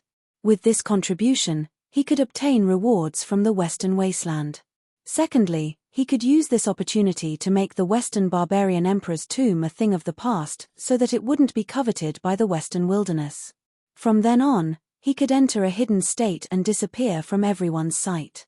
And this would further help Qin Yu conceal his identity as the new barbarian emperor. Although he didn't know what methods the human cultivators would use to hunt down the new barbarian emperor, he knew it wouldn't be easy to deal with. He had to be careful because he was responsible for his own life. But even though he wanted to release the people, that didn't mean he wanted to release all the Western wilderness cultivators. For instance, the blood flag.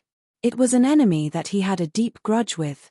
If Qin Yu didn't take this chance to eliminate it, then he would be an idiot. There was also Yi Qin, the commander of the imperial city's garrison. He was undoubtedly a potential enemy. Although he hadn't directly attacked Qin Yu, the fact that he had left him in the barbarian tribe to guard the altar was enough to prove everything. In a disaster, even if someone bravely stepped forward to turn the tide, they still wouldn't be able to protect everyone. Some people would live and some people would die. This was a normal situation.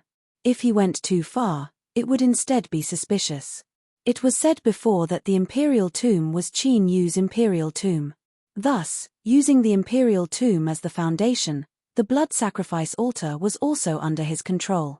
So even though the blood sacrifice had already begun, manipulating it in the dark and changing the results was a simple matter. One after another, the Western wilderness cultivators were swallowed up by the altar. Suddenly, a massive wave of blood light swept out. Its target was Yi Qin. His eyes widened and he roared out loud. His blood vessels bulged out and blood gushed out from every orifice of his head. But he wasn't the blood flag and he didn't have the blood moon behind him. Even with his peak ruler cultivation, he still couldn't break free from the suppression of the imperial tomb. The blood light swept out and Yi Qin was sucked into the altar.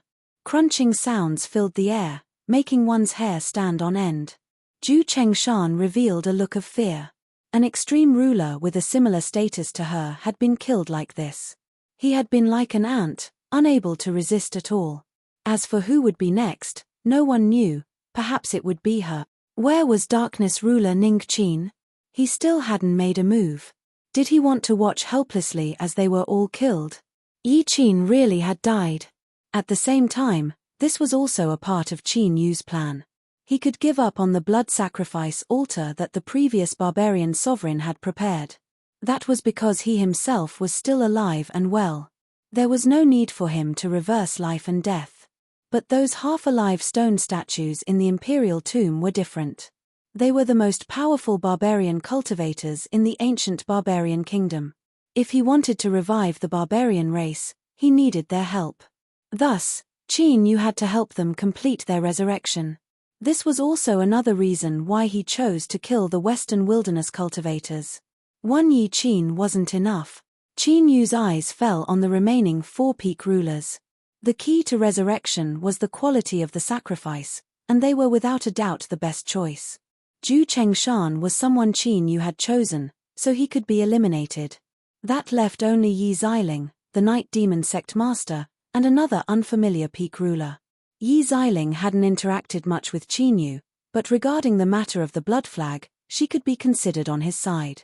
The Night Demon sect master, for some unknown reason, Qin Yu's intuition told him that killing him wasn't a good choice. If he kept this person alive, there might be other harvests in the future. Then, there was only one person left.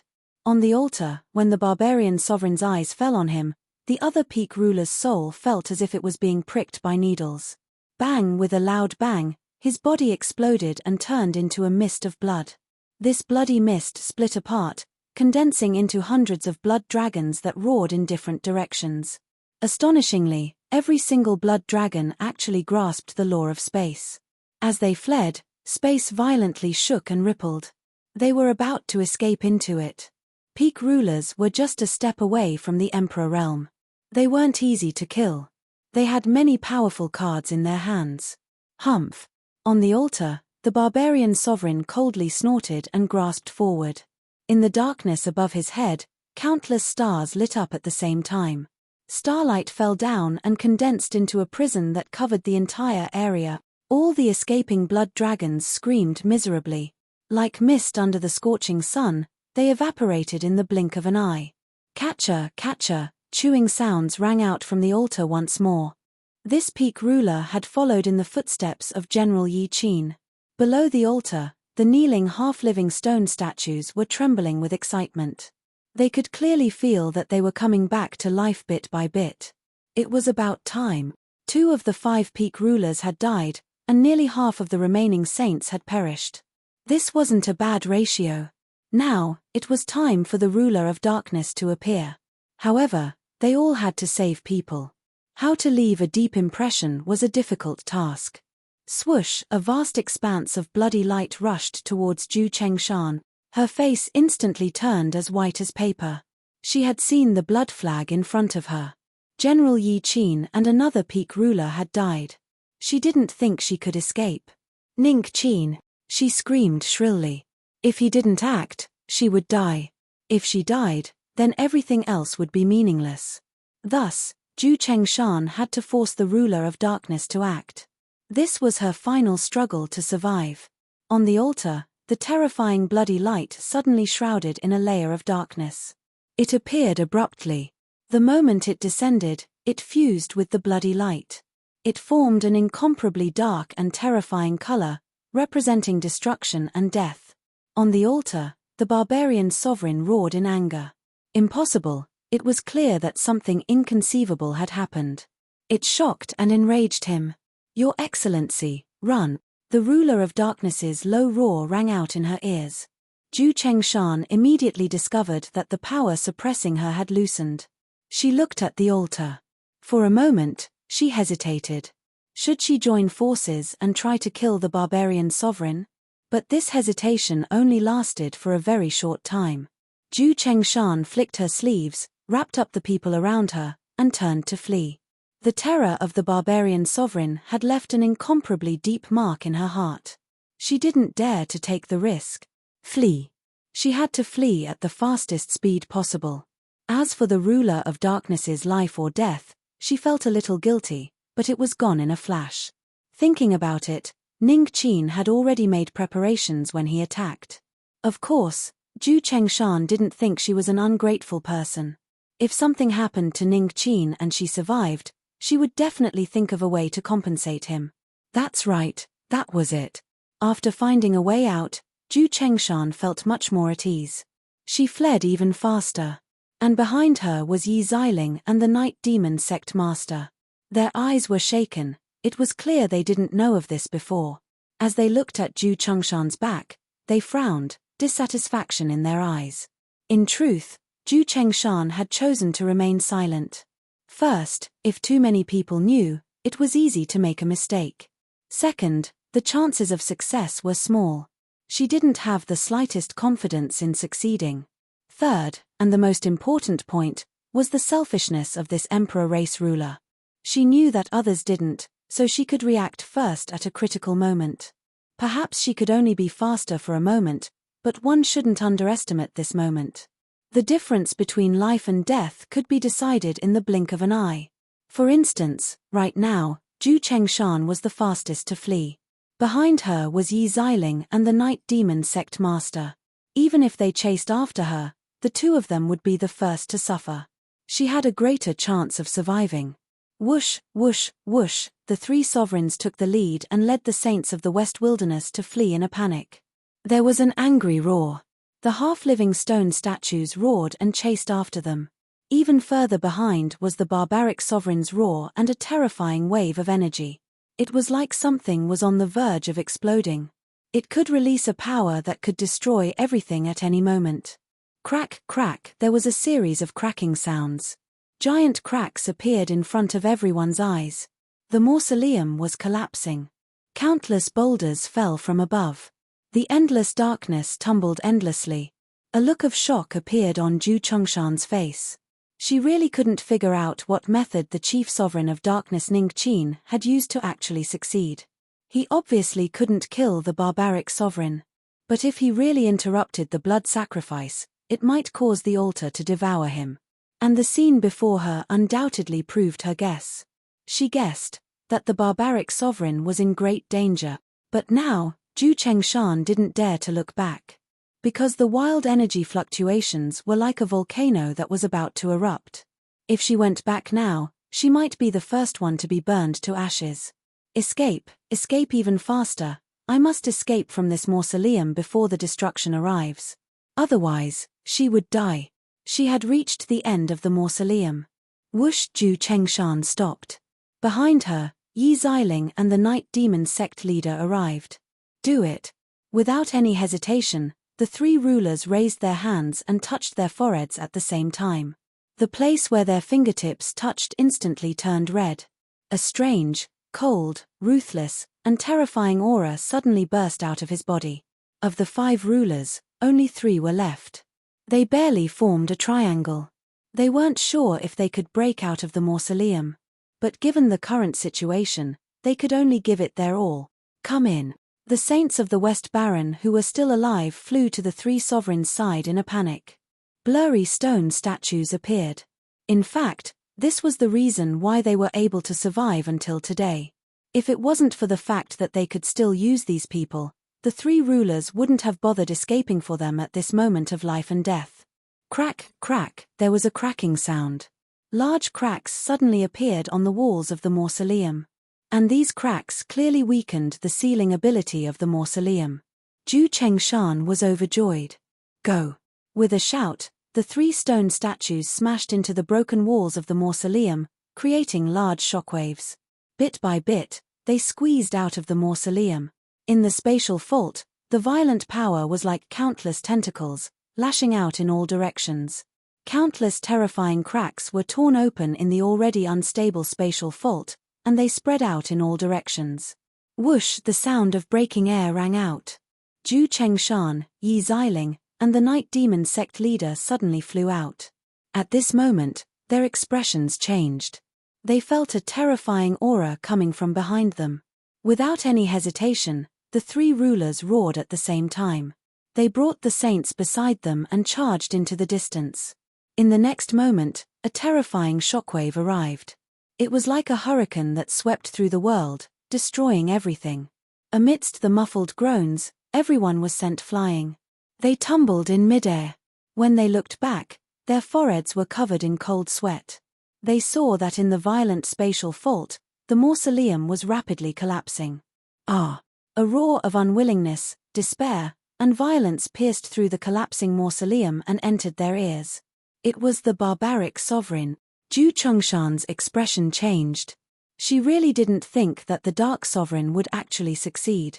He stopped the blood sacrifice and used the backlash to kill the barbaric sovereign.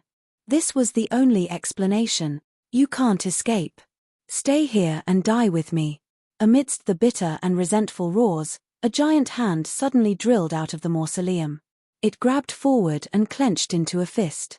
In the next moment, with a buzzing sound, a terrifying spatial vibration erupted. The giant hand in the mausoleum was forced open, revealing a black hole. The Dark Sovereign, who was covered in a black robe and holding a palace lantern in his arms, escaped miserably. Lord Sovereign, save me! Amidst his screams, he spat out mouthfuls of blood.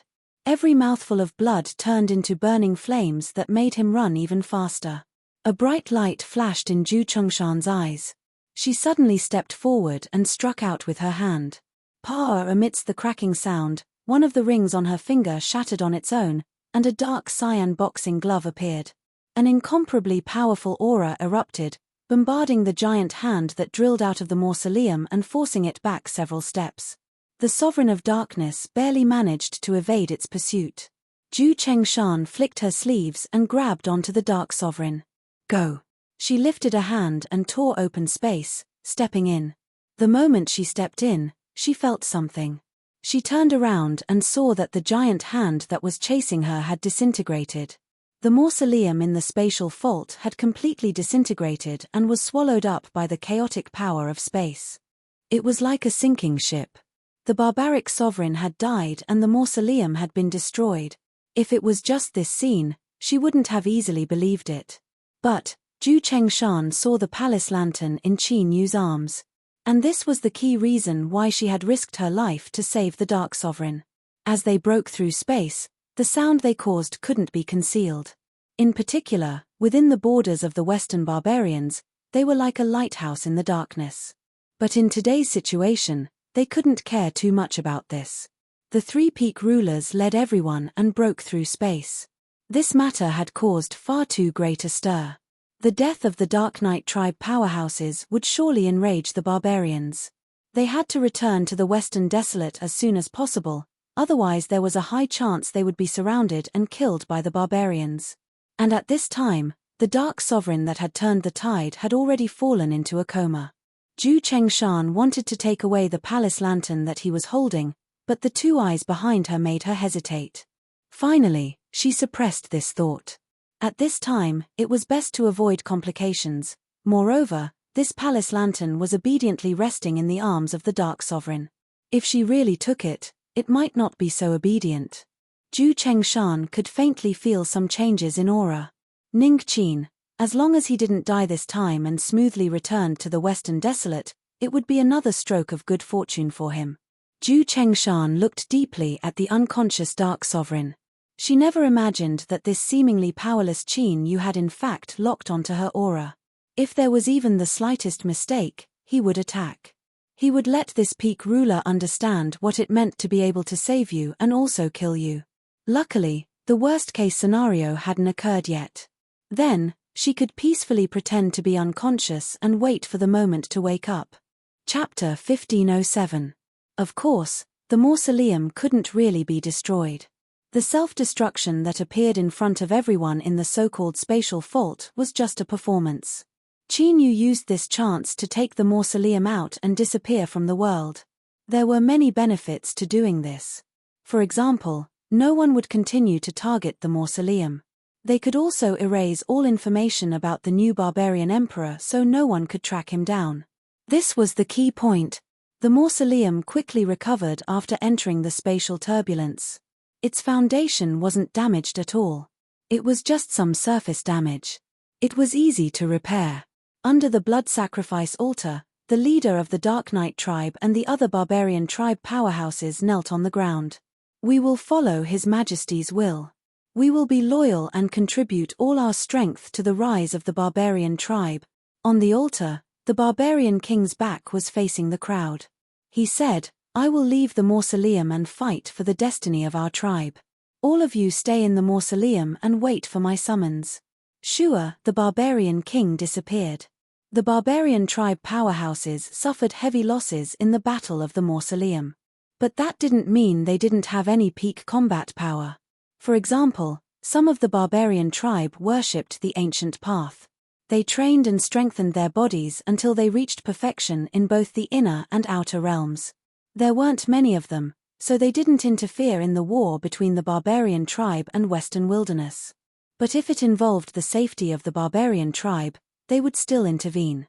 And now, Zhu Chengshan, Yi Xiling, and the Night Demon sect leader were leading the group of Western Wilderness cultivators. They were being hunted because of this. Only 4 saints escaped from the mausoleum. The rest died in the land of the barbarian tribe. Those who weren't at the peak of the barbarian tribe weren't strong enough. The strength of the barbarian tribe cultivators was just too terrifying. Especially after they tempered themselves, their minds and willpower were incomparably firm. Even in the face of death, they wouldn't hesitate or feel fear. Zhu Chengshan had a great treasure bestowed by the Emperor clan to protect Qin Yu and the other female cultivator. Although they were in a difficult situation, they weren't seriously injured. Yi Xiling was strong. Yi Wangu, who he protected, also erupted with unimaginable strength at the critical moment. The two of them joined forces. They were the easiest pair in the group. In comparison, the Night Demon sect leader was a little unlucky. The last saint he had brought along was a young girl. Qin Yu's impression of her was very shallow. If not for the fact that she was still being protected by the Night Demon sect leader, she would not have attracted any attention. He was like a translucent figure in the crowd. If one was not careful, one would easily miss him. But this girl was definitely not an ordinary person. Putting aside the fact that the night demon sect leader had been heavily injured by the barbarian tribe's ascetic cultivator, just her unique characteristics alone were enough to make people wary. This was because after noticing her, Qin Yu tried to recall, but he discovered that his memories of her had become very blurry. He only vaguely remembered that he had seen this young lady on the day of the confirmation at the Imperial Palace, but he didn't have any other concrete information. This was clearly not right. That day, other than the people he paid special attention to, he only observed them briefly. But the so-called grass was only relatively speaking. With Qin Yu's current boundary, he had already reached the level of having a photographic memory. He had seen this girl before, but in such a short period of time, his memory had already blurred. This in itself was not right. But soon, Qin Yu didn't bother thinking about the matter of the young lady anymore. The barbarian race's pursuit continued, and it became more and more terrifying. They had almost formed an encirclement. The three peak sovereigns struggled left and right, but they had no way of breaking free. Instead, they were stuck in a quagmire. The more they struggled, the deeper they sank. Zhu Chengshan was having a hard time holding on, so Qin Yu had no choice but to consider waking up early. Of course, if he revealed his identity as the barbarian sovereign, he only needed an aura to force these barbarian race's ascetic cultivators to retreat. But this was too sudden, and it would also leave behind hidden dangers. It wasn't easy for him to make the traces of the new barbarian sovereign disappear along with the destruction of the imperial tomb. Erase. Qin Yu wasn't willing to take the risk. So, on the third day of escaping from the imperial tomb, the heavily injured Darkness Sovereign struggled to wake up. "Thank you, Lord Sovereign, for saving me." He cupped his hands in gratitude. Now that the black robe fell off, a young and pale face was revealed. He wasn't handsome, but his eyes had a bit of a dark and fierce aura. Zhu Chengshan said, "You have contributed greatly in escaping from the imperial tomb. Once we return to the imperial capital, I will fight for you." She glanced at the lantern in Qin Yu's hand. "Sovereign, this lantern came from the imperial tomb. I am heavily injured, so please take care of it for me to prevent any accidents." Zhu Chengshan was immediately tempted, but he quickly suppressed it and shook his head. "Since this lantern has recognized your aura, you should keep it."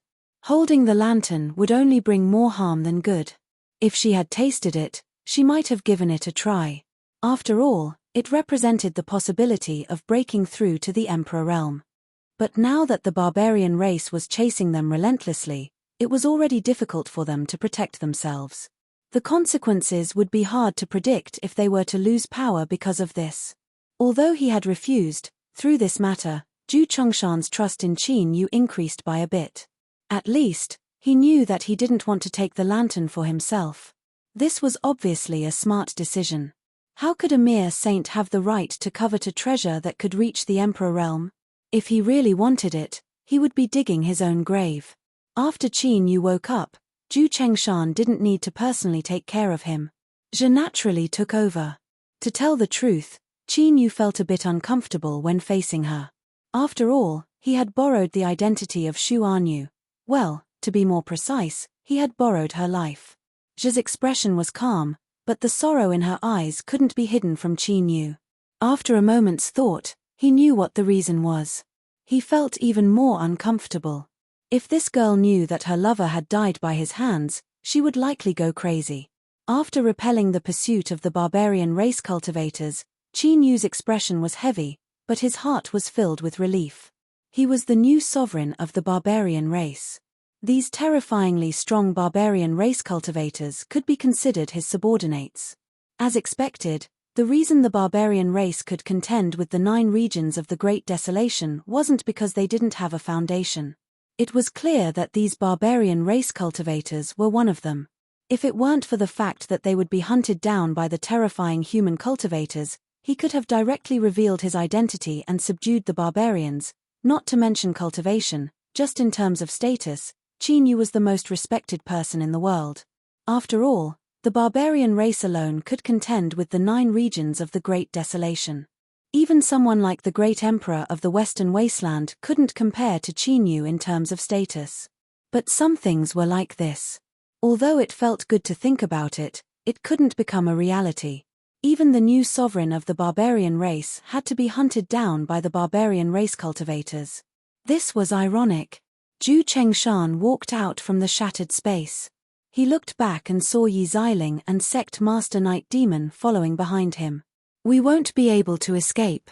The Western Wasteland territory was vast and they had already penetrated deep into it. In a situation where there were no transmission arrays and the barbarian race cultivators chasing after them, they would only sink deeper and deeper. Yi Xiling frowned. What do you mean? Zhu Chengshan said, before leaving the imperial capital, I was summoned by His Majesty. If we face a hopeless situation, we can borrow the world-breaking token to escape. No. Yi Xiling flatly refused. The Western Wasteland paid a heavy price to arrange the world-breaking token. How can we use it for you and me? Sect Master Night Demon's pale face darkened. Although he was an extreme ruler, he didn't know anything about the world-breaking token these two spoke of. It was obvious that the sects had been isolated from the Empire's ruling class. Zhu Chengshan glanced at the sect master. The situation was dangerous and he couldn't care too much. If it was just you and me, we obviously wouldn't have the right to use the world-breaking token. Everyone. They looked at the lantern in his hand. Although no one said it, it was obvious that they knew. Yi Xiling's frown deepened. Her lips moved, but she didn't say anything. The world-breaking token was extremely precious. It was the Western Wasteland's ultimate plan to attack the barbarians and destroy them. Once it was used, not only would it damage part of the plan, but it could also alert the entire barbarian race. But this lantern represented the possibility of breaking through to the Emperor realm. It wasn't easy to decide which was more important. After some discussion, the Night Demon sect master agreed. Yi Xiling tacitly agreed to use the world-breaking token. Stay here and hide yourselves. Once the world-breaking token is activated, it will take you away. With that, the three peak rulers took to the skies. The three of them were the true torches in the night, the targets of the barbarian cultivators' pursuit. As long as Qin Yu and the others hid themselves carefully and didn't expose their auras, there wouldn't be a problem. Reality proved that this was the case. With the departure of the three peak rulers, the encirclement dispersed. The barren lands of the barbarians regained their long-awaited peace. A withered crack in the earth extended downwards into the rock layer. This naturally formed long and narrow cave was where Qin Yu and the others were hiding.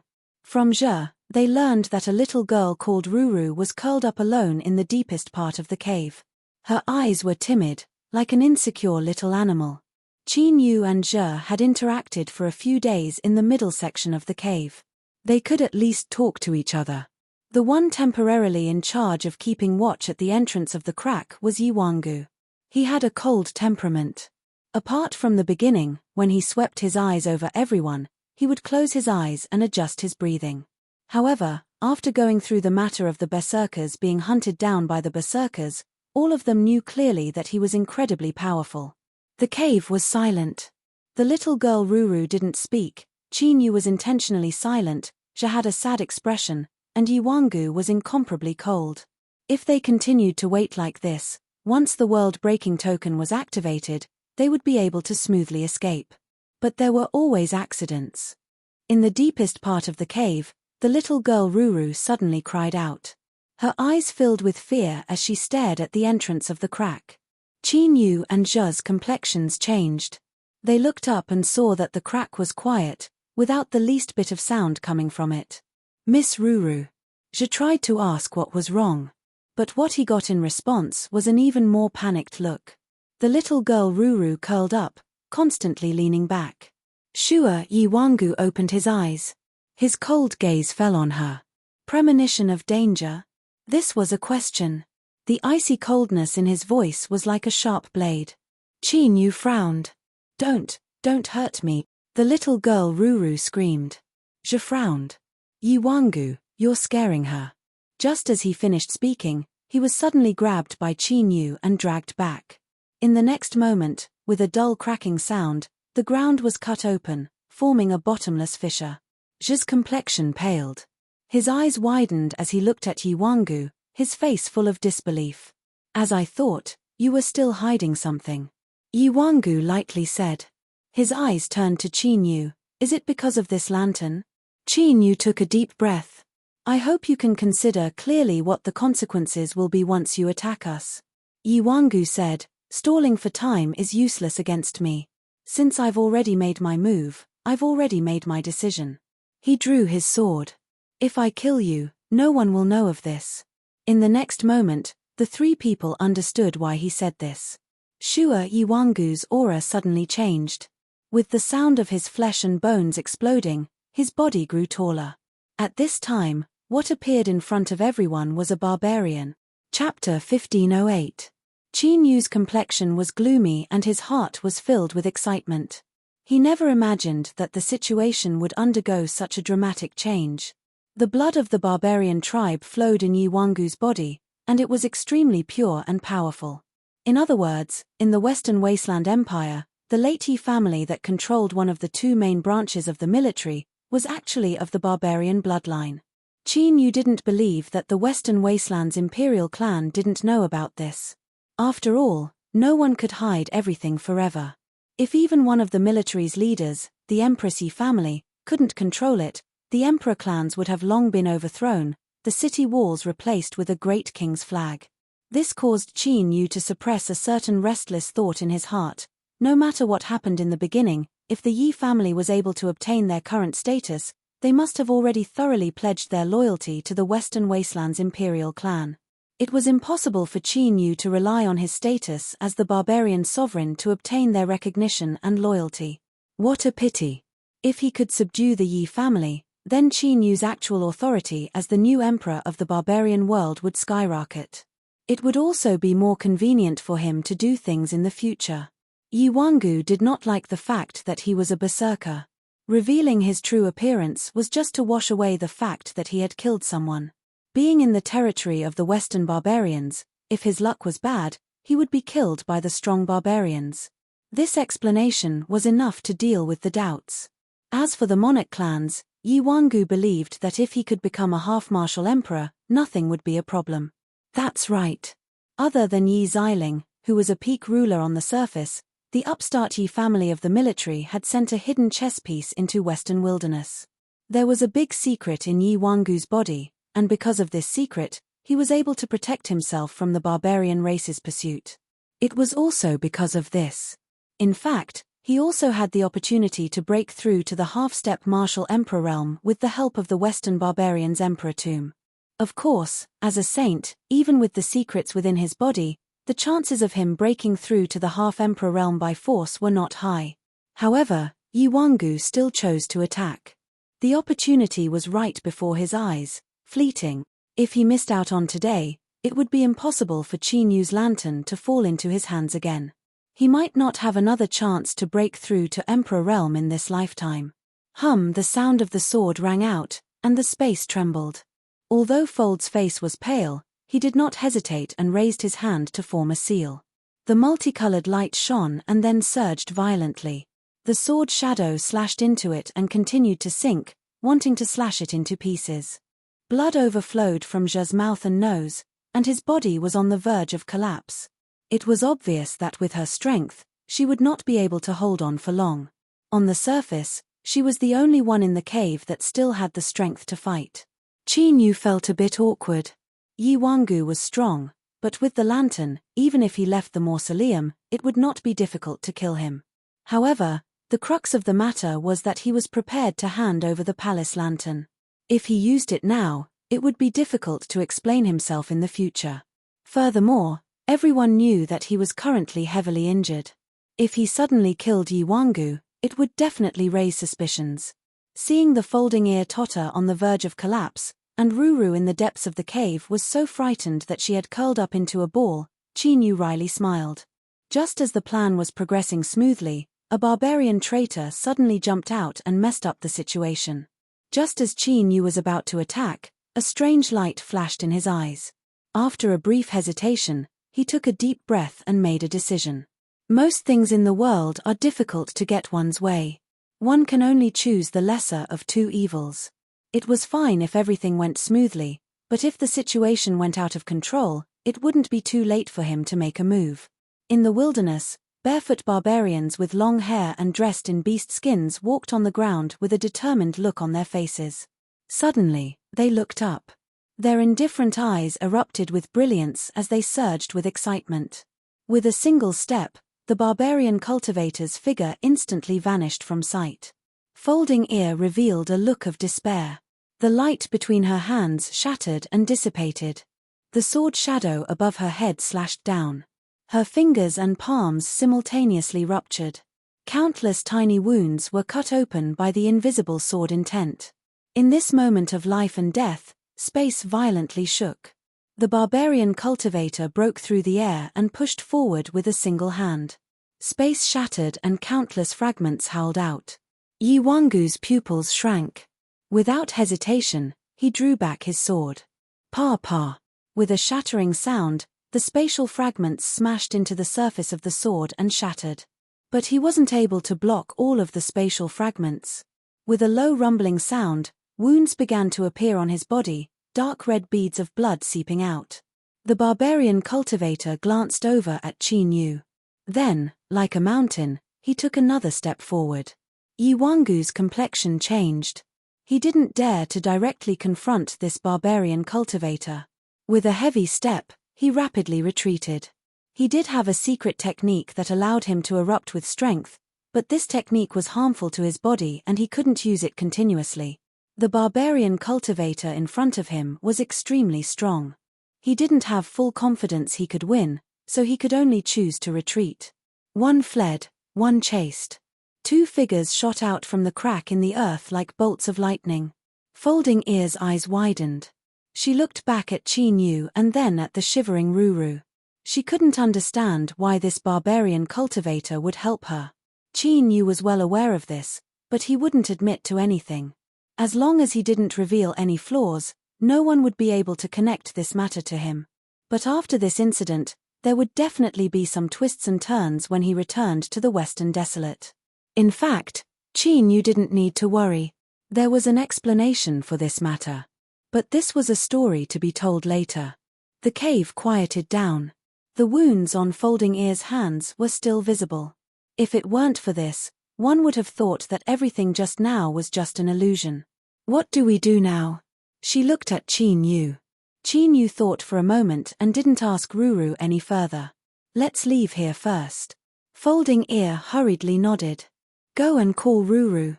Ruru, who was frightened into a ball, was supported out by her. Her body kept trembling, and it was obvious that she was extremely frightened. Qin Yu was a bit speechless. With this sort of personality, even if she was unusual, so what? After leaving the crack in the earth, they didn't see the barbarian cultivator or Yi Wangu. The three of them chose a direction and hurried away.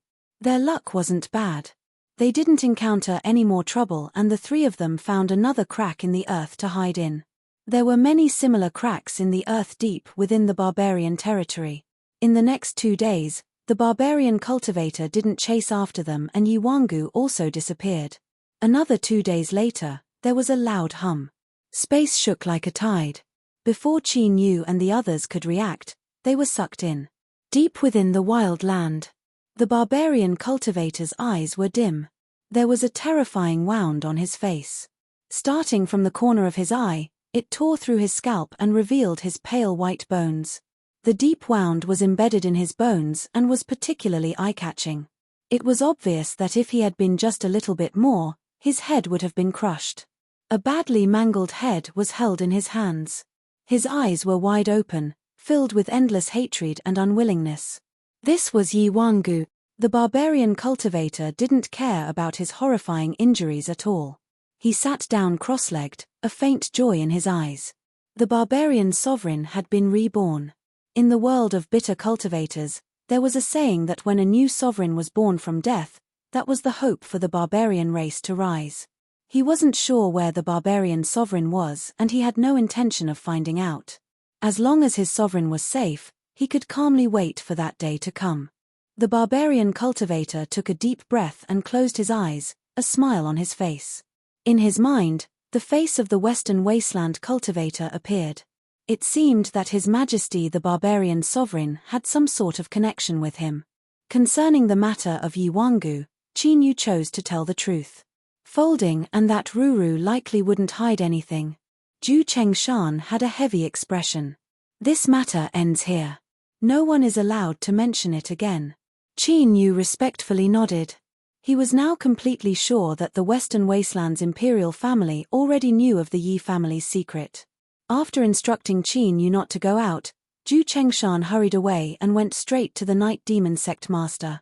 Sect Master, the matter regarding Yi Wangu involves the foundation and stability of the empire. I hope you can handle it properly. There was no explanation. Just these words were enough to express his attitude. The Night Demon Sect Master nodded. Fellow Daoist Jew, rest assured that I will not reveal a single word of this matter. Zhu Chengshan's complexion relaxed. I naturally believe in the sect master's promise. I will. This matter involved the Yi family and also Yi Xiling. She had to handle it as soon as possible. She stood up and bid her farewells.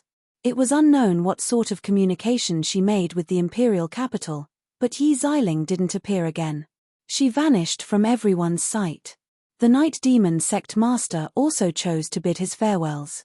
Fellow Daoist Jew, my injuries haven't healed yet.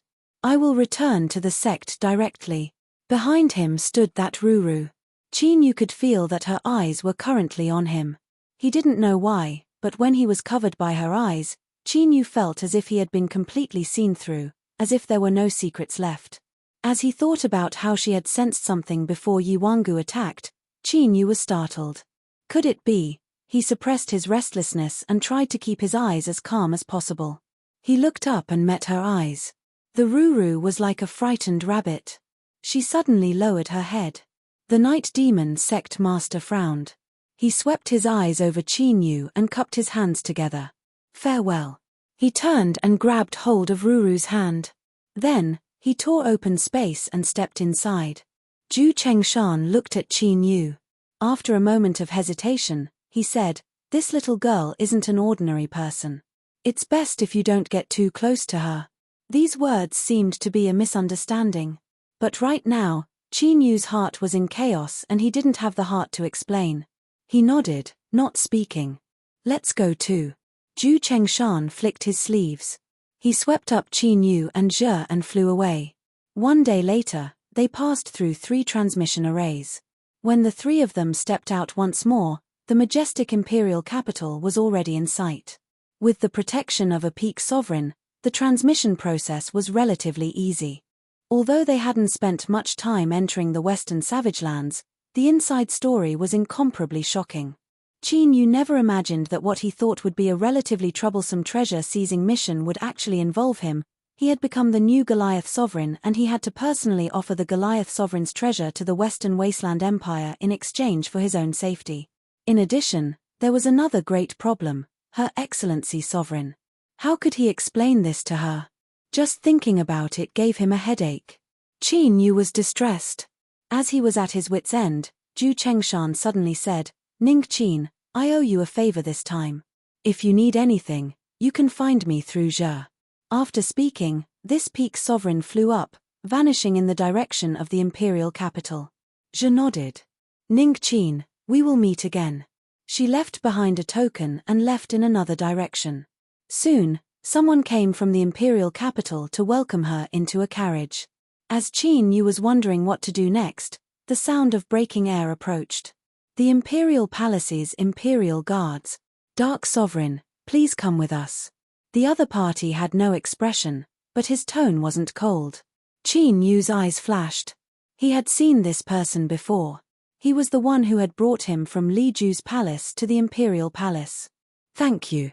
Qin Yu cupped his hands together and followed the others into the skies. Unsurprisingly, their destination was the imperial palace. When he arrived at the residence of the Western Wasteland's imperial family, he was still stunned by the aura of this massive palace. Qin Yu took a deep breath and stepped through the palace gates. Soon, in a remote palace, Qin Yu was sent inside. Grandma Wu was standing in the hall. As she saw him enter, she turned and bowed. "Your Highness, I have an imperial token with me, so I will be leaving first. Beside her, a graceful middle-aged man nodded. Grandma, please do as you wish. Grandma Wu walked over and reached out a hand. Qin Yu didn't hesitate. He offered up the palace lantern. She reached out and took it. With a humming sound, the flames within began to dance. But in the next moment, it was like they were being suppressed by a powerful external force. The flames instantly dimmed before returning to tranquility. Grandma Wu coldly snorted. She carried the lantern and walked out of the hall. Qin Yu bowed. Ning Qin greets your highness. The middle-aged man glanced at him and nodded. Ning Qin, I have been ordered to determine whether or not there are any problems with your body after you returned from the Western Wasteland Imperial Tomb. Without waiting for a response, he lifted a hand and pointed forward. Qin Yu's eyes widened. Then, his pupils dilated and he fell into an absent-minded state. Chapter 1509. I am Zhu Chengtian. I am here on orders from the Emperor. You cannot hide anything, the middle-aged man said. Qin Yu nodded. What is your name? Ning Qin. What is your identity? Broken World Cultivator. What is your realm? Saint Dao. Why did you come back to the imperial capital? Qin Yu hesitated for the first time. I don't know. The sky-bearing king's expression softened. Why weren't you suppressed by the barbarian king in the tomb? Qin Yu said, because of the lantern. Why did the lantern help you? Qin Yu shook his head. I don't know. The sky-bearing king thought for a moment and shouted, show me your aura. Qin Yu's body shook and he lost control of himself. A powerful aura burst out of his body. Roar as he roared, the terrifying phantom of a giant devil appeared above his head. It roared towards the sky and stared at the sky-bearing king with its red eyes. The barbarian race. The sky-bearing king's expression changed. He looked at the phantom above Qin Yu's head and his mind was enlightened. So that was how it was. No wonder he could turn the tide. If this had happened elsewhere, Zhu Chengtian might not have believed it. However, Qin Yu had interrupted the blood sacrifice and saved Zhu Chengshan and the others. He had even caused the blood sacrifice to backfire, destroying the tomb and killing the barbarian king. Zhu Chengtian didn't believe this was a trap because the price was too high. Looking at Qin Yu, who had returned to his muddle-headed state, Zhu Chengtian's eyes flashed. With his status, he was qualified to know most of the secrets of Western Wilderness.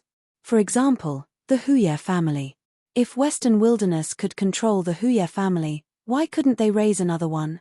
After all, taking back the treasure of the barbarian race required a great reward. He would report this to His Majesty. If he could achieve this, it would be a victory for him. The military was led by the two Huye families. Although it was to keep each other in check, if a third party could be brought in, His Majesty would be happy to see it. This would be more beneficial to the barbarian race. Of course, this was all in the future. Whether or not it could be achieved depended on Ning Qin's ability. However, this didn't stop him from making arrangements. A moment later, Qin Yu left the main hall. Palace guards led him out of the palace. Since Sir Ning Qin has passed the test, there will surely be great rewards in the future. This lowly one wishes to express his congratulations. At the entrance to the palace, the Imperial Army captain smiled. Qin Yu revealed a happy expression. He cupped his hands together, thank you. Turning around to leave, he raised his head to look at the sky, and a smile appeared on his face. Pass. He just didn't know what arrangements the Imperial Palace would make for him. In this aspect, Qin Yu had his own ideas. He thought that after Li Yizhou escaped, Li Yizhou would surely help him as a way to express his gratitude. At this time, a shout echoed in his ears. Fellow Daoist Ning Qin? Qin Yu looked up and saw that Sage Zhu Yang's face was instantly filled with wrinkles. It really is you, fellow Daoist. His Highness heard everything and ordered me to wait here. Hurry up and follow me back to the palace. His Highness has been waiting for a long time. Qin Yu smiled. He stepped onto the carriage. This was the treatment he deserved right now. The carriage moved in the direction of the palace. Huye family. The atmosphere in the Crouching Tiger Hall was heavy.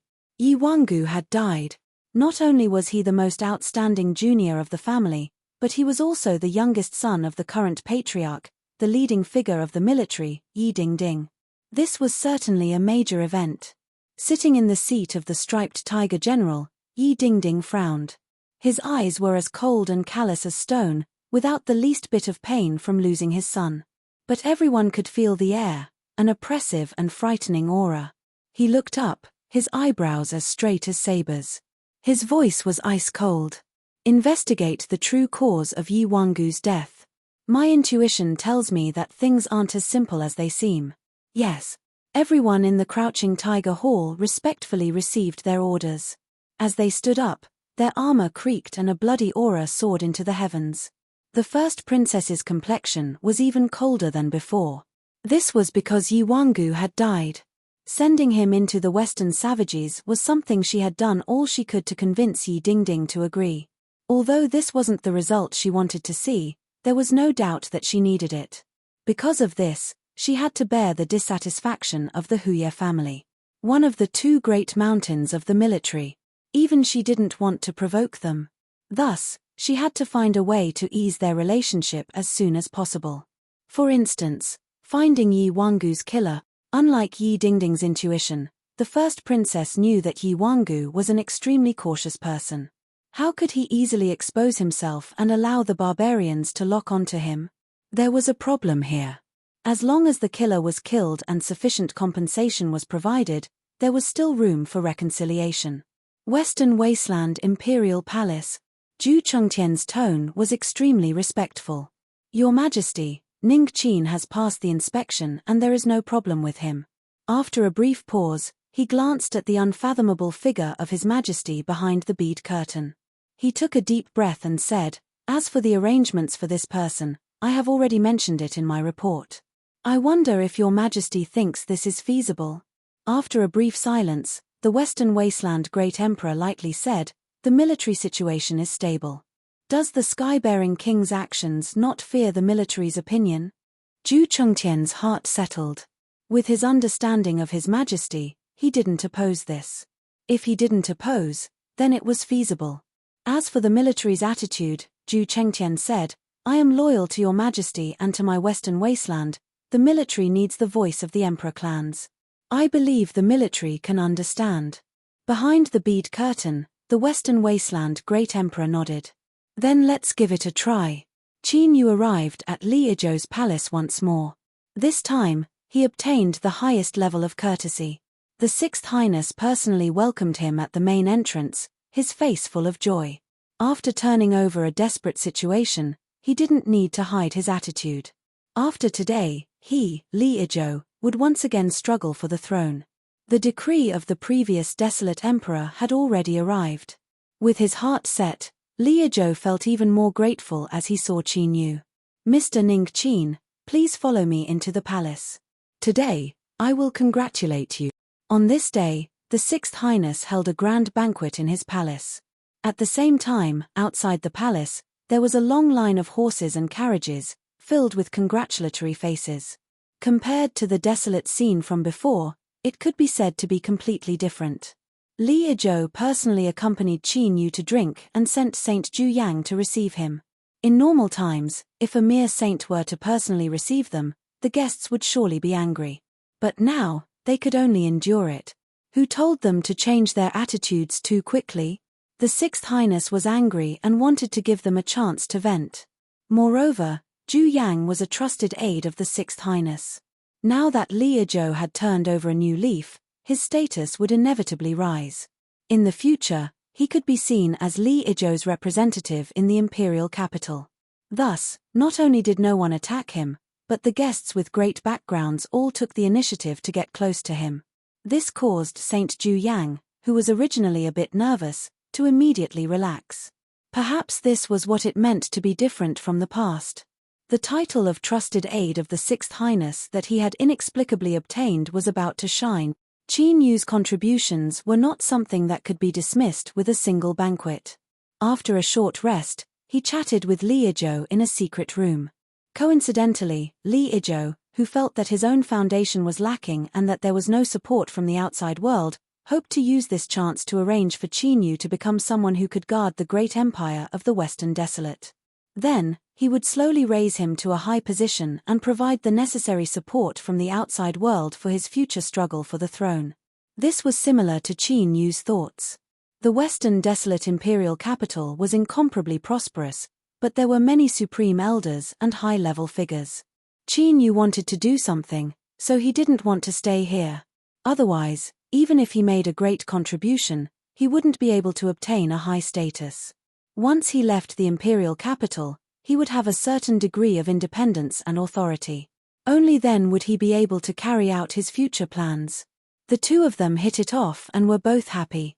Li Izhou believed that Qin Yu had followed his wishes and made a choice.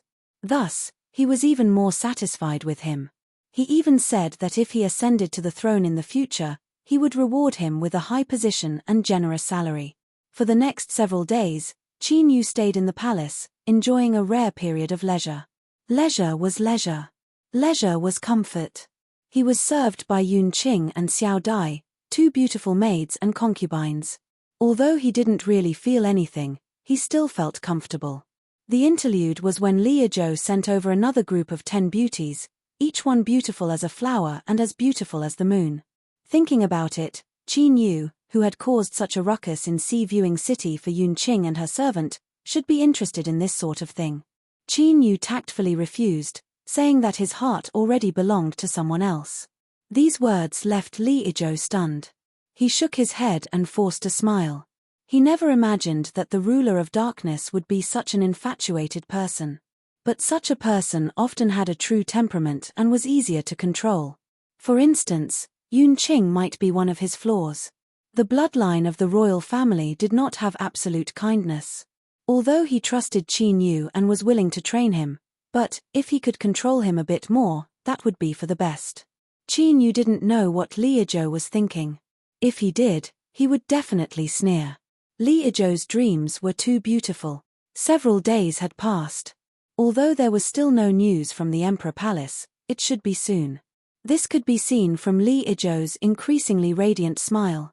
On this day, Qin Yu was in his room, sipping tea as he thought about his future plans. After obtaining the heavenly bull bloodline and achieving the reversal of the 9 nether heaven-devouring heavens, conflict with that race was inevitable.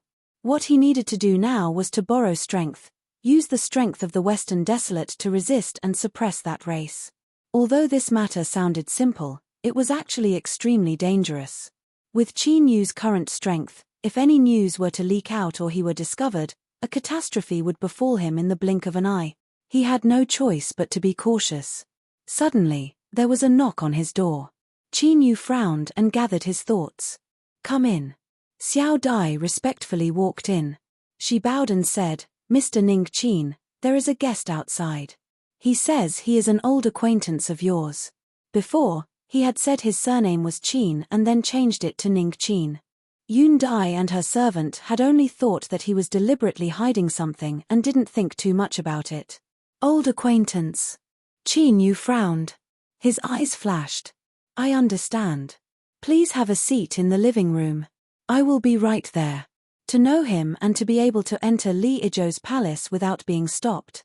Qin Yu had already guessed who this person was. When he arrived at the elegant and bright living room, he looked through the window and smiled. It was just as he thought. "True Saint Bai Yu, it's been a long time."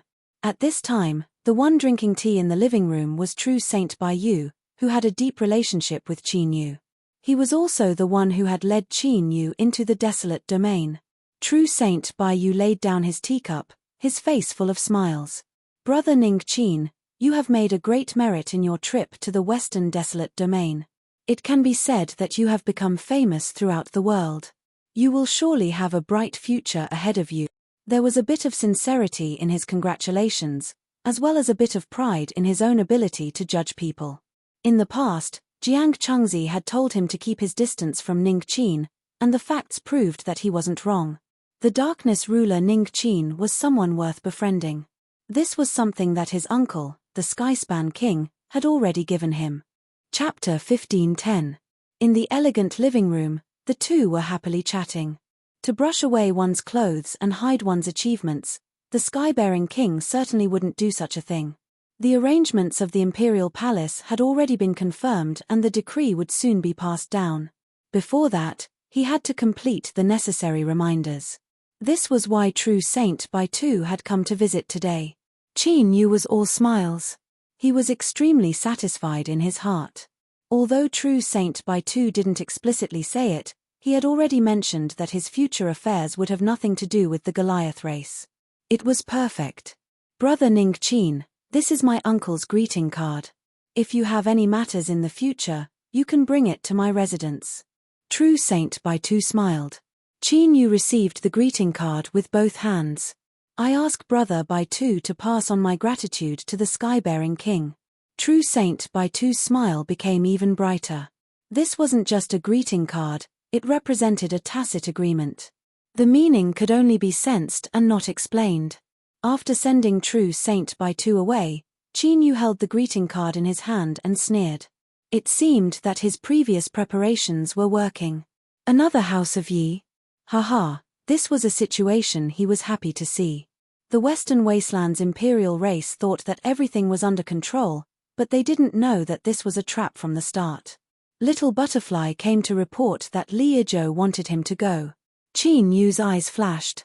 This Sixth Highness that had just stepped out of his predicament had a keen sense of smell. Without delay, he glanced at the greeting card in his hand and left. He passed through the luxurious palace buildings and arrived in front of Li Yizhou's hall. Qin Yu stepped in. Sitting in the main seat, he immediately saw the greeting card in Qin Yu's hand. Li Yizhou's complexion changed before he relaxed. He faintly smiled and waved his hand. All of you leave. The hall quieted down. Only the two of them remained. Li Yizhou said, the sky-bearing king? Qin Yu nodded, yes. He immediately recounted the conversation he had with True Saint Baitu, not hiding anything. This frank attitude made Li Yizhou feel more at ease. He faintly smiled. Ning Qin, what is your attitude? Qin Yu said, the imperial palace's arrangements are in line with your highnesses. I have no reason to refuse. But, your highness, please rest assured that I know who I will truly be close to in the future. Ha ha ha. Li Yizhou laughed. Ning Qin, you really are smart. He stopped laughing. Although the sky-bearing monarch's bloodline is strong, it's only a branch of my imperial clan. It's impossible for them to contend for the throne. And if I make a comeback, I will have a chance to inherit the throne of Western Wasteland. This was both a reminder and a warning. Qin Yu said, if you can obtain the support of the sky-bearing monarch, I believe your chances will be greater. Li Ju revealed a look of appreciation. This matter will depend on you. I believe in your ability. After exchanging several more words, Qin Yu bid his farewells and left. Sage Ju Yang walked out from the back of the hall and frowned. Your Highness, the ruler of darkness is ultimately a rogue cultivator from the broken world. Now that he is valued by the Arch Palace and has the support of the sky-bearing Heavenly King, he might have other intentions. After enjoying the benefits of being a trusted aide, he was completely tied to the Sixth Prince and could no longer be separated. He was naturally worried about Li Yizhou's future. Ju Yang, you're wrong. Li Ju stood up, his eyes flashing with confidence. Ning Qin was summoned from the broken world by me. Because of this, he made a comeback and returned to fight for the throne. Just this alone makes it impossible for him to leave me.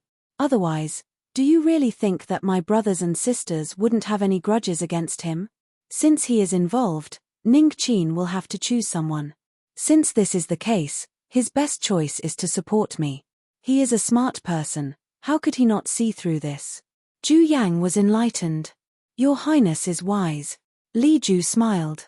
Although he didn't show it on the surface, he was actually very excited. Ning Qin was chosen and would enter the army. He would be supported to increase the power of the imperial clans in the army.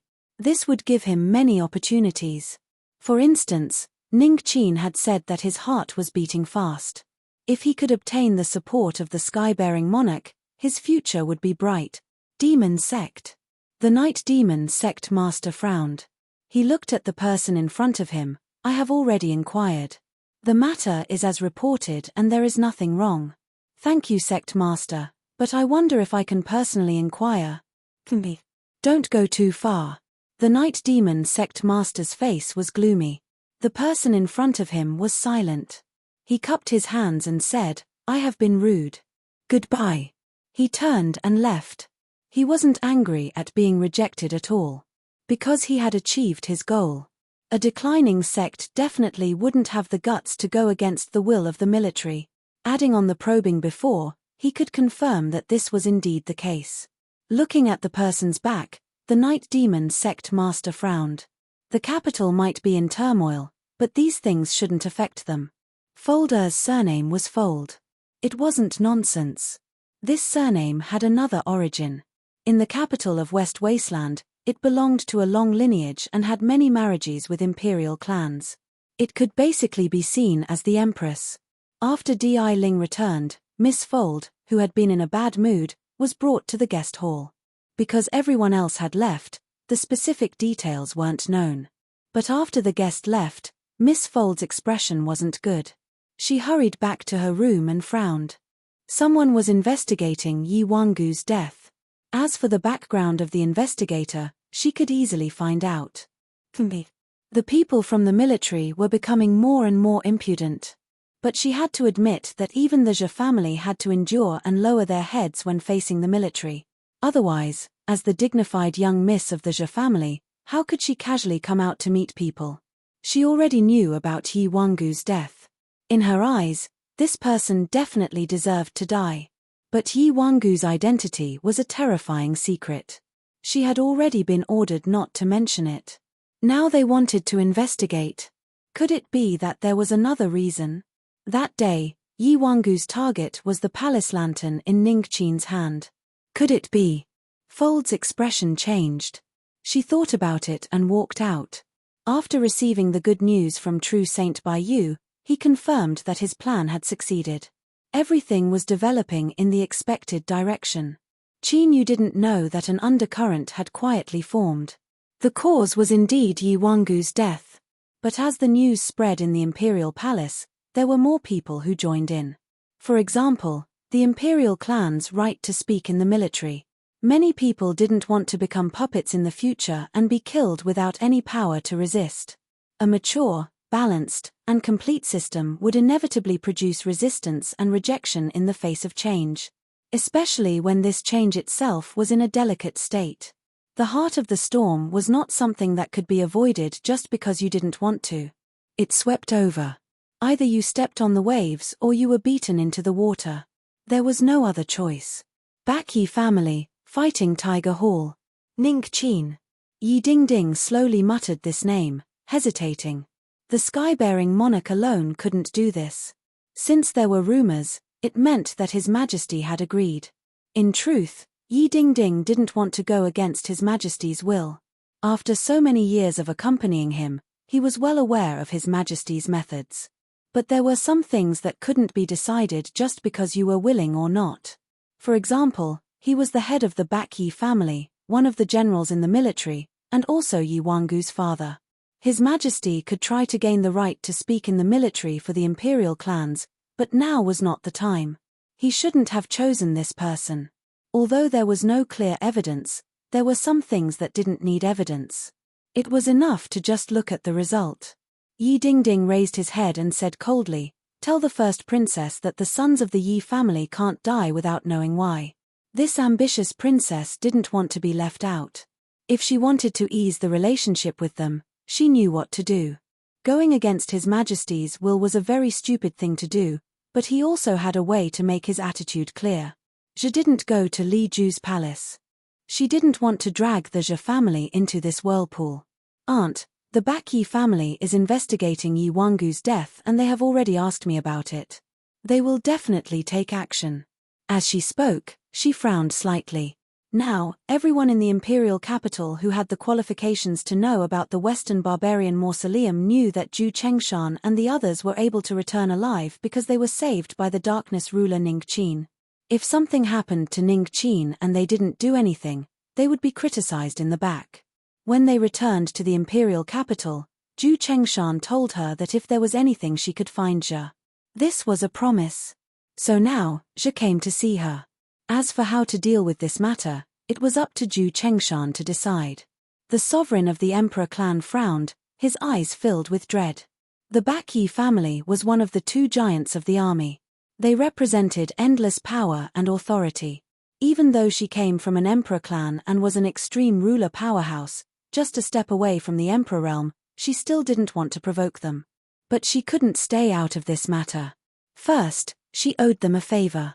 She had to repay his life-saving grace, otherwise who would be willing to be involved with her in the future? Second, Zhu Chengshan already knew about Ningqin's arrangements. She protected him in order to ensure that the will of the emperor clan was carried out. His Majesty saw all of this. Although he wouldn't openly express it, the seal left in the emperor's heart was more important than anything else. After all, the palace lantern that Qin Yu brought back was currently in the imperial palace. But how it would be distributed and used hadn't been decided yet. Zhu Chengshan had her own ideas. There were gains and losses. Everything in this world had a price. She took a deep breath and then slowly exhaled. Go to the first princess's palace and tell her that I have invited her for a chat. Je knew that the ruler had made a decision. He respectfully nodded and left. Not long after, the first princess's carriage traveled down the great roads of the imperial capital. She closed her eyes, her expression cold and clear. A self-deprecating smile lifted the corners of her lips. Indeed, the imperial capital didn't lack smart people. Her current position and situation had long since been seen through. Disobeying His Majesty's will was foolish, but the attitude of the Baqi family was equally important. The throne of the emperor clans was constantly replaced and there was a general cycle. The Baqi family had controlled the military for a very, very long time, so long that it hadn't been long since Western desolation had been established. Of course, the most important point was that His Majesty didn't have much time left. She didn't need to say what she should choose. The first princess understood Zhu Chengshan's meaning. So when she saw Zhe, she immediately agreed to come in a carriage. But before that, she had already sent people out. If everything went smoothly, this might be the time to act. Li Izhou's palace. Qin Yu looked at the ground, at the wriggling darkness, at the blood that constantly seeped out. He frowned, his complexion icy. Chapter 1511. The imperial edict hadn't even been issued yet and the assassination had already arrived. This was beyond his expectations. Qin Yu had understood the situation in the Western Desolate Army and knew that there would inevitably be resistance if he was placed in the army. But it wouldn't be so intense. This was the will of the Western Desolate Emperor. Even if the army was dissatisfied, they wouldn't use such a crude method. They were too stupid, without the least bit of wisdom. The darkness finally dispersed, revealing the corpse within. Although there wasn't much hope, Qin Yu still asked for Li Izhou. Qin Yu had been assassinated in the palace. Li Izhou was to blame and his complexion was ugly. I don't know him. But Ningqin, you can rest assured that I will investigate this matter and give you an explanation. With Qin Yu's current importance, this was the attitude he had to give. Qin Yu nodded. I'll have to trouble your highness. After sending Li Izhou out, a cold light flashed in his eyes. To say that the assassination was because of the upcoming imperial edict, Qin Yu didn't believe it. He had already explained the reason. But now, he thought of a new possibility. Yi Wangu. Within the borders of the Western Desolate Lands, this person had tried to kill Qin Yu and steal his treasures. He thought of the Ruru behind Sect Master Night Demon. She had a strange complexion at the time. Could there have been a mistake here? Thinking of this, Qin Yu's frown deepened and his complexion darkened. One of the two giants of the army was the late Yi family. Just how terrifying was their strength? If he was targeted by them, the consequences could be imagined. But regarding this matter, Qin Yu chose to remain silent. This was because he wasn't sure whether or not this was the case. An assassination attempt occurred in a prince's palace. In the turbulent undercurrents of the imperial capital, it was like a boulder had been thrown into the city. It stirred up layers of waves that rapidly spread outwards. Countless people paled. The abdication of the desolate emperor was approaching. For something like this to suddenly occur, it was easy for people to associate it with something terrifying. For instance, princes and princesses fighting for the throne. Such incidents weren't rare in the history of the Western Desolate. If things really reached this step, it was unknown how many more storms there would be. Perhaps anyone with a bit of status in the imperial capital would inevitably be drawn into this. But soon, news spread out that the assassination target was someone else. It involved a personal grudge and had nothing to do with the struggle for the throne. The tense atmosphere in the capital eased slightly, but it still made people feel uneasy. It was as if they were facing the pitch-black sky before a storm. This matter wasn't over yet. Zhu Chengshan frowned slightly in the luxurious and dignified guest room. She was an ordinary-looking middle-aged woman, but she was a peak-level expert. Her every movement was filled with an imposing aura that inspired awe in others. The first princess sat down and drank her tea with a cold expression. She was calm and composed. She already knew that the assassination had failed, but she did not reveal it. However, the chief sovereign of darkness, Ning Qin, was far more powerful than she had imagined. This was her mistake. Zhu Chengshan broke the silence in the living room. First princess, you should understand that the will comes from the imperial palace. In other words, it was still not too late to stop now. She and the first princess's birth mother had been good friends since they were young. His words were filled with sincerity and concern. The first princess put down the teacup, and the coldness on her face softened. Auntie Chengshan, it's not that I don't want to, it's just that I can't. She paused for a moment, and then revealed a helpless smile. Yi Wangu's death is my fault. I must think of a way to ease the relationship with the Yi family. This involved who would inherit the throne in the future, so it wasn't easy to say it out loud. Zhu Chengshan could naturally hear it. She furrowed her eyebrows because the first princess was right. Unless she gave up on her ambitions for the future, it would be difficult to deal with this. Zhu Chengshan said, Yi Wangu's death was caused by a barbarian cultivator. Zhe and the demonic sect can both testify to this, so why do you think it was him? The first princess said, the Yi family believes it was him. I also think there is a problem. Yi Wangu isn't a careless person. How could he be so easily discovered by a barbarian cultivator? She took a deep breath and stood up. Thank you, Auntie Chengshan, but there is no turning back. I have already made my decision. Goodbye. She turned and walked out of the hall. Zhu Chengshan sighed. This niece of hers had always been cold and aloof. She had sent Zhe to invite her, but she had been a step too late. Since she had already pushed Ning Qin to the other side, there was no way she would give up halfway. After all, according to His Majesty's will, he was prepared to raise him up and increase the authority of the imperial family in the army. The first princess wouldn't accept this situation. Zhe, she called out. Zhe quickly entered the hall.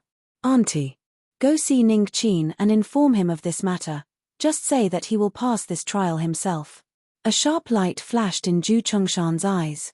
That His Majesty who wielded authority in the imperial palace and kept the world in check, she had followed him for many years and was able to see through his style.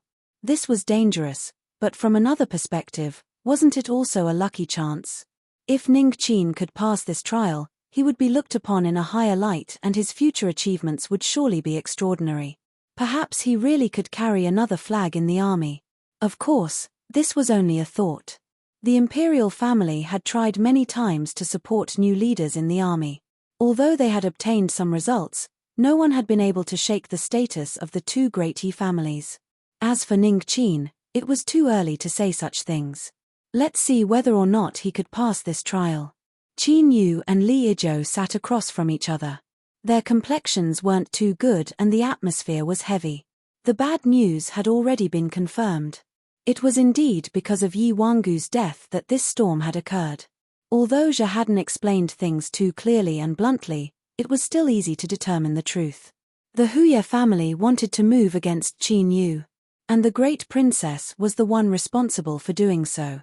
This knowledge left the two of them feeling depressed. Li Yizhou had extricated himself from his predicament and stood up. He was in high spirits and it wouldn't be too much to describe this matter as suddenly receiving bad news. The Huye family, one of the two leaders of the military and controlled nearly 30% of the army.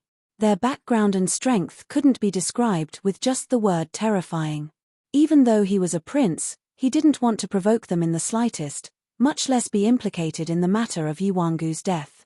Yi Dingding's love for his son and how much he valued him wasn't a secret in the imperial capital.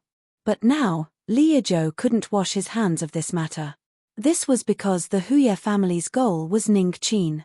If he allowed the Huye family to question him and kill him, Li Yizhou's character and reputation would be ruined and he would no longer have the chance to inherit the throne in the future. Clenching his teeth, he could only persist. Taking a deep breath, Li Yizhou bitterly smiled. Ning Qin, I only have one question. Is Yi Wangu's death related to you? Qin Yu shook his head. He decisively said, it has absolutely nothing to do with me. This question, no matter who asked it, would have the same answer. After killing Yi Wangu, Qin Yu had already expected that there would be trouble and had already thought of a way to deal with it. No matter what, he could not admit to this matter. Li Yizhou's complexion relaxed. He looked deeply at Ning Qin. Good. Ning Qin, you must remember that this is your only answer. He stood up. I will immediately enter the palace and request an audience with His Majesty the Desolate Sovereign. The palace's defenses are lax and an assassin has managed to sneak in. I would like to request an imperial guard to protect the palace. He decided to protect Qin Yu. With the imperial guard present, no one would dare to attack the palace again. Otherwise, that would be the same as provoking His Majesty. Qin Yu watched him leave. He slowly let out a breath. Li Yizhou's reaction was within his expectations. Although requesting an imperial guard was effective, he always felt that things wouldn't be so simple. The Huye family, the great princess, if both of them joined forces, how could they be easily dealt with? Imperial palace. Li Yizhou revealed a happy expression. He quickly walked out. Across from him, an imperial guard captain bowed. Sixth Highness, we follow the Emperor's orders and obey your Highness's arrangements. Li Yizhou cupped his hands together. I'll have to trouble you all. Please follow me back to the palace and temporarily take charge of the guards. Although the situation was tense, there was still a faint smile on his face. After escaping and reversing his own dangerous situation, his status in His Majesty's eyes seemed to rise. Otherwise, the matter of borrowing the Imperial Guard wouldn't have been so easily accomplished. With the great princess's personality, since she had already made a move, she wouldn't give up halfway. Thinking of this, Li Yizhou no longer delayed. He led a team of Imperial Guard and hurried back to the palace. Your Majesty, what do you mean? Zhu Chengtian respectfully asked. In front of him, behind the bead curtain, His Majesty stood with his hands behind his back straight like a mountain. This was one of the most powerful existences in the great desolate world. It was like a divine mountain that supported the heavens. With a single thought, it could cause the world to shake. Let's wait and see. These simple words conveyed the desolate sovereign's meaning. He wanted to observe this Ning Qin and determine whether or not he was worthy of his attention. To be a chess piece wasn't simple. At the very least, one had to meet the conditions to become a chess piece,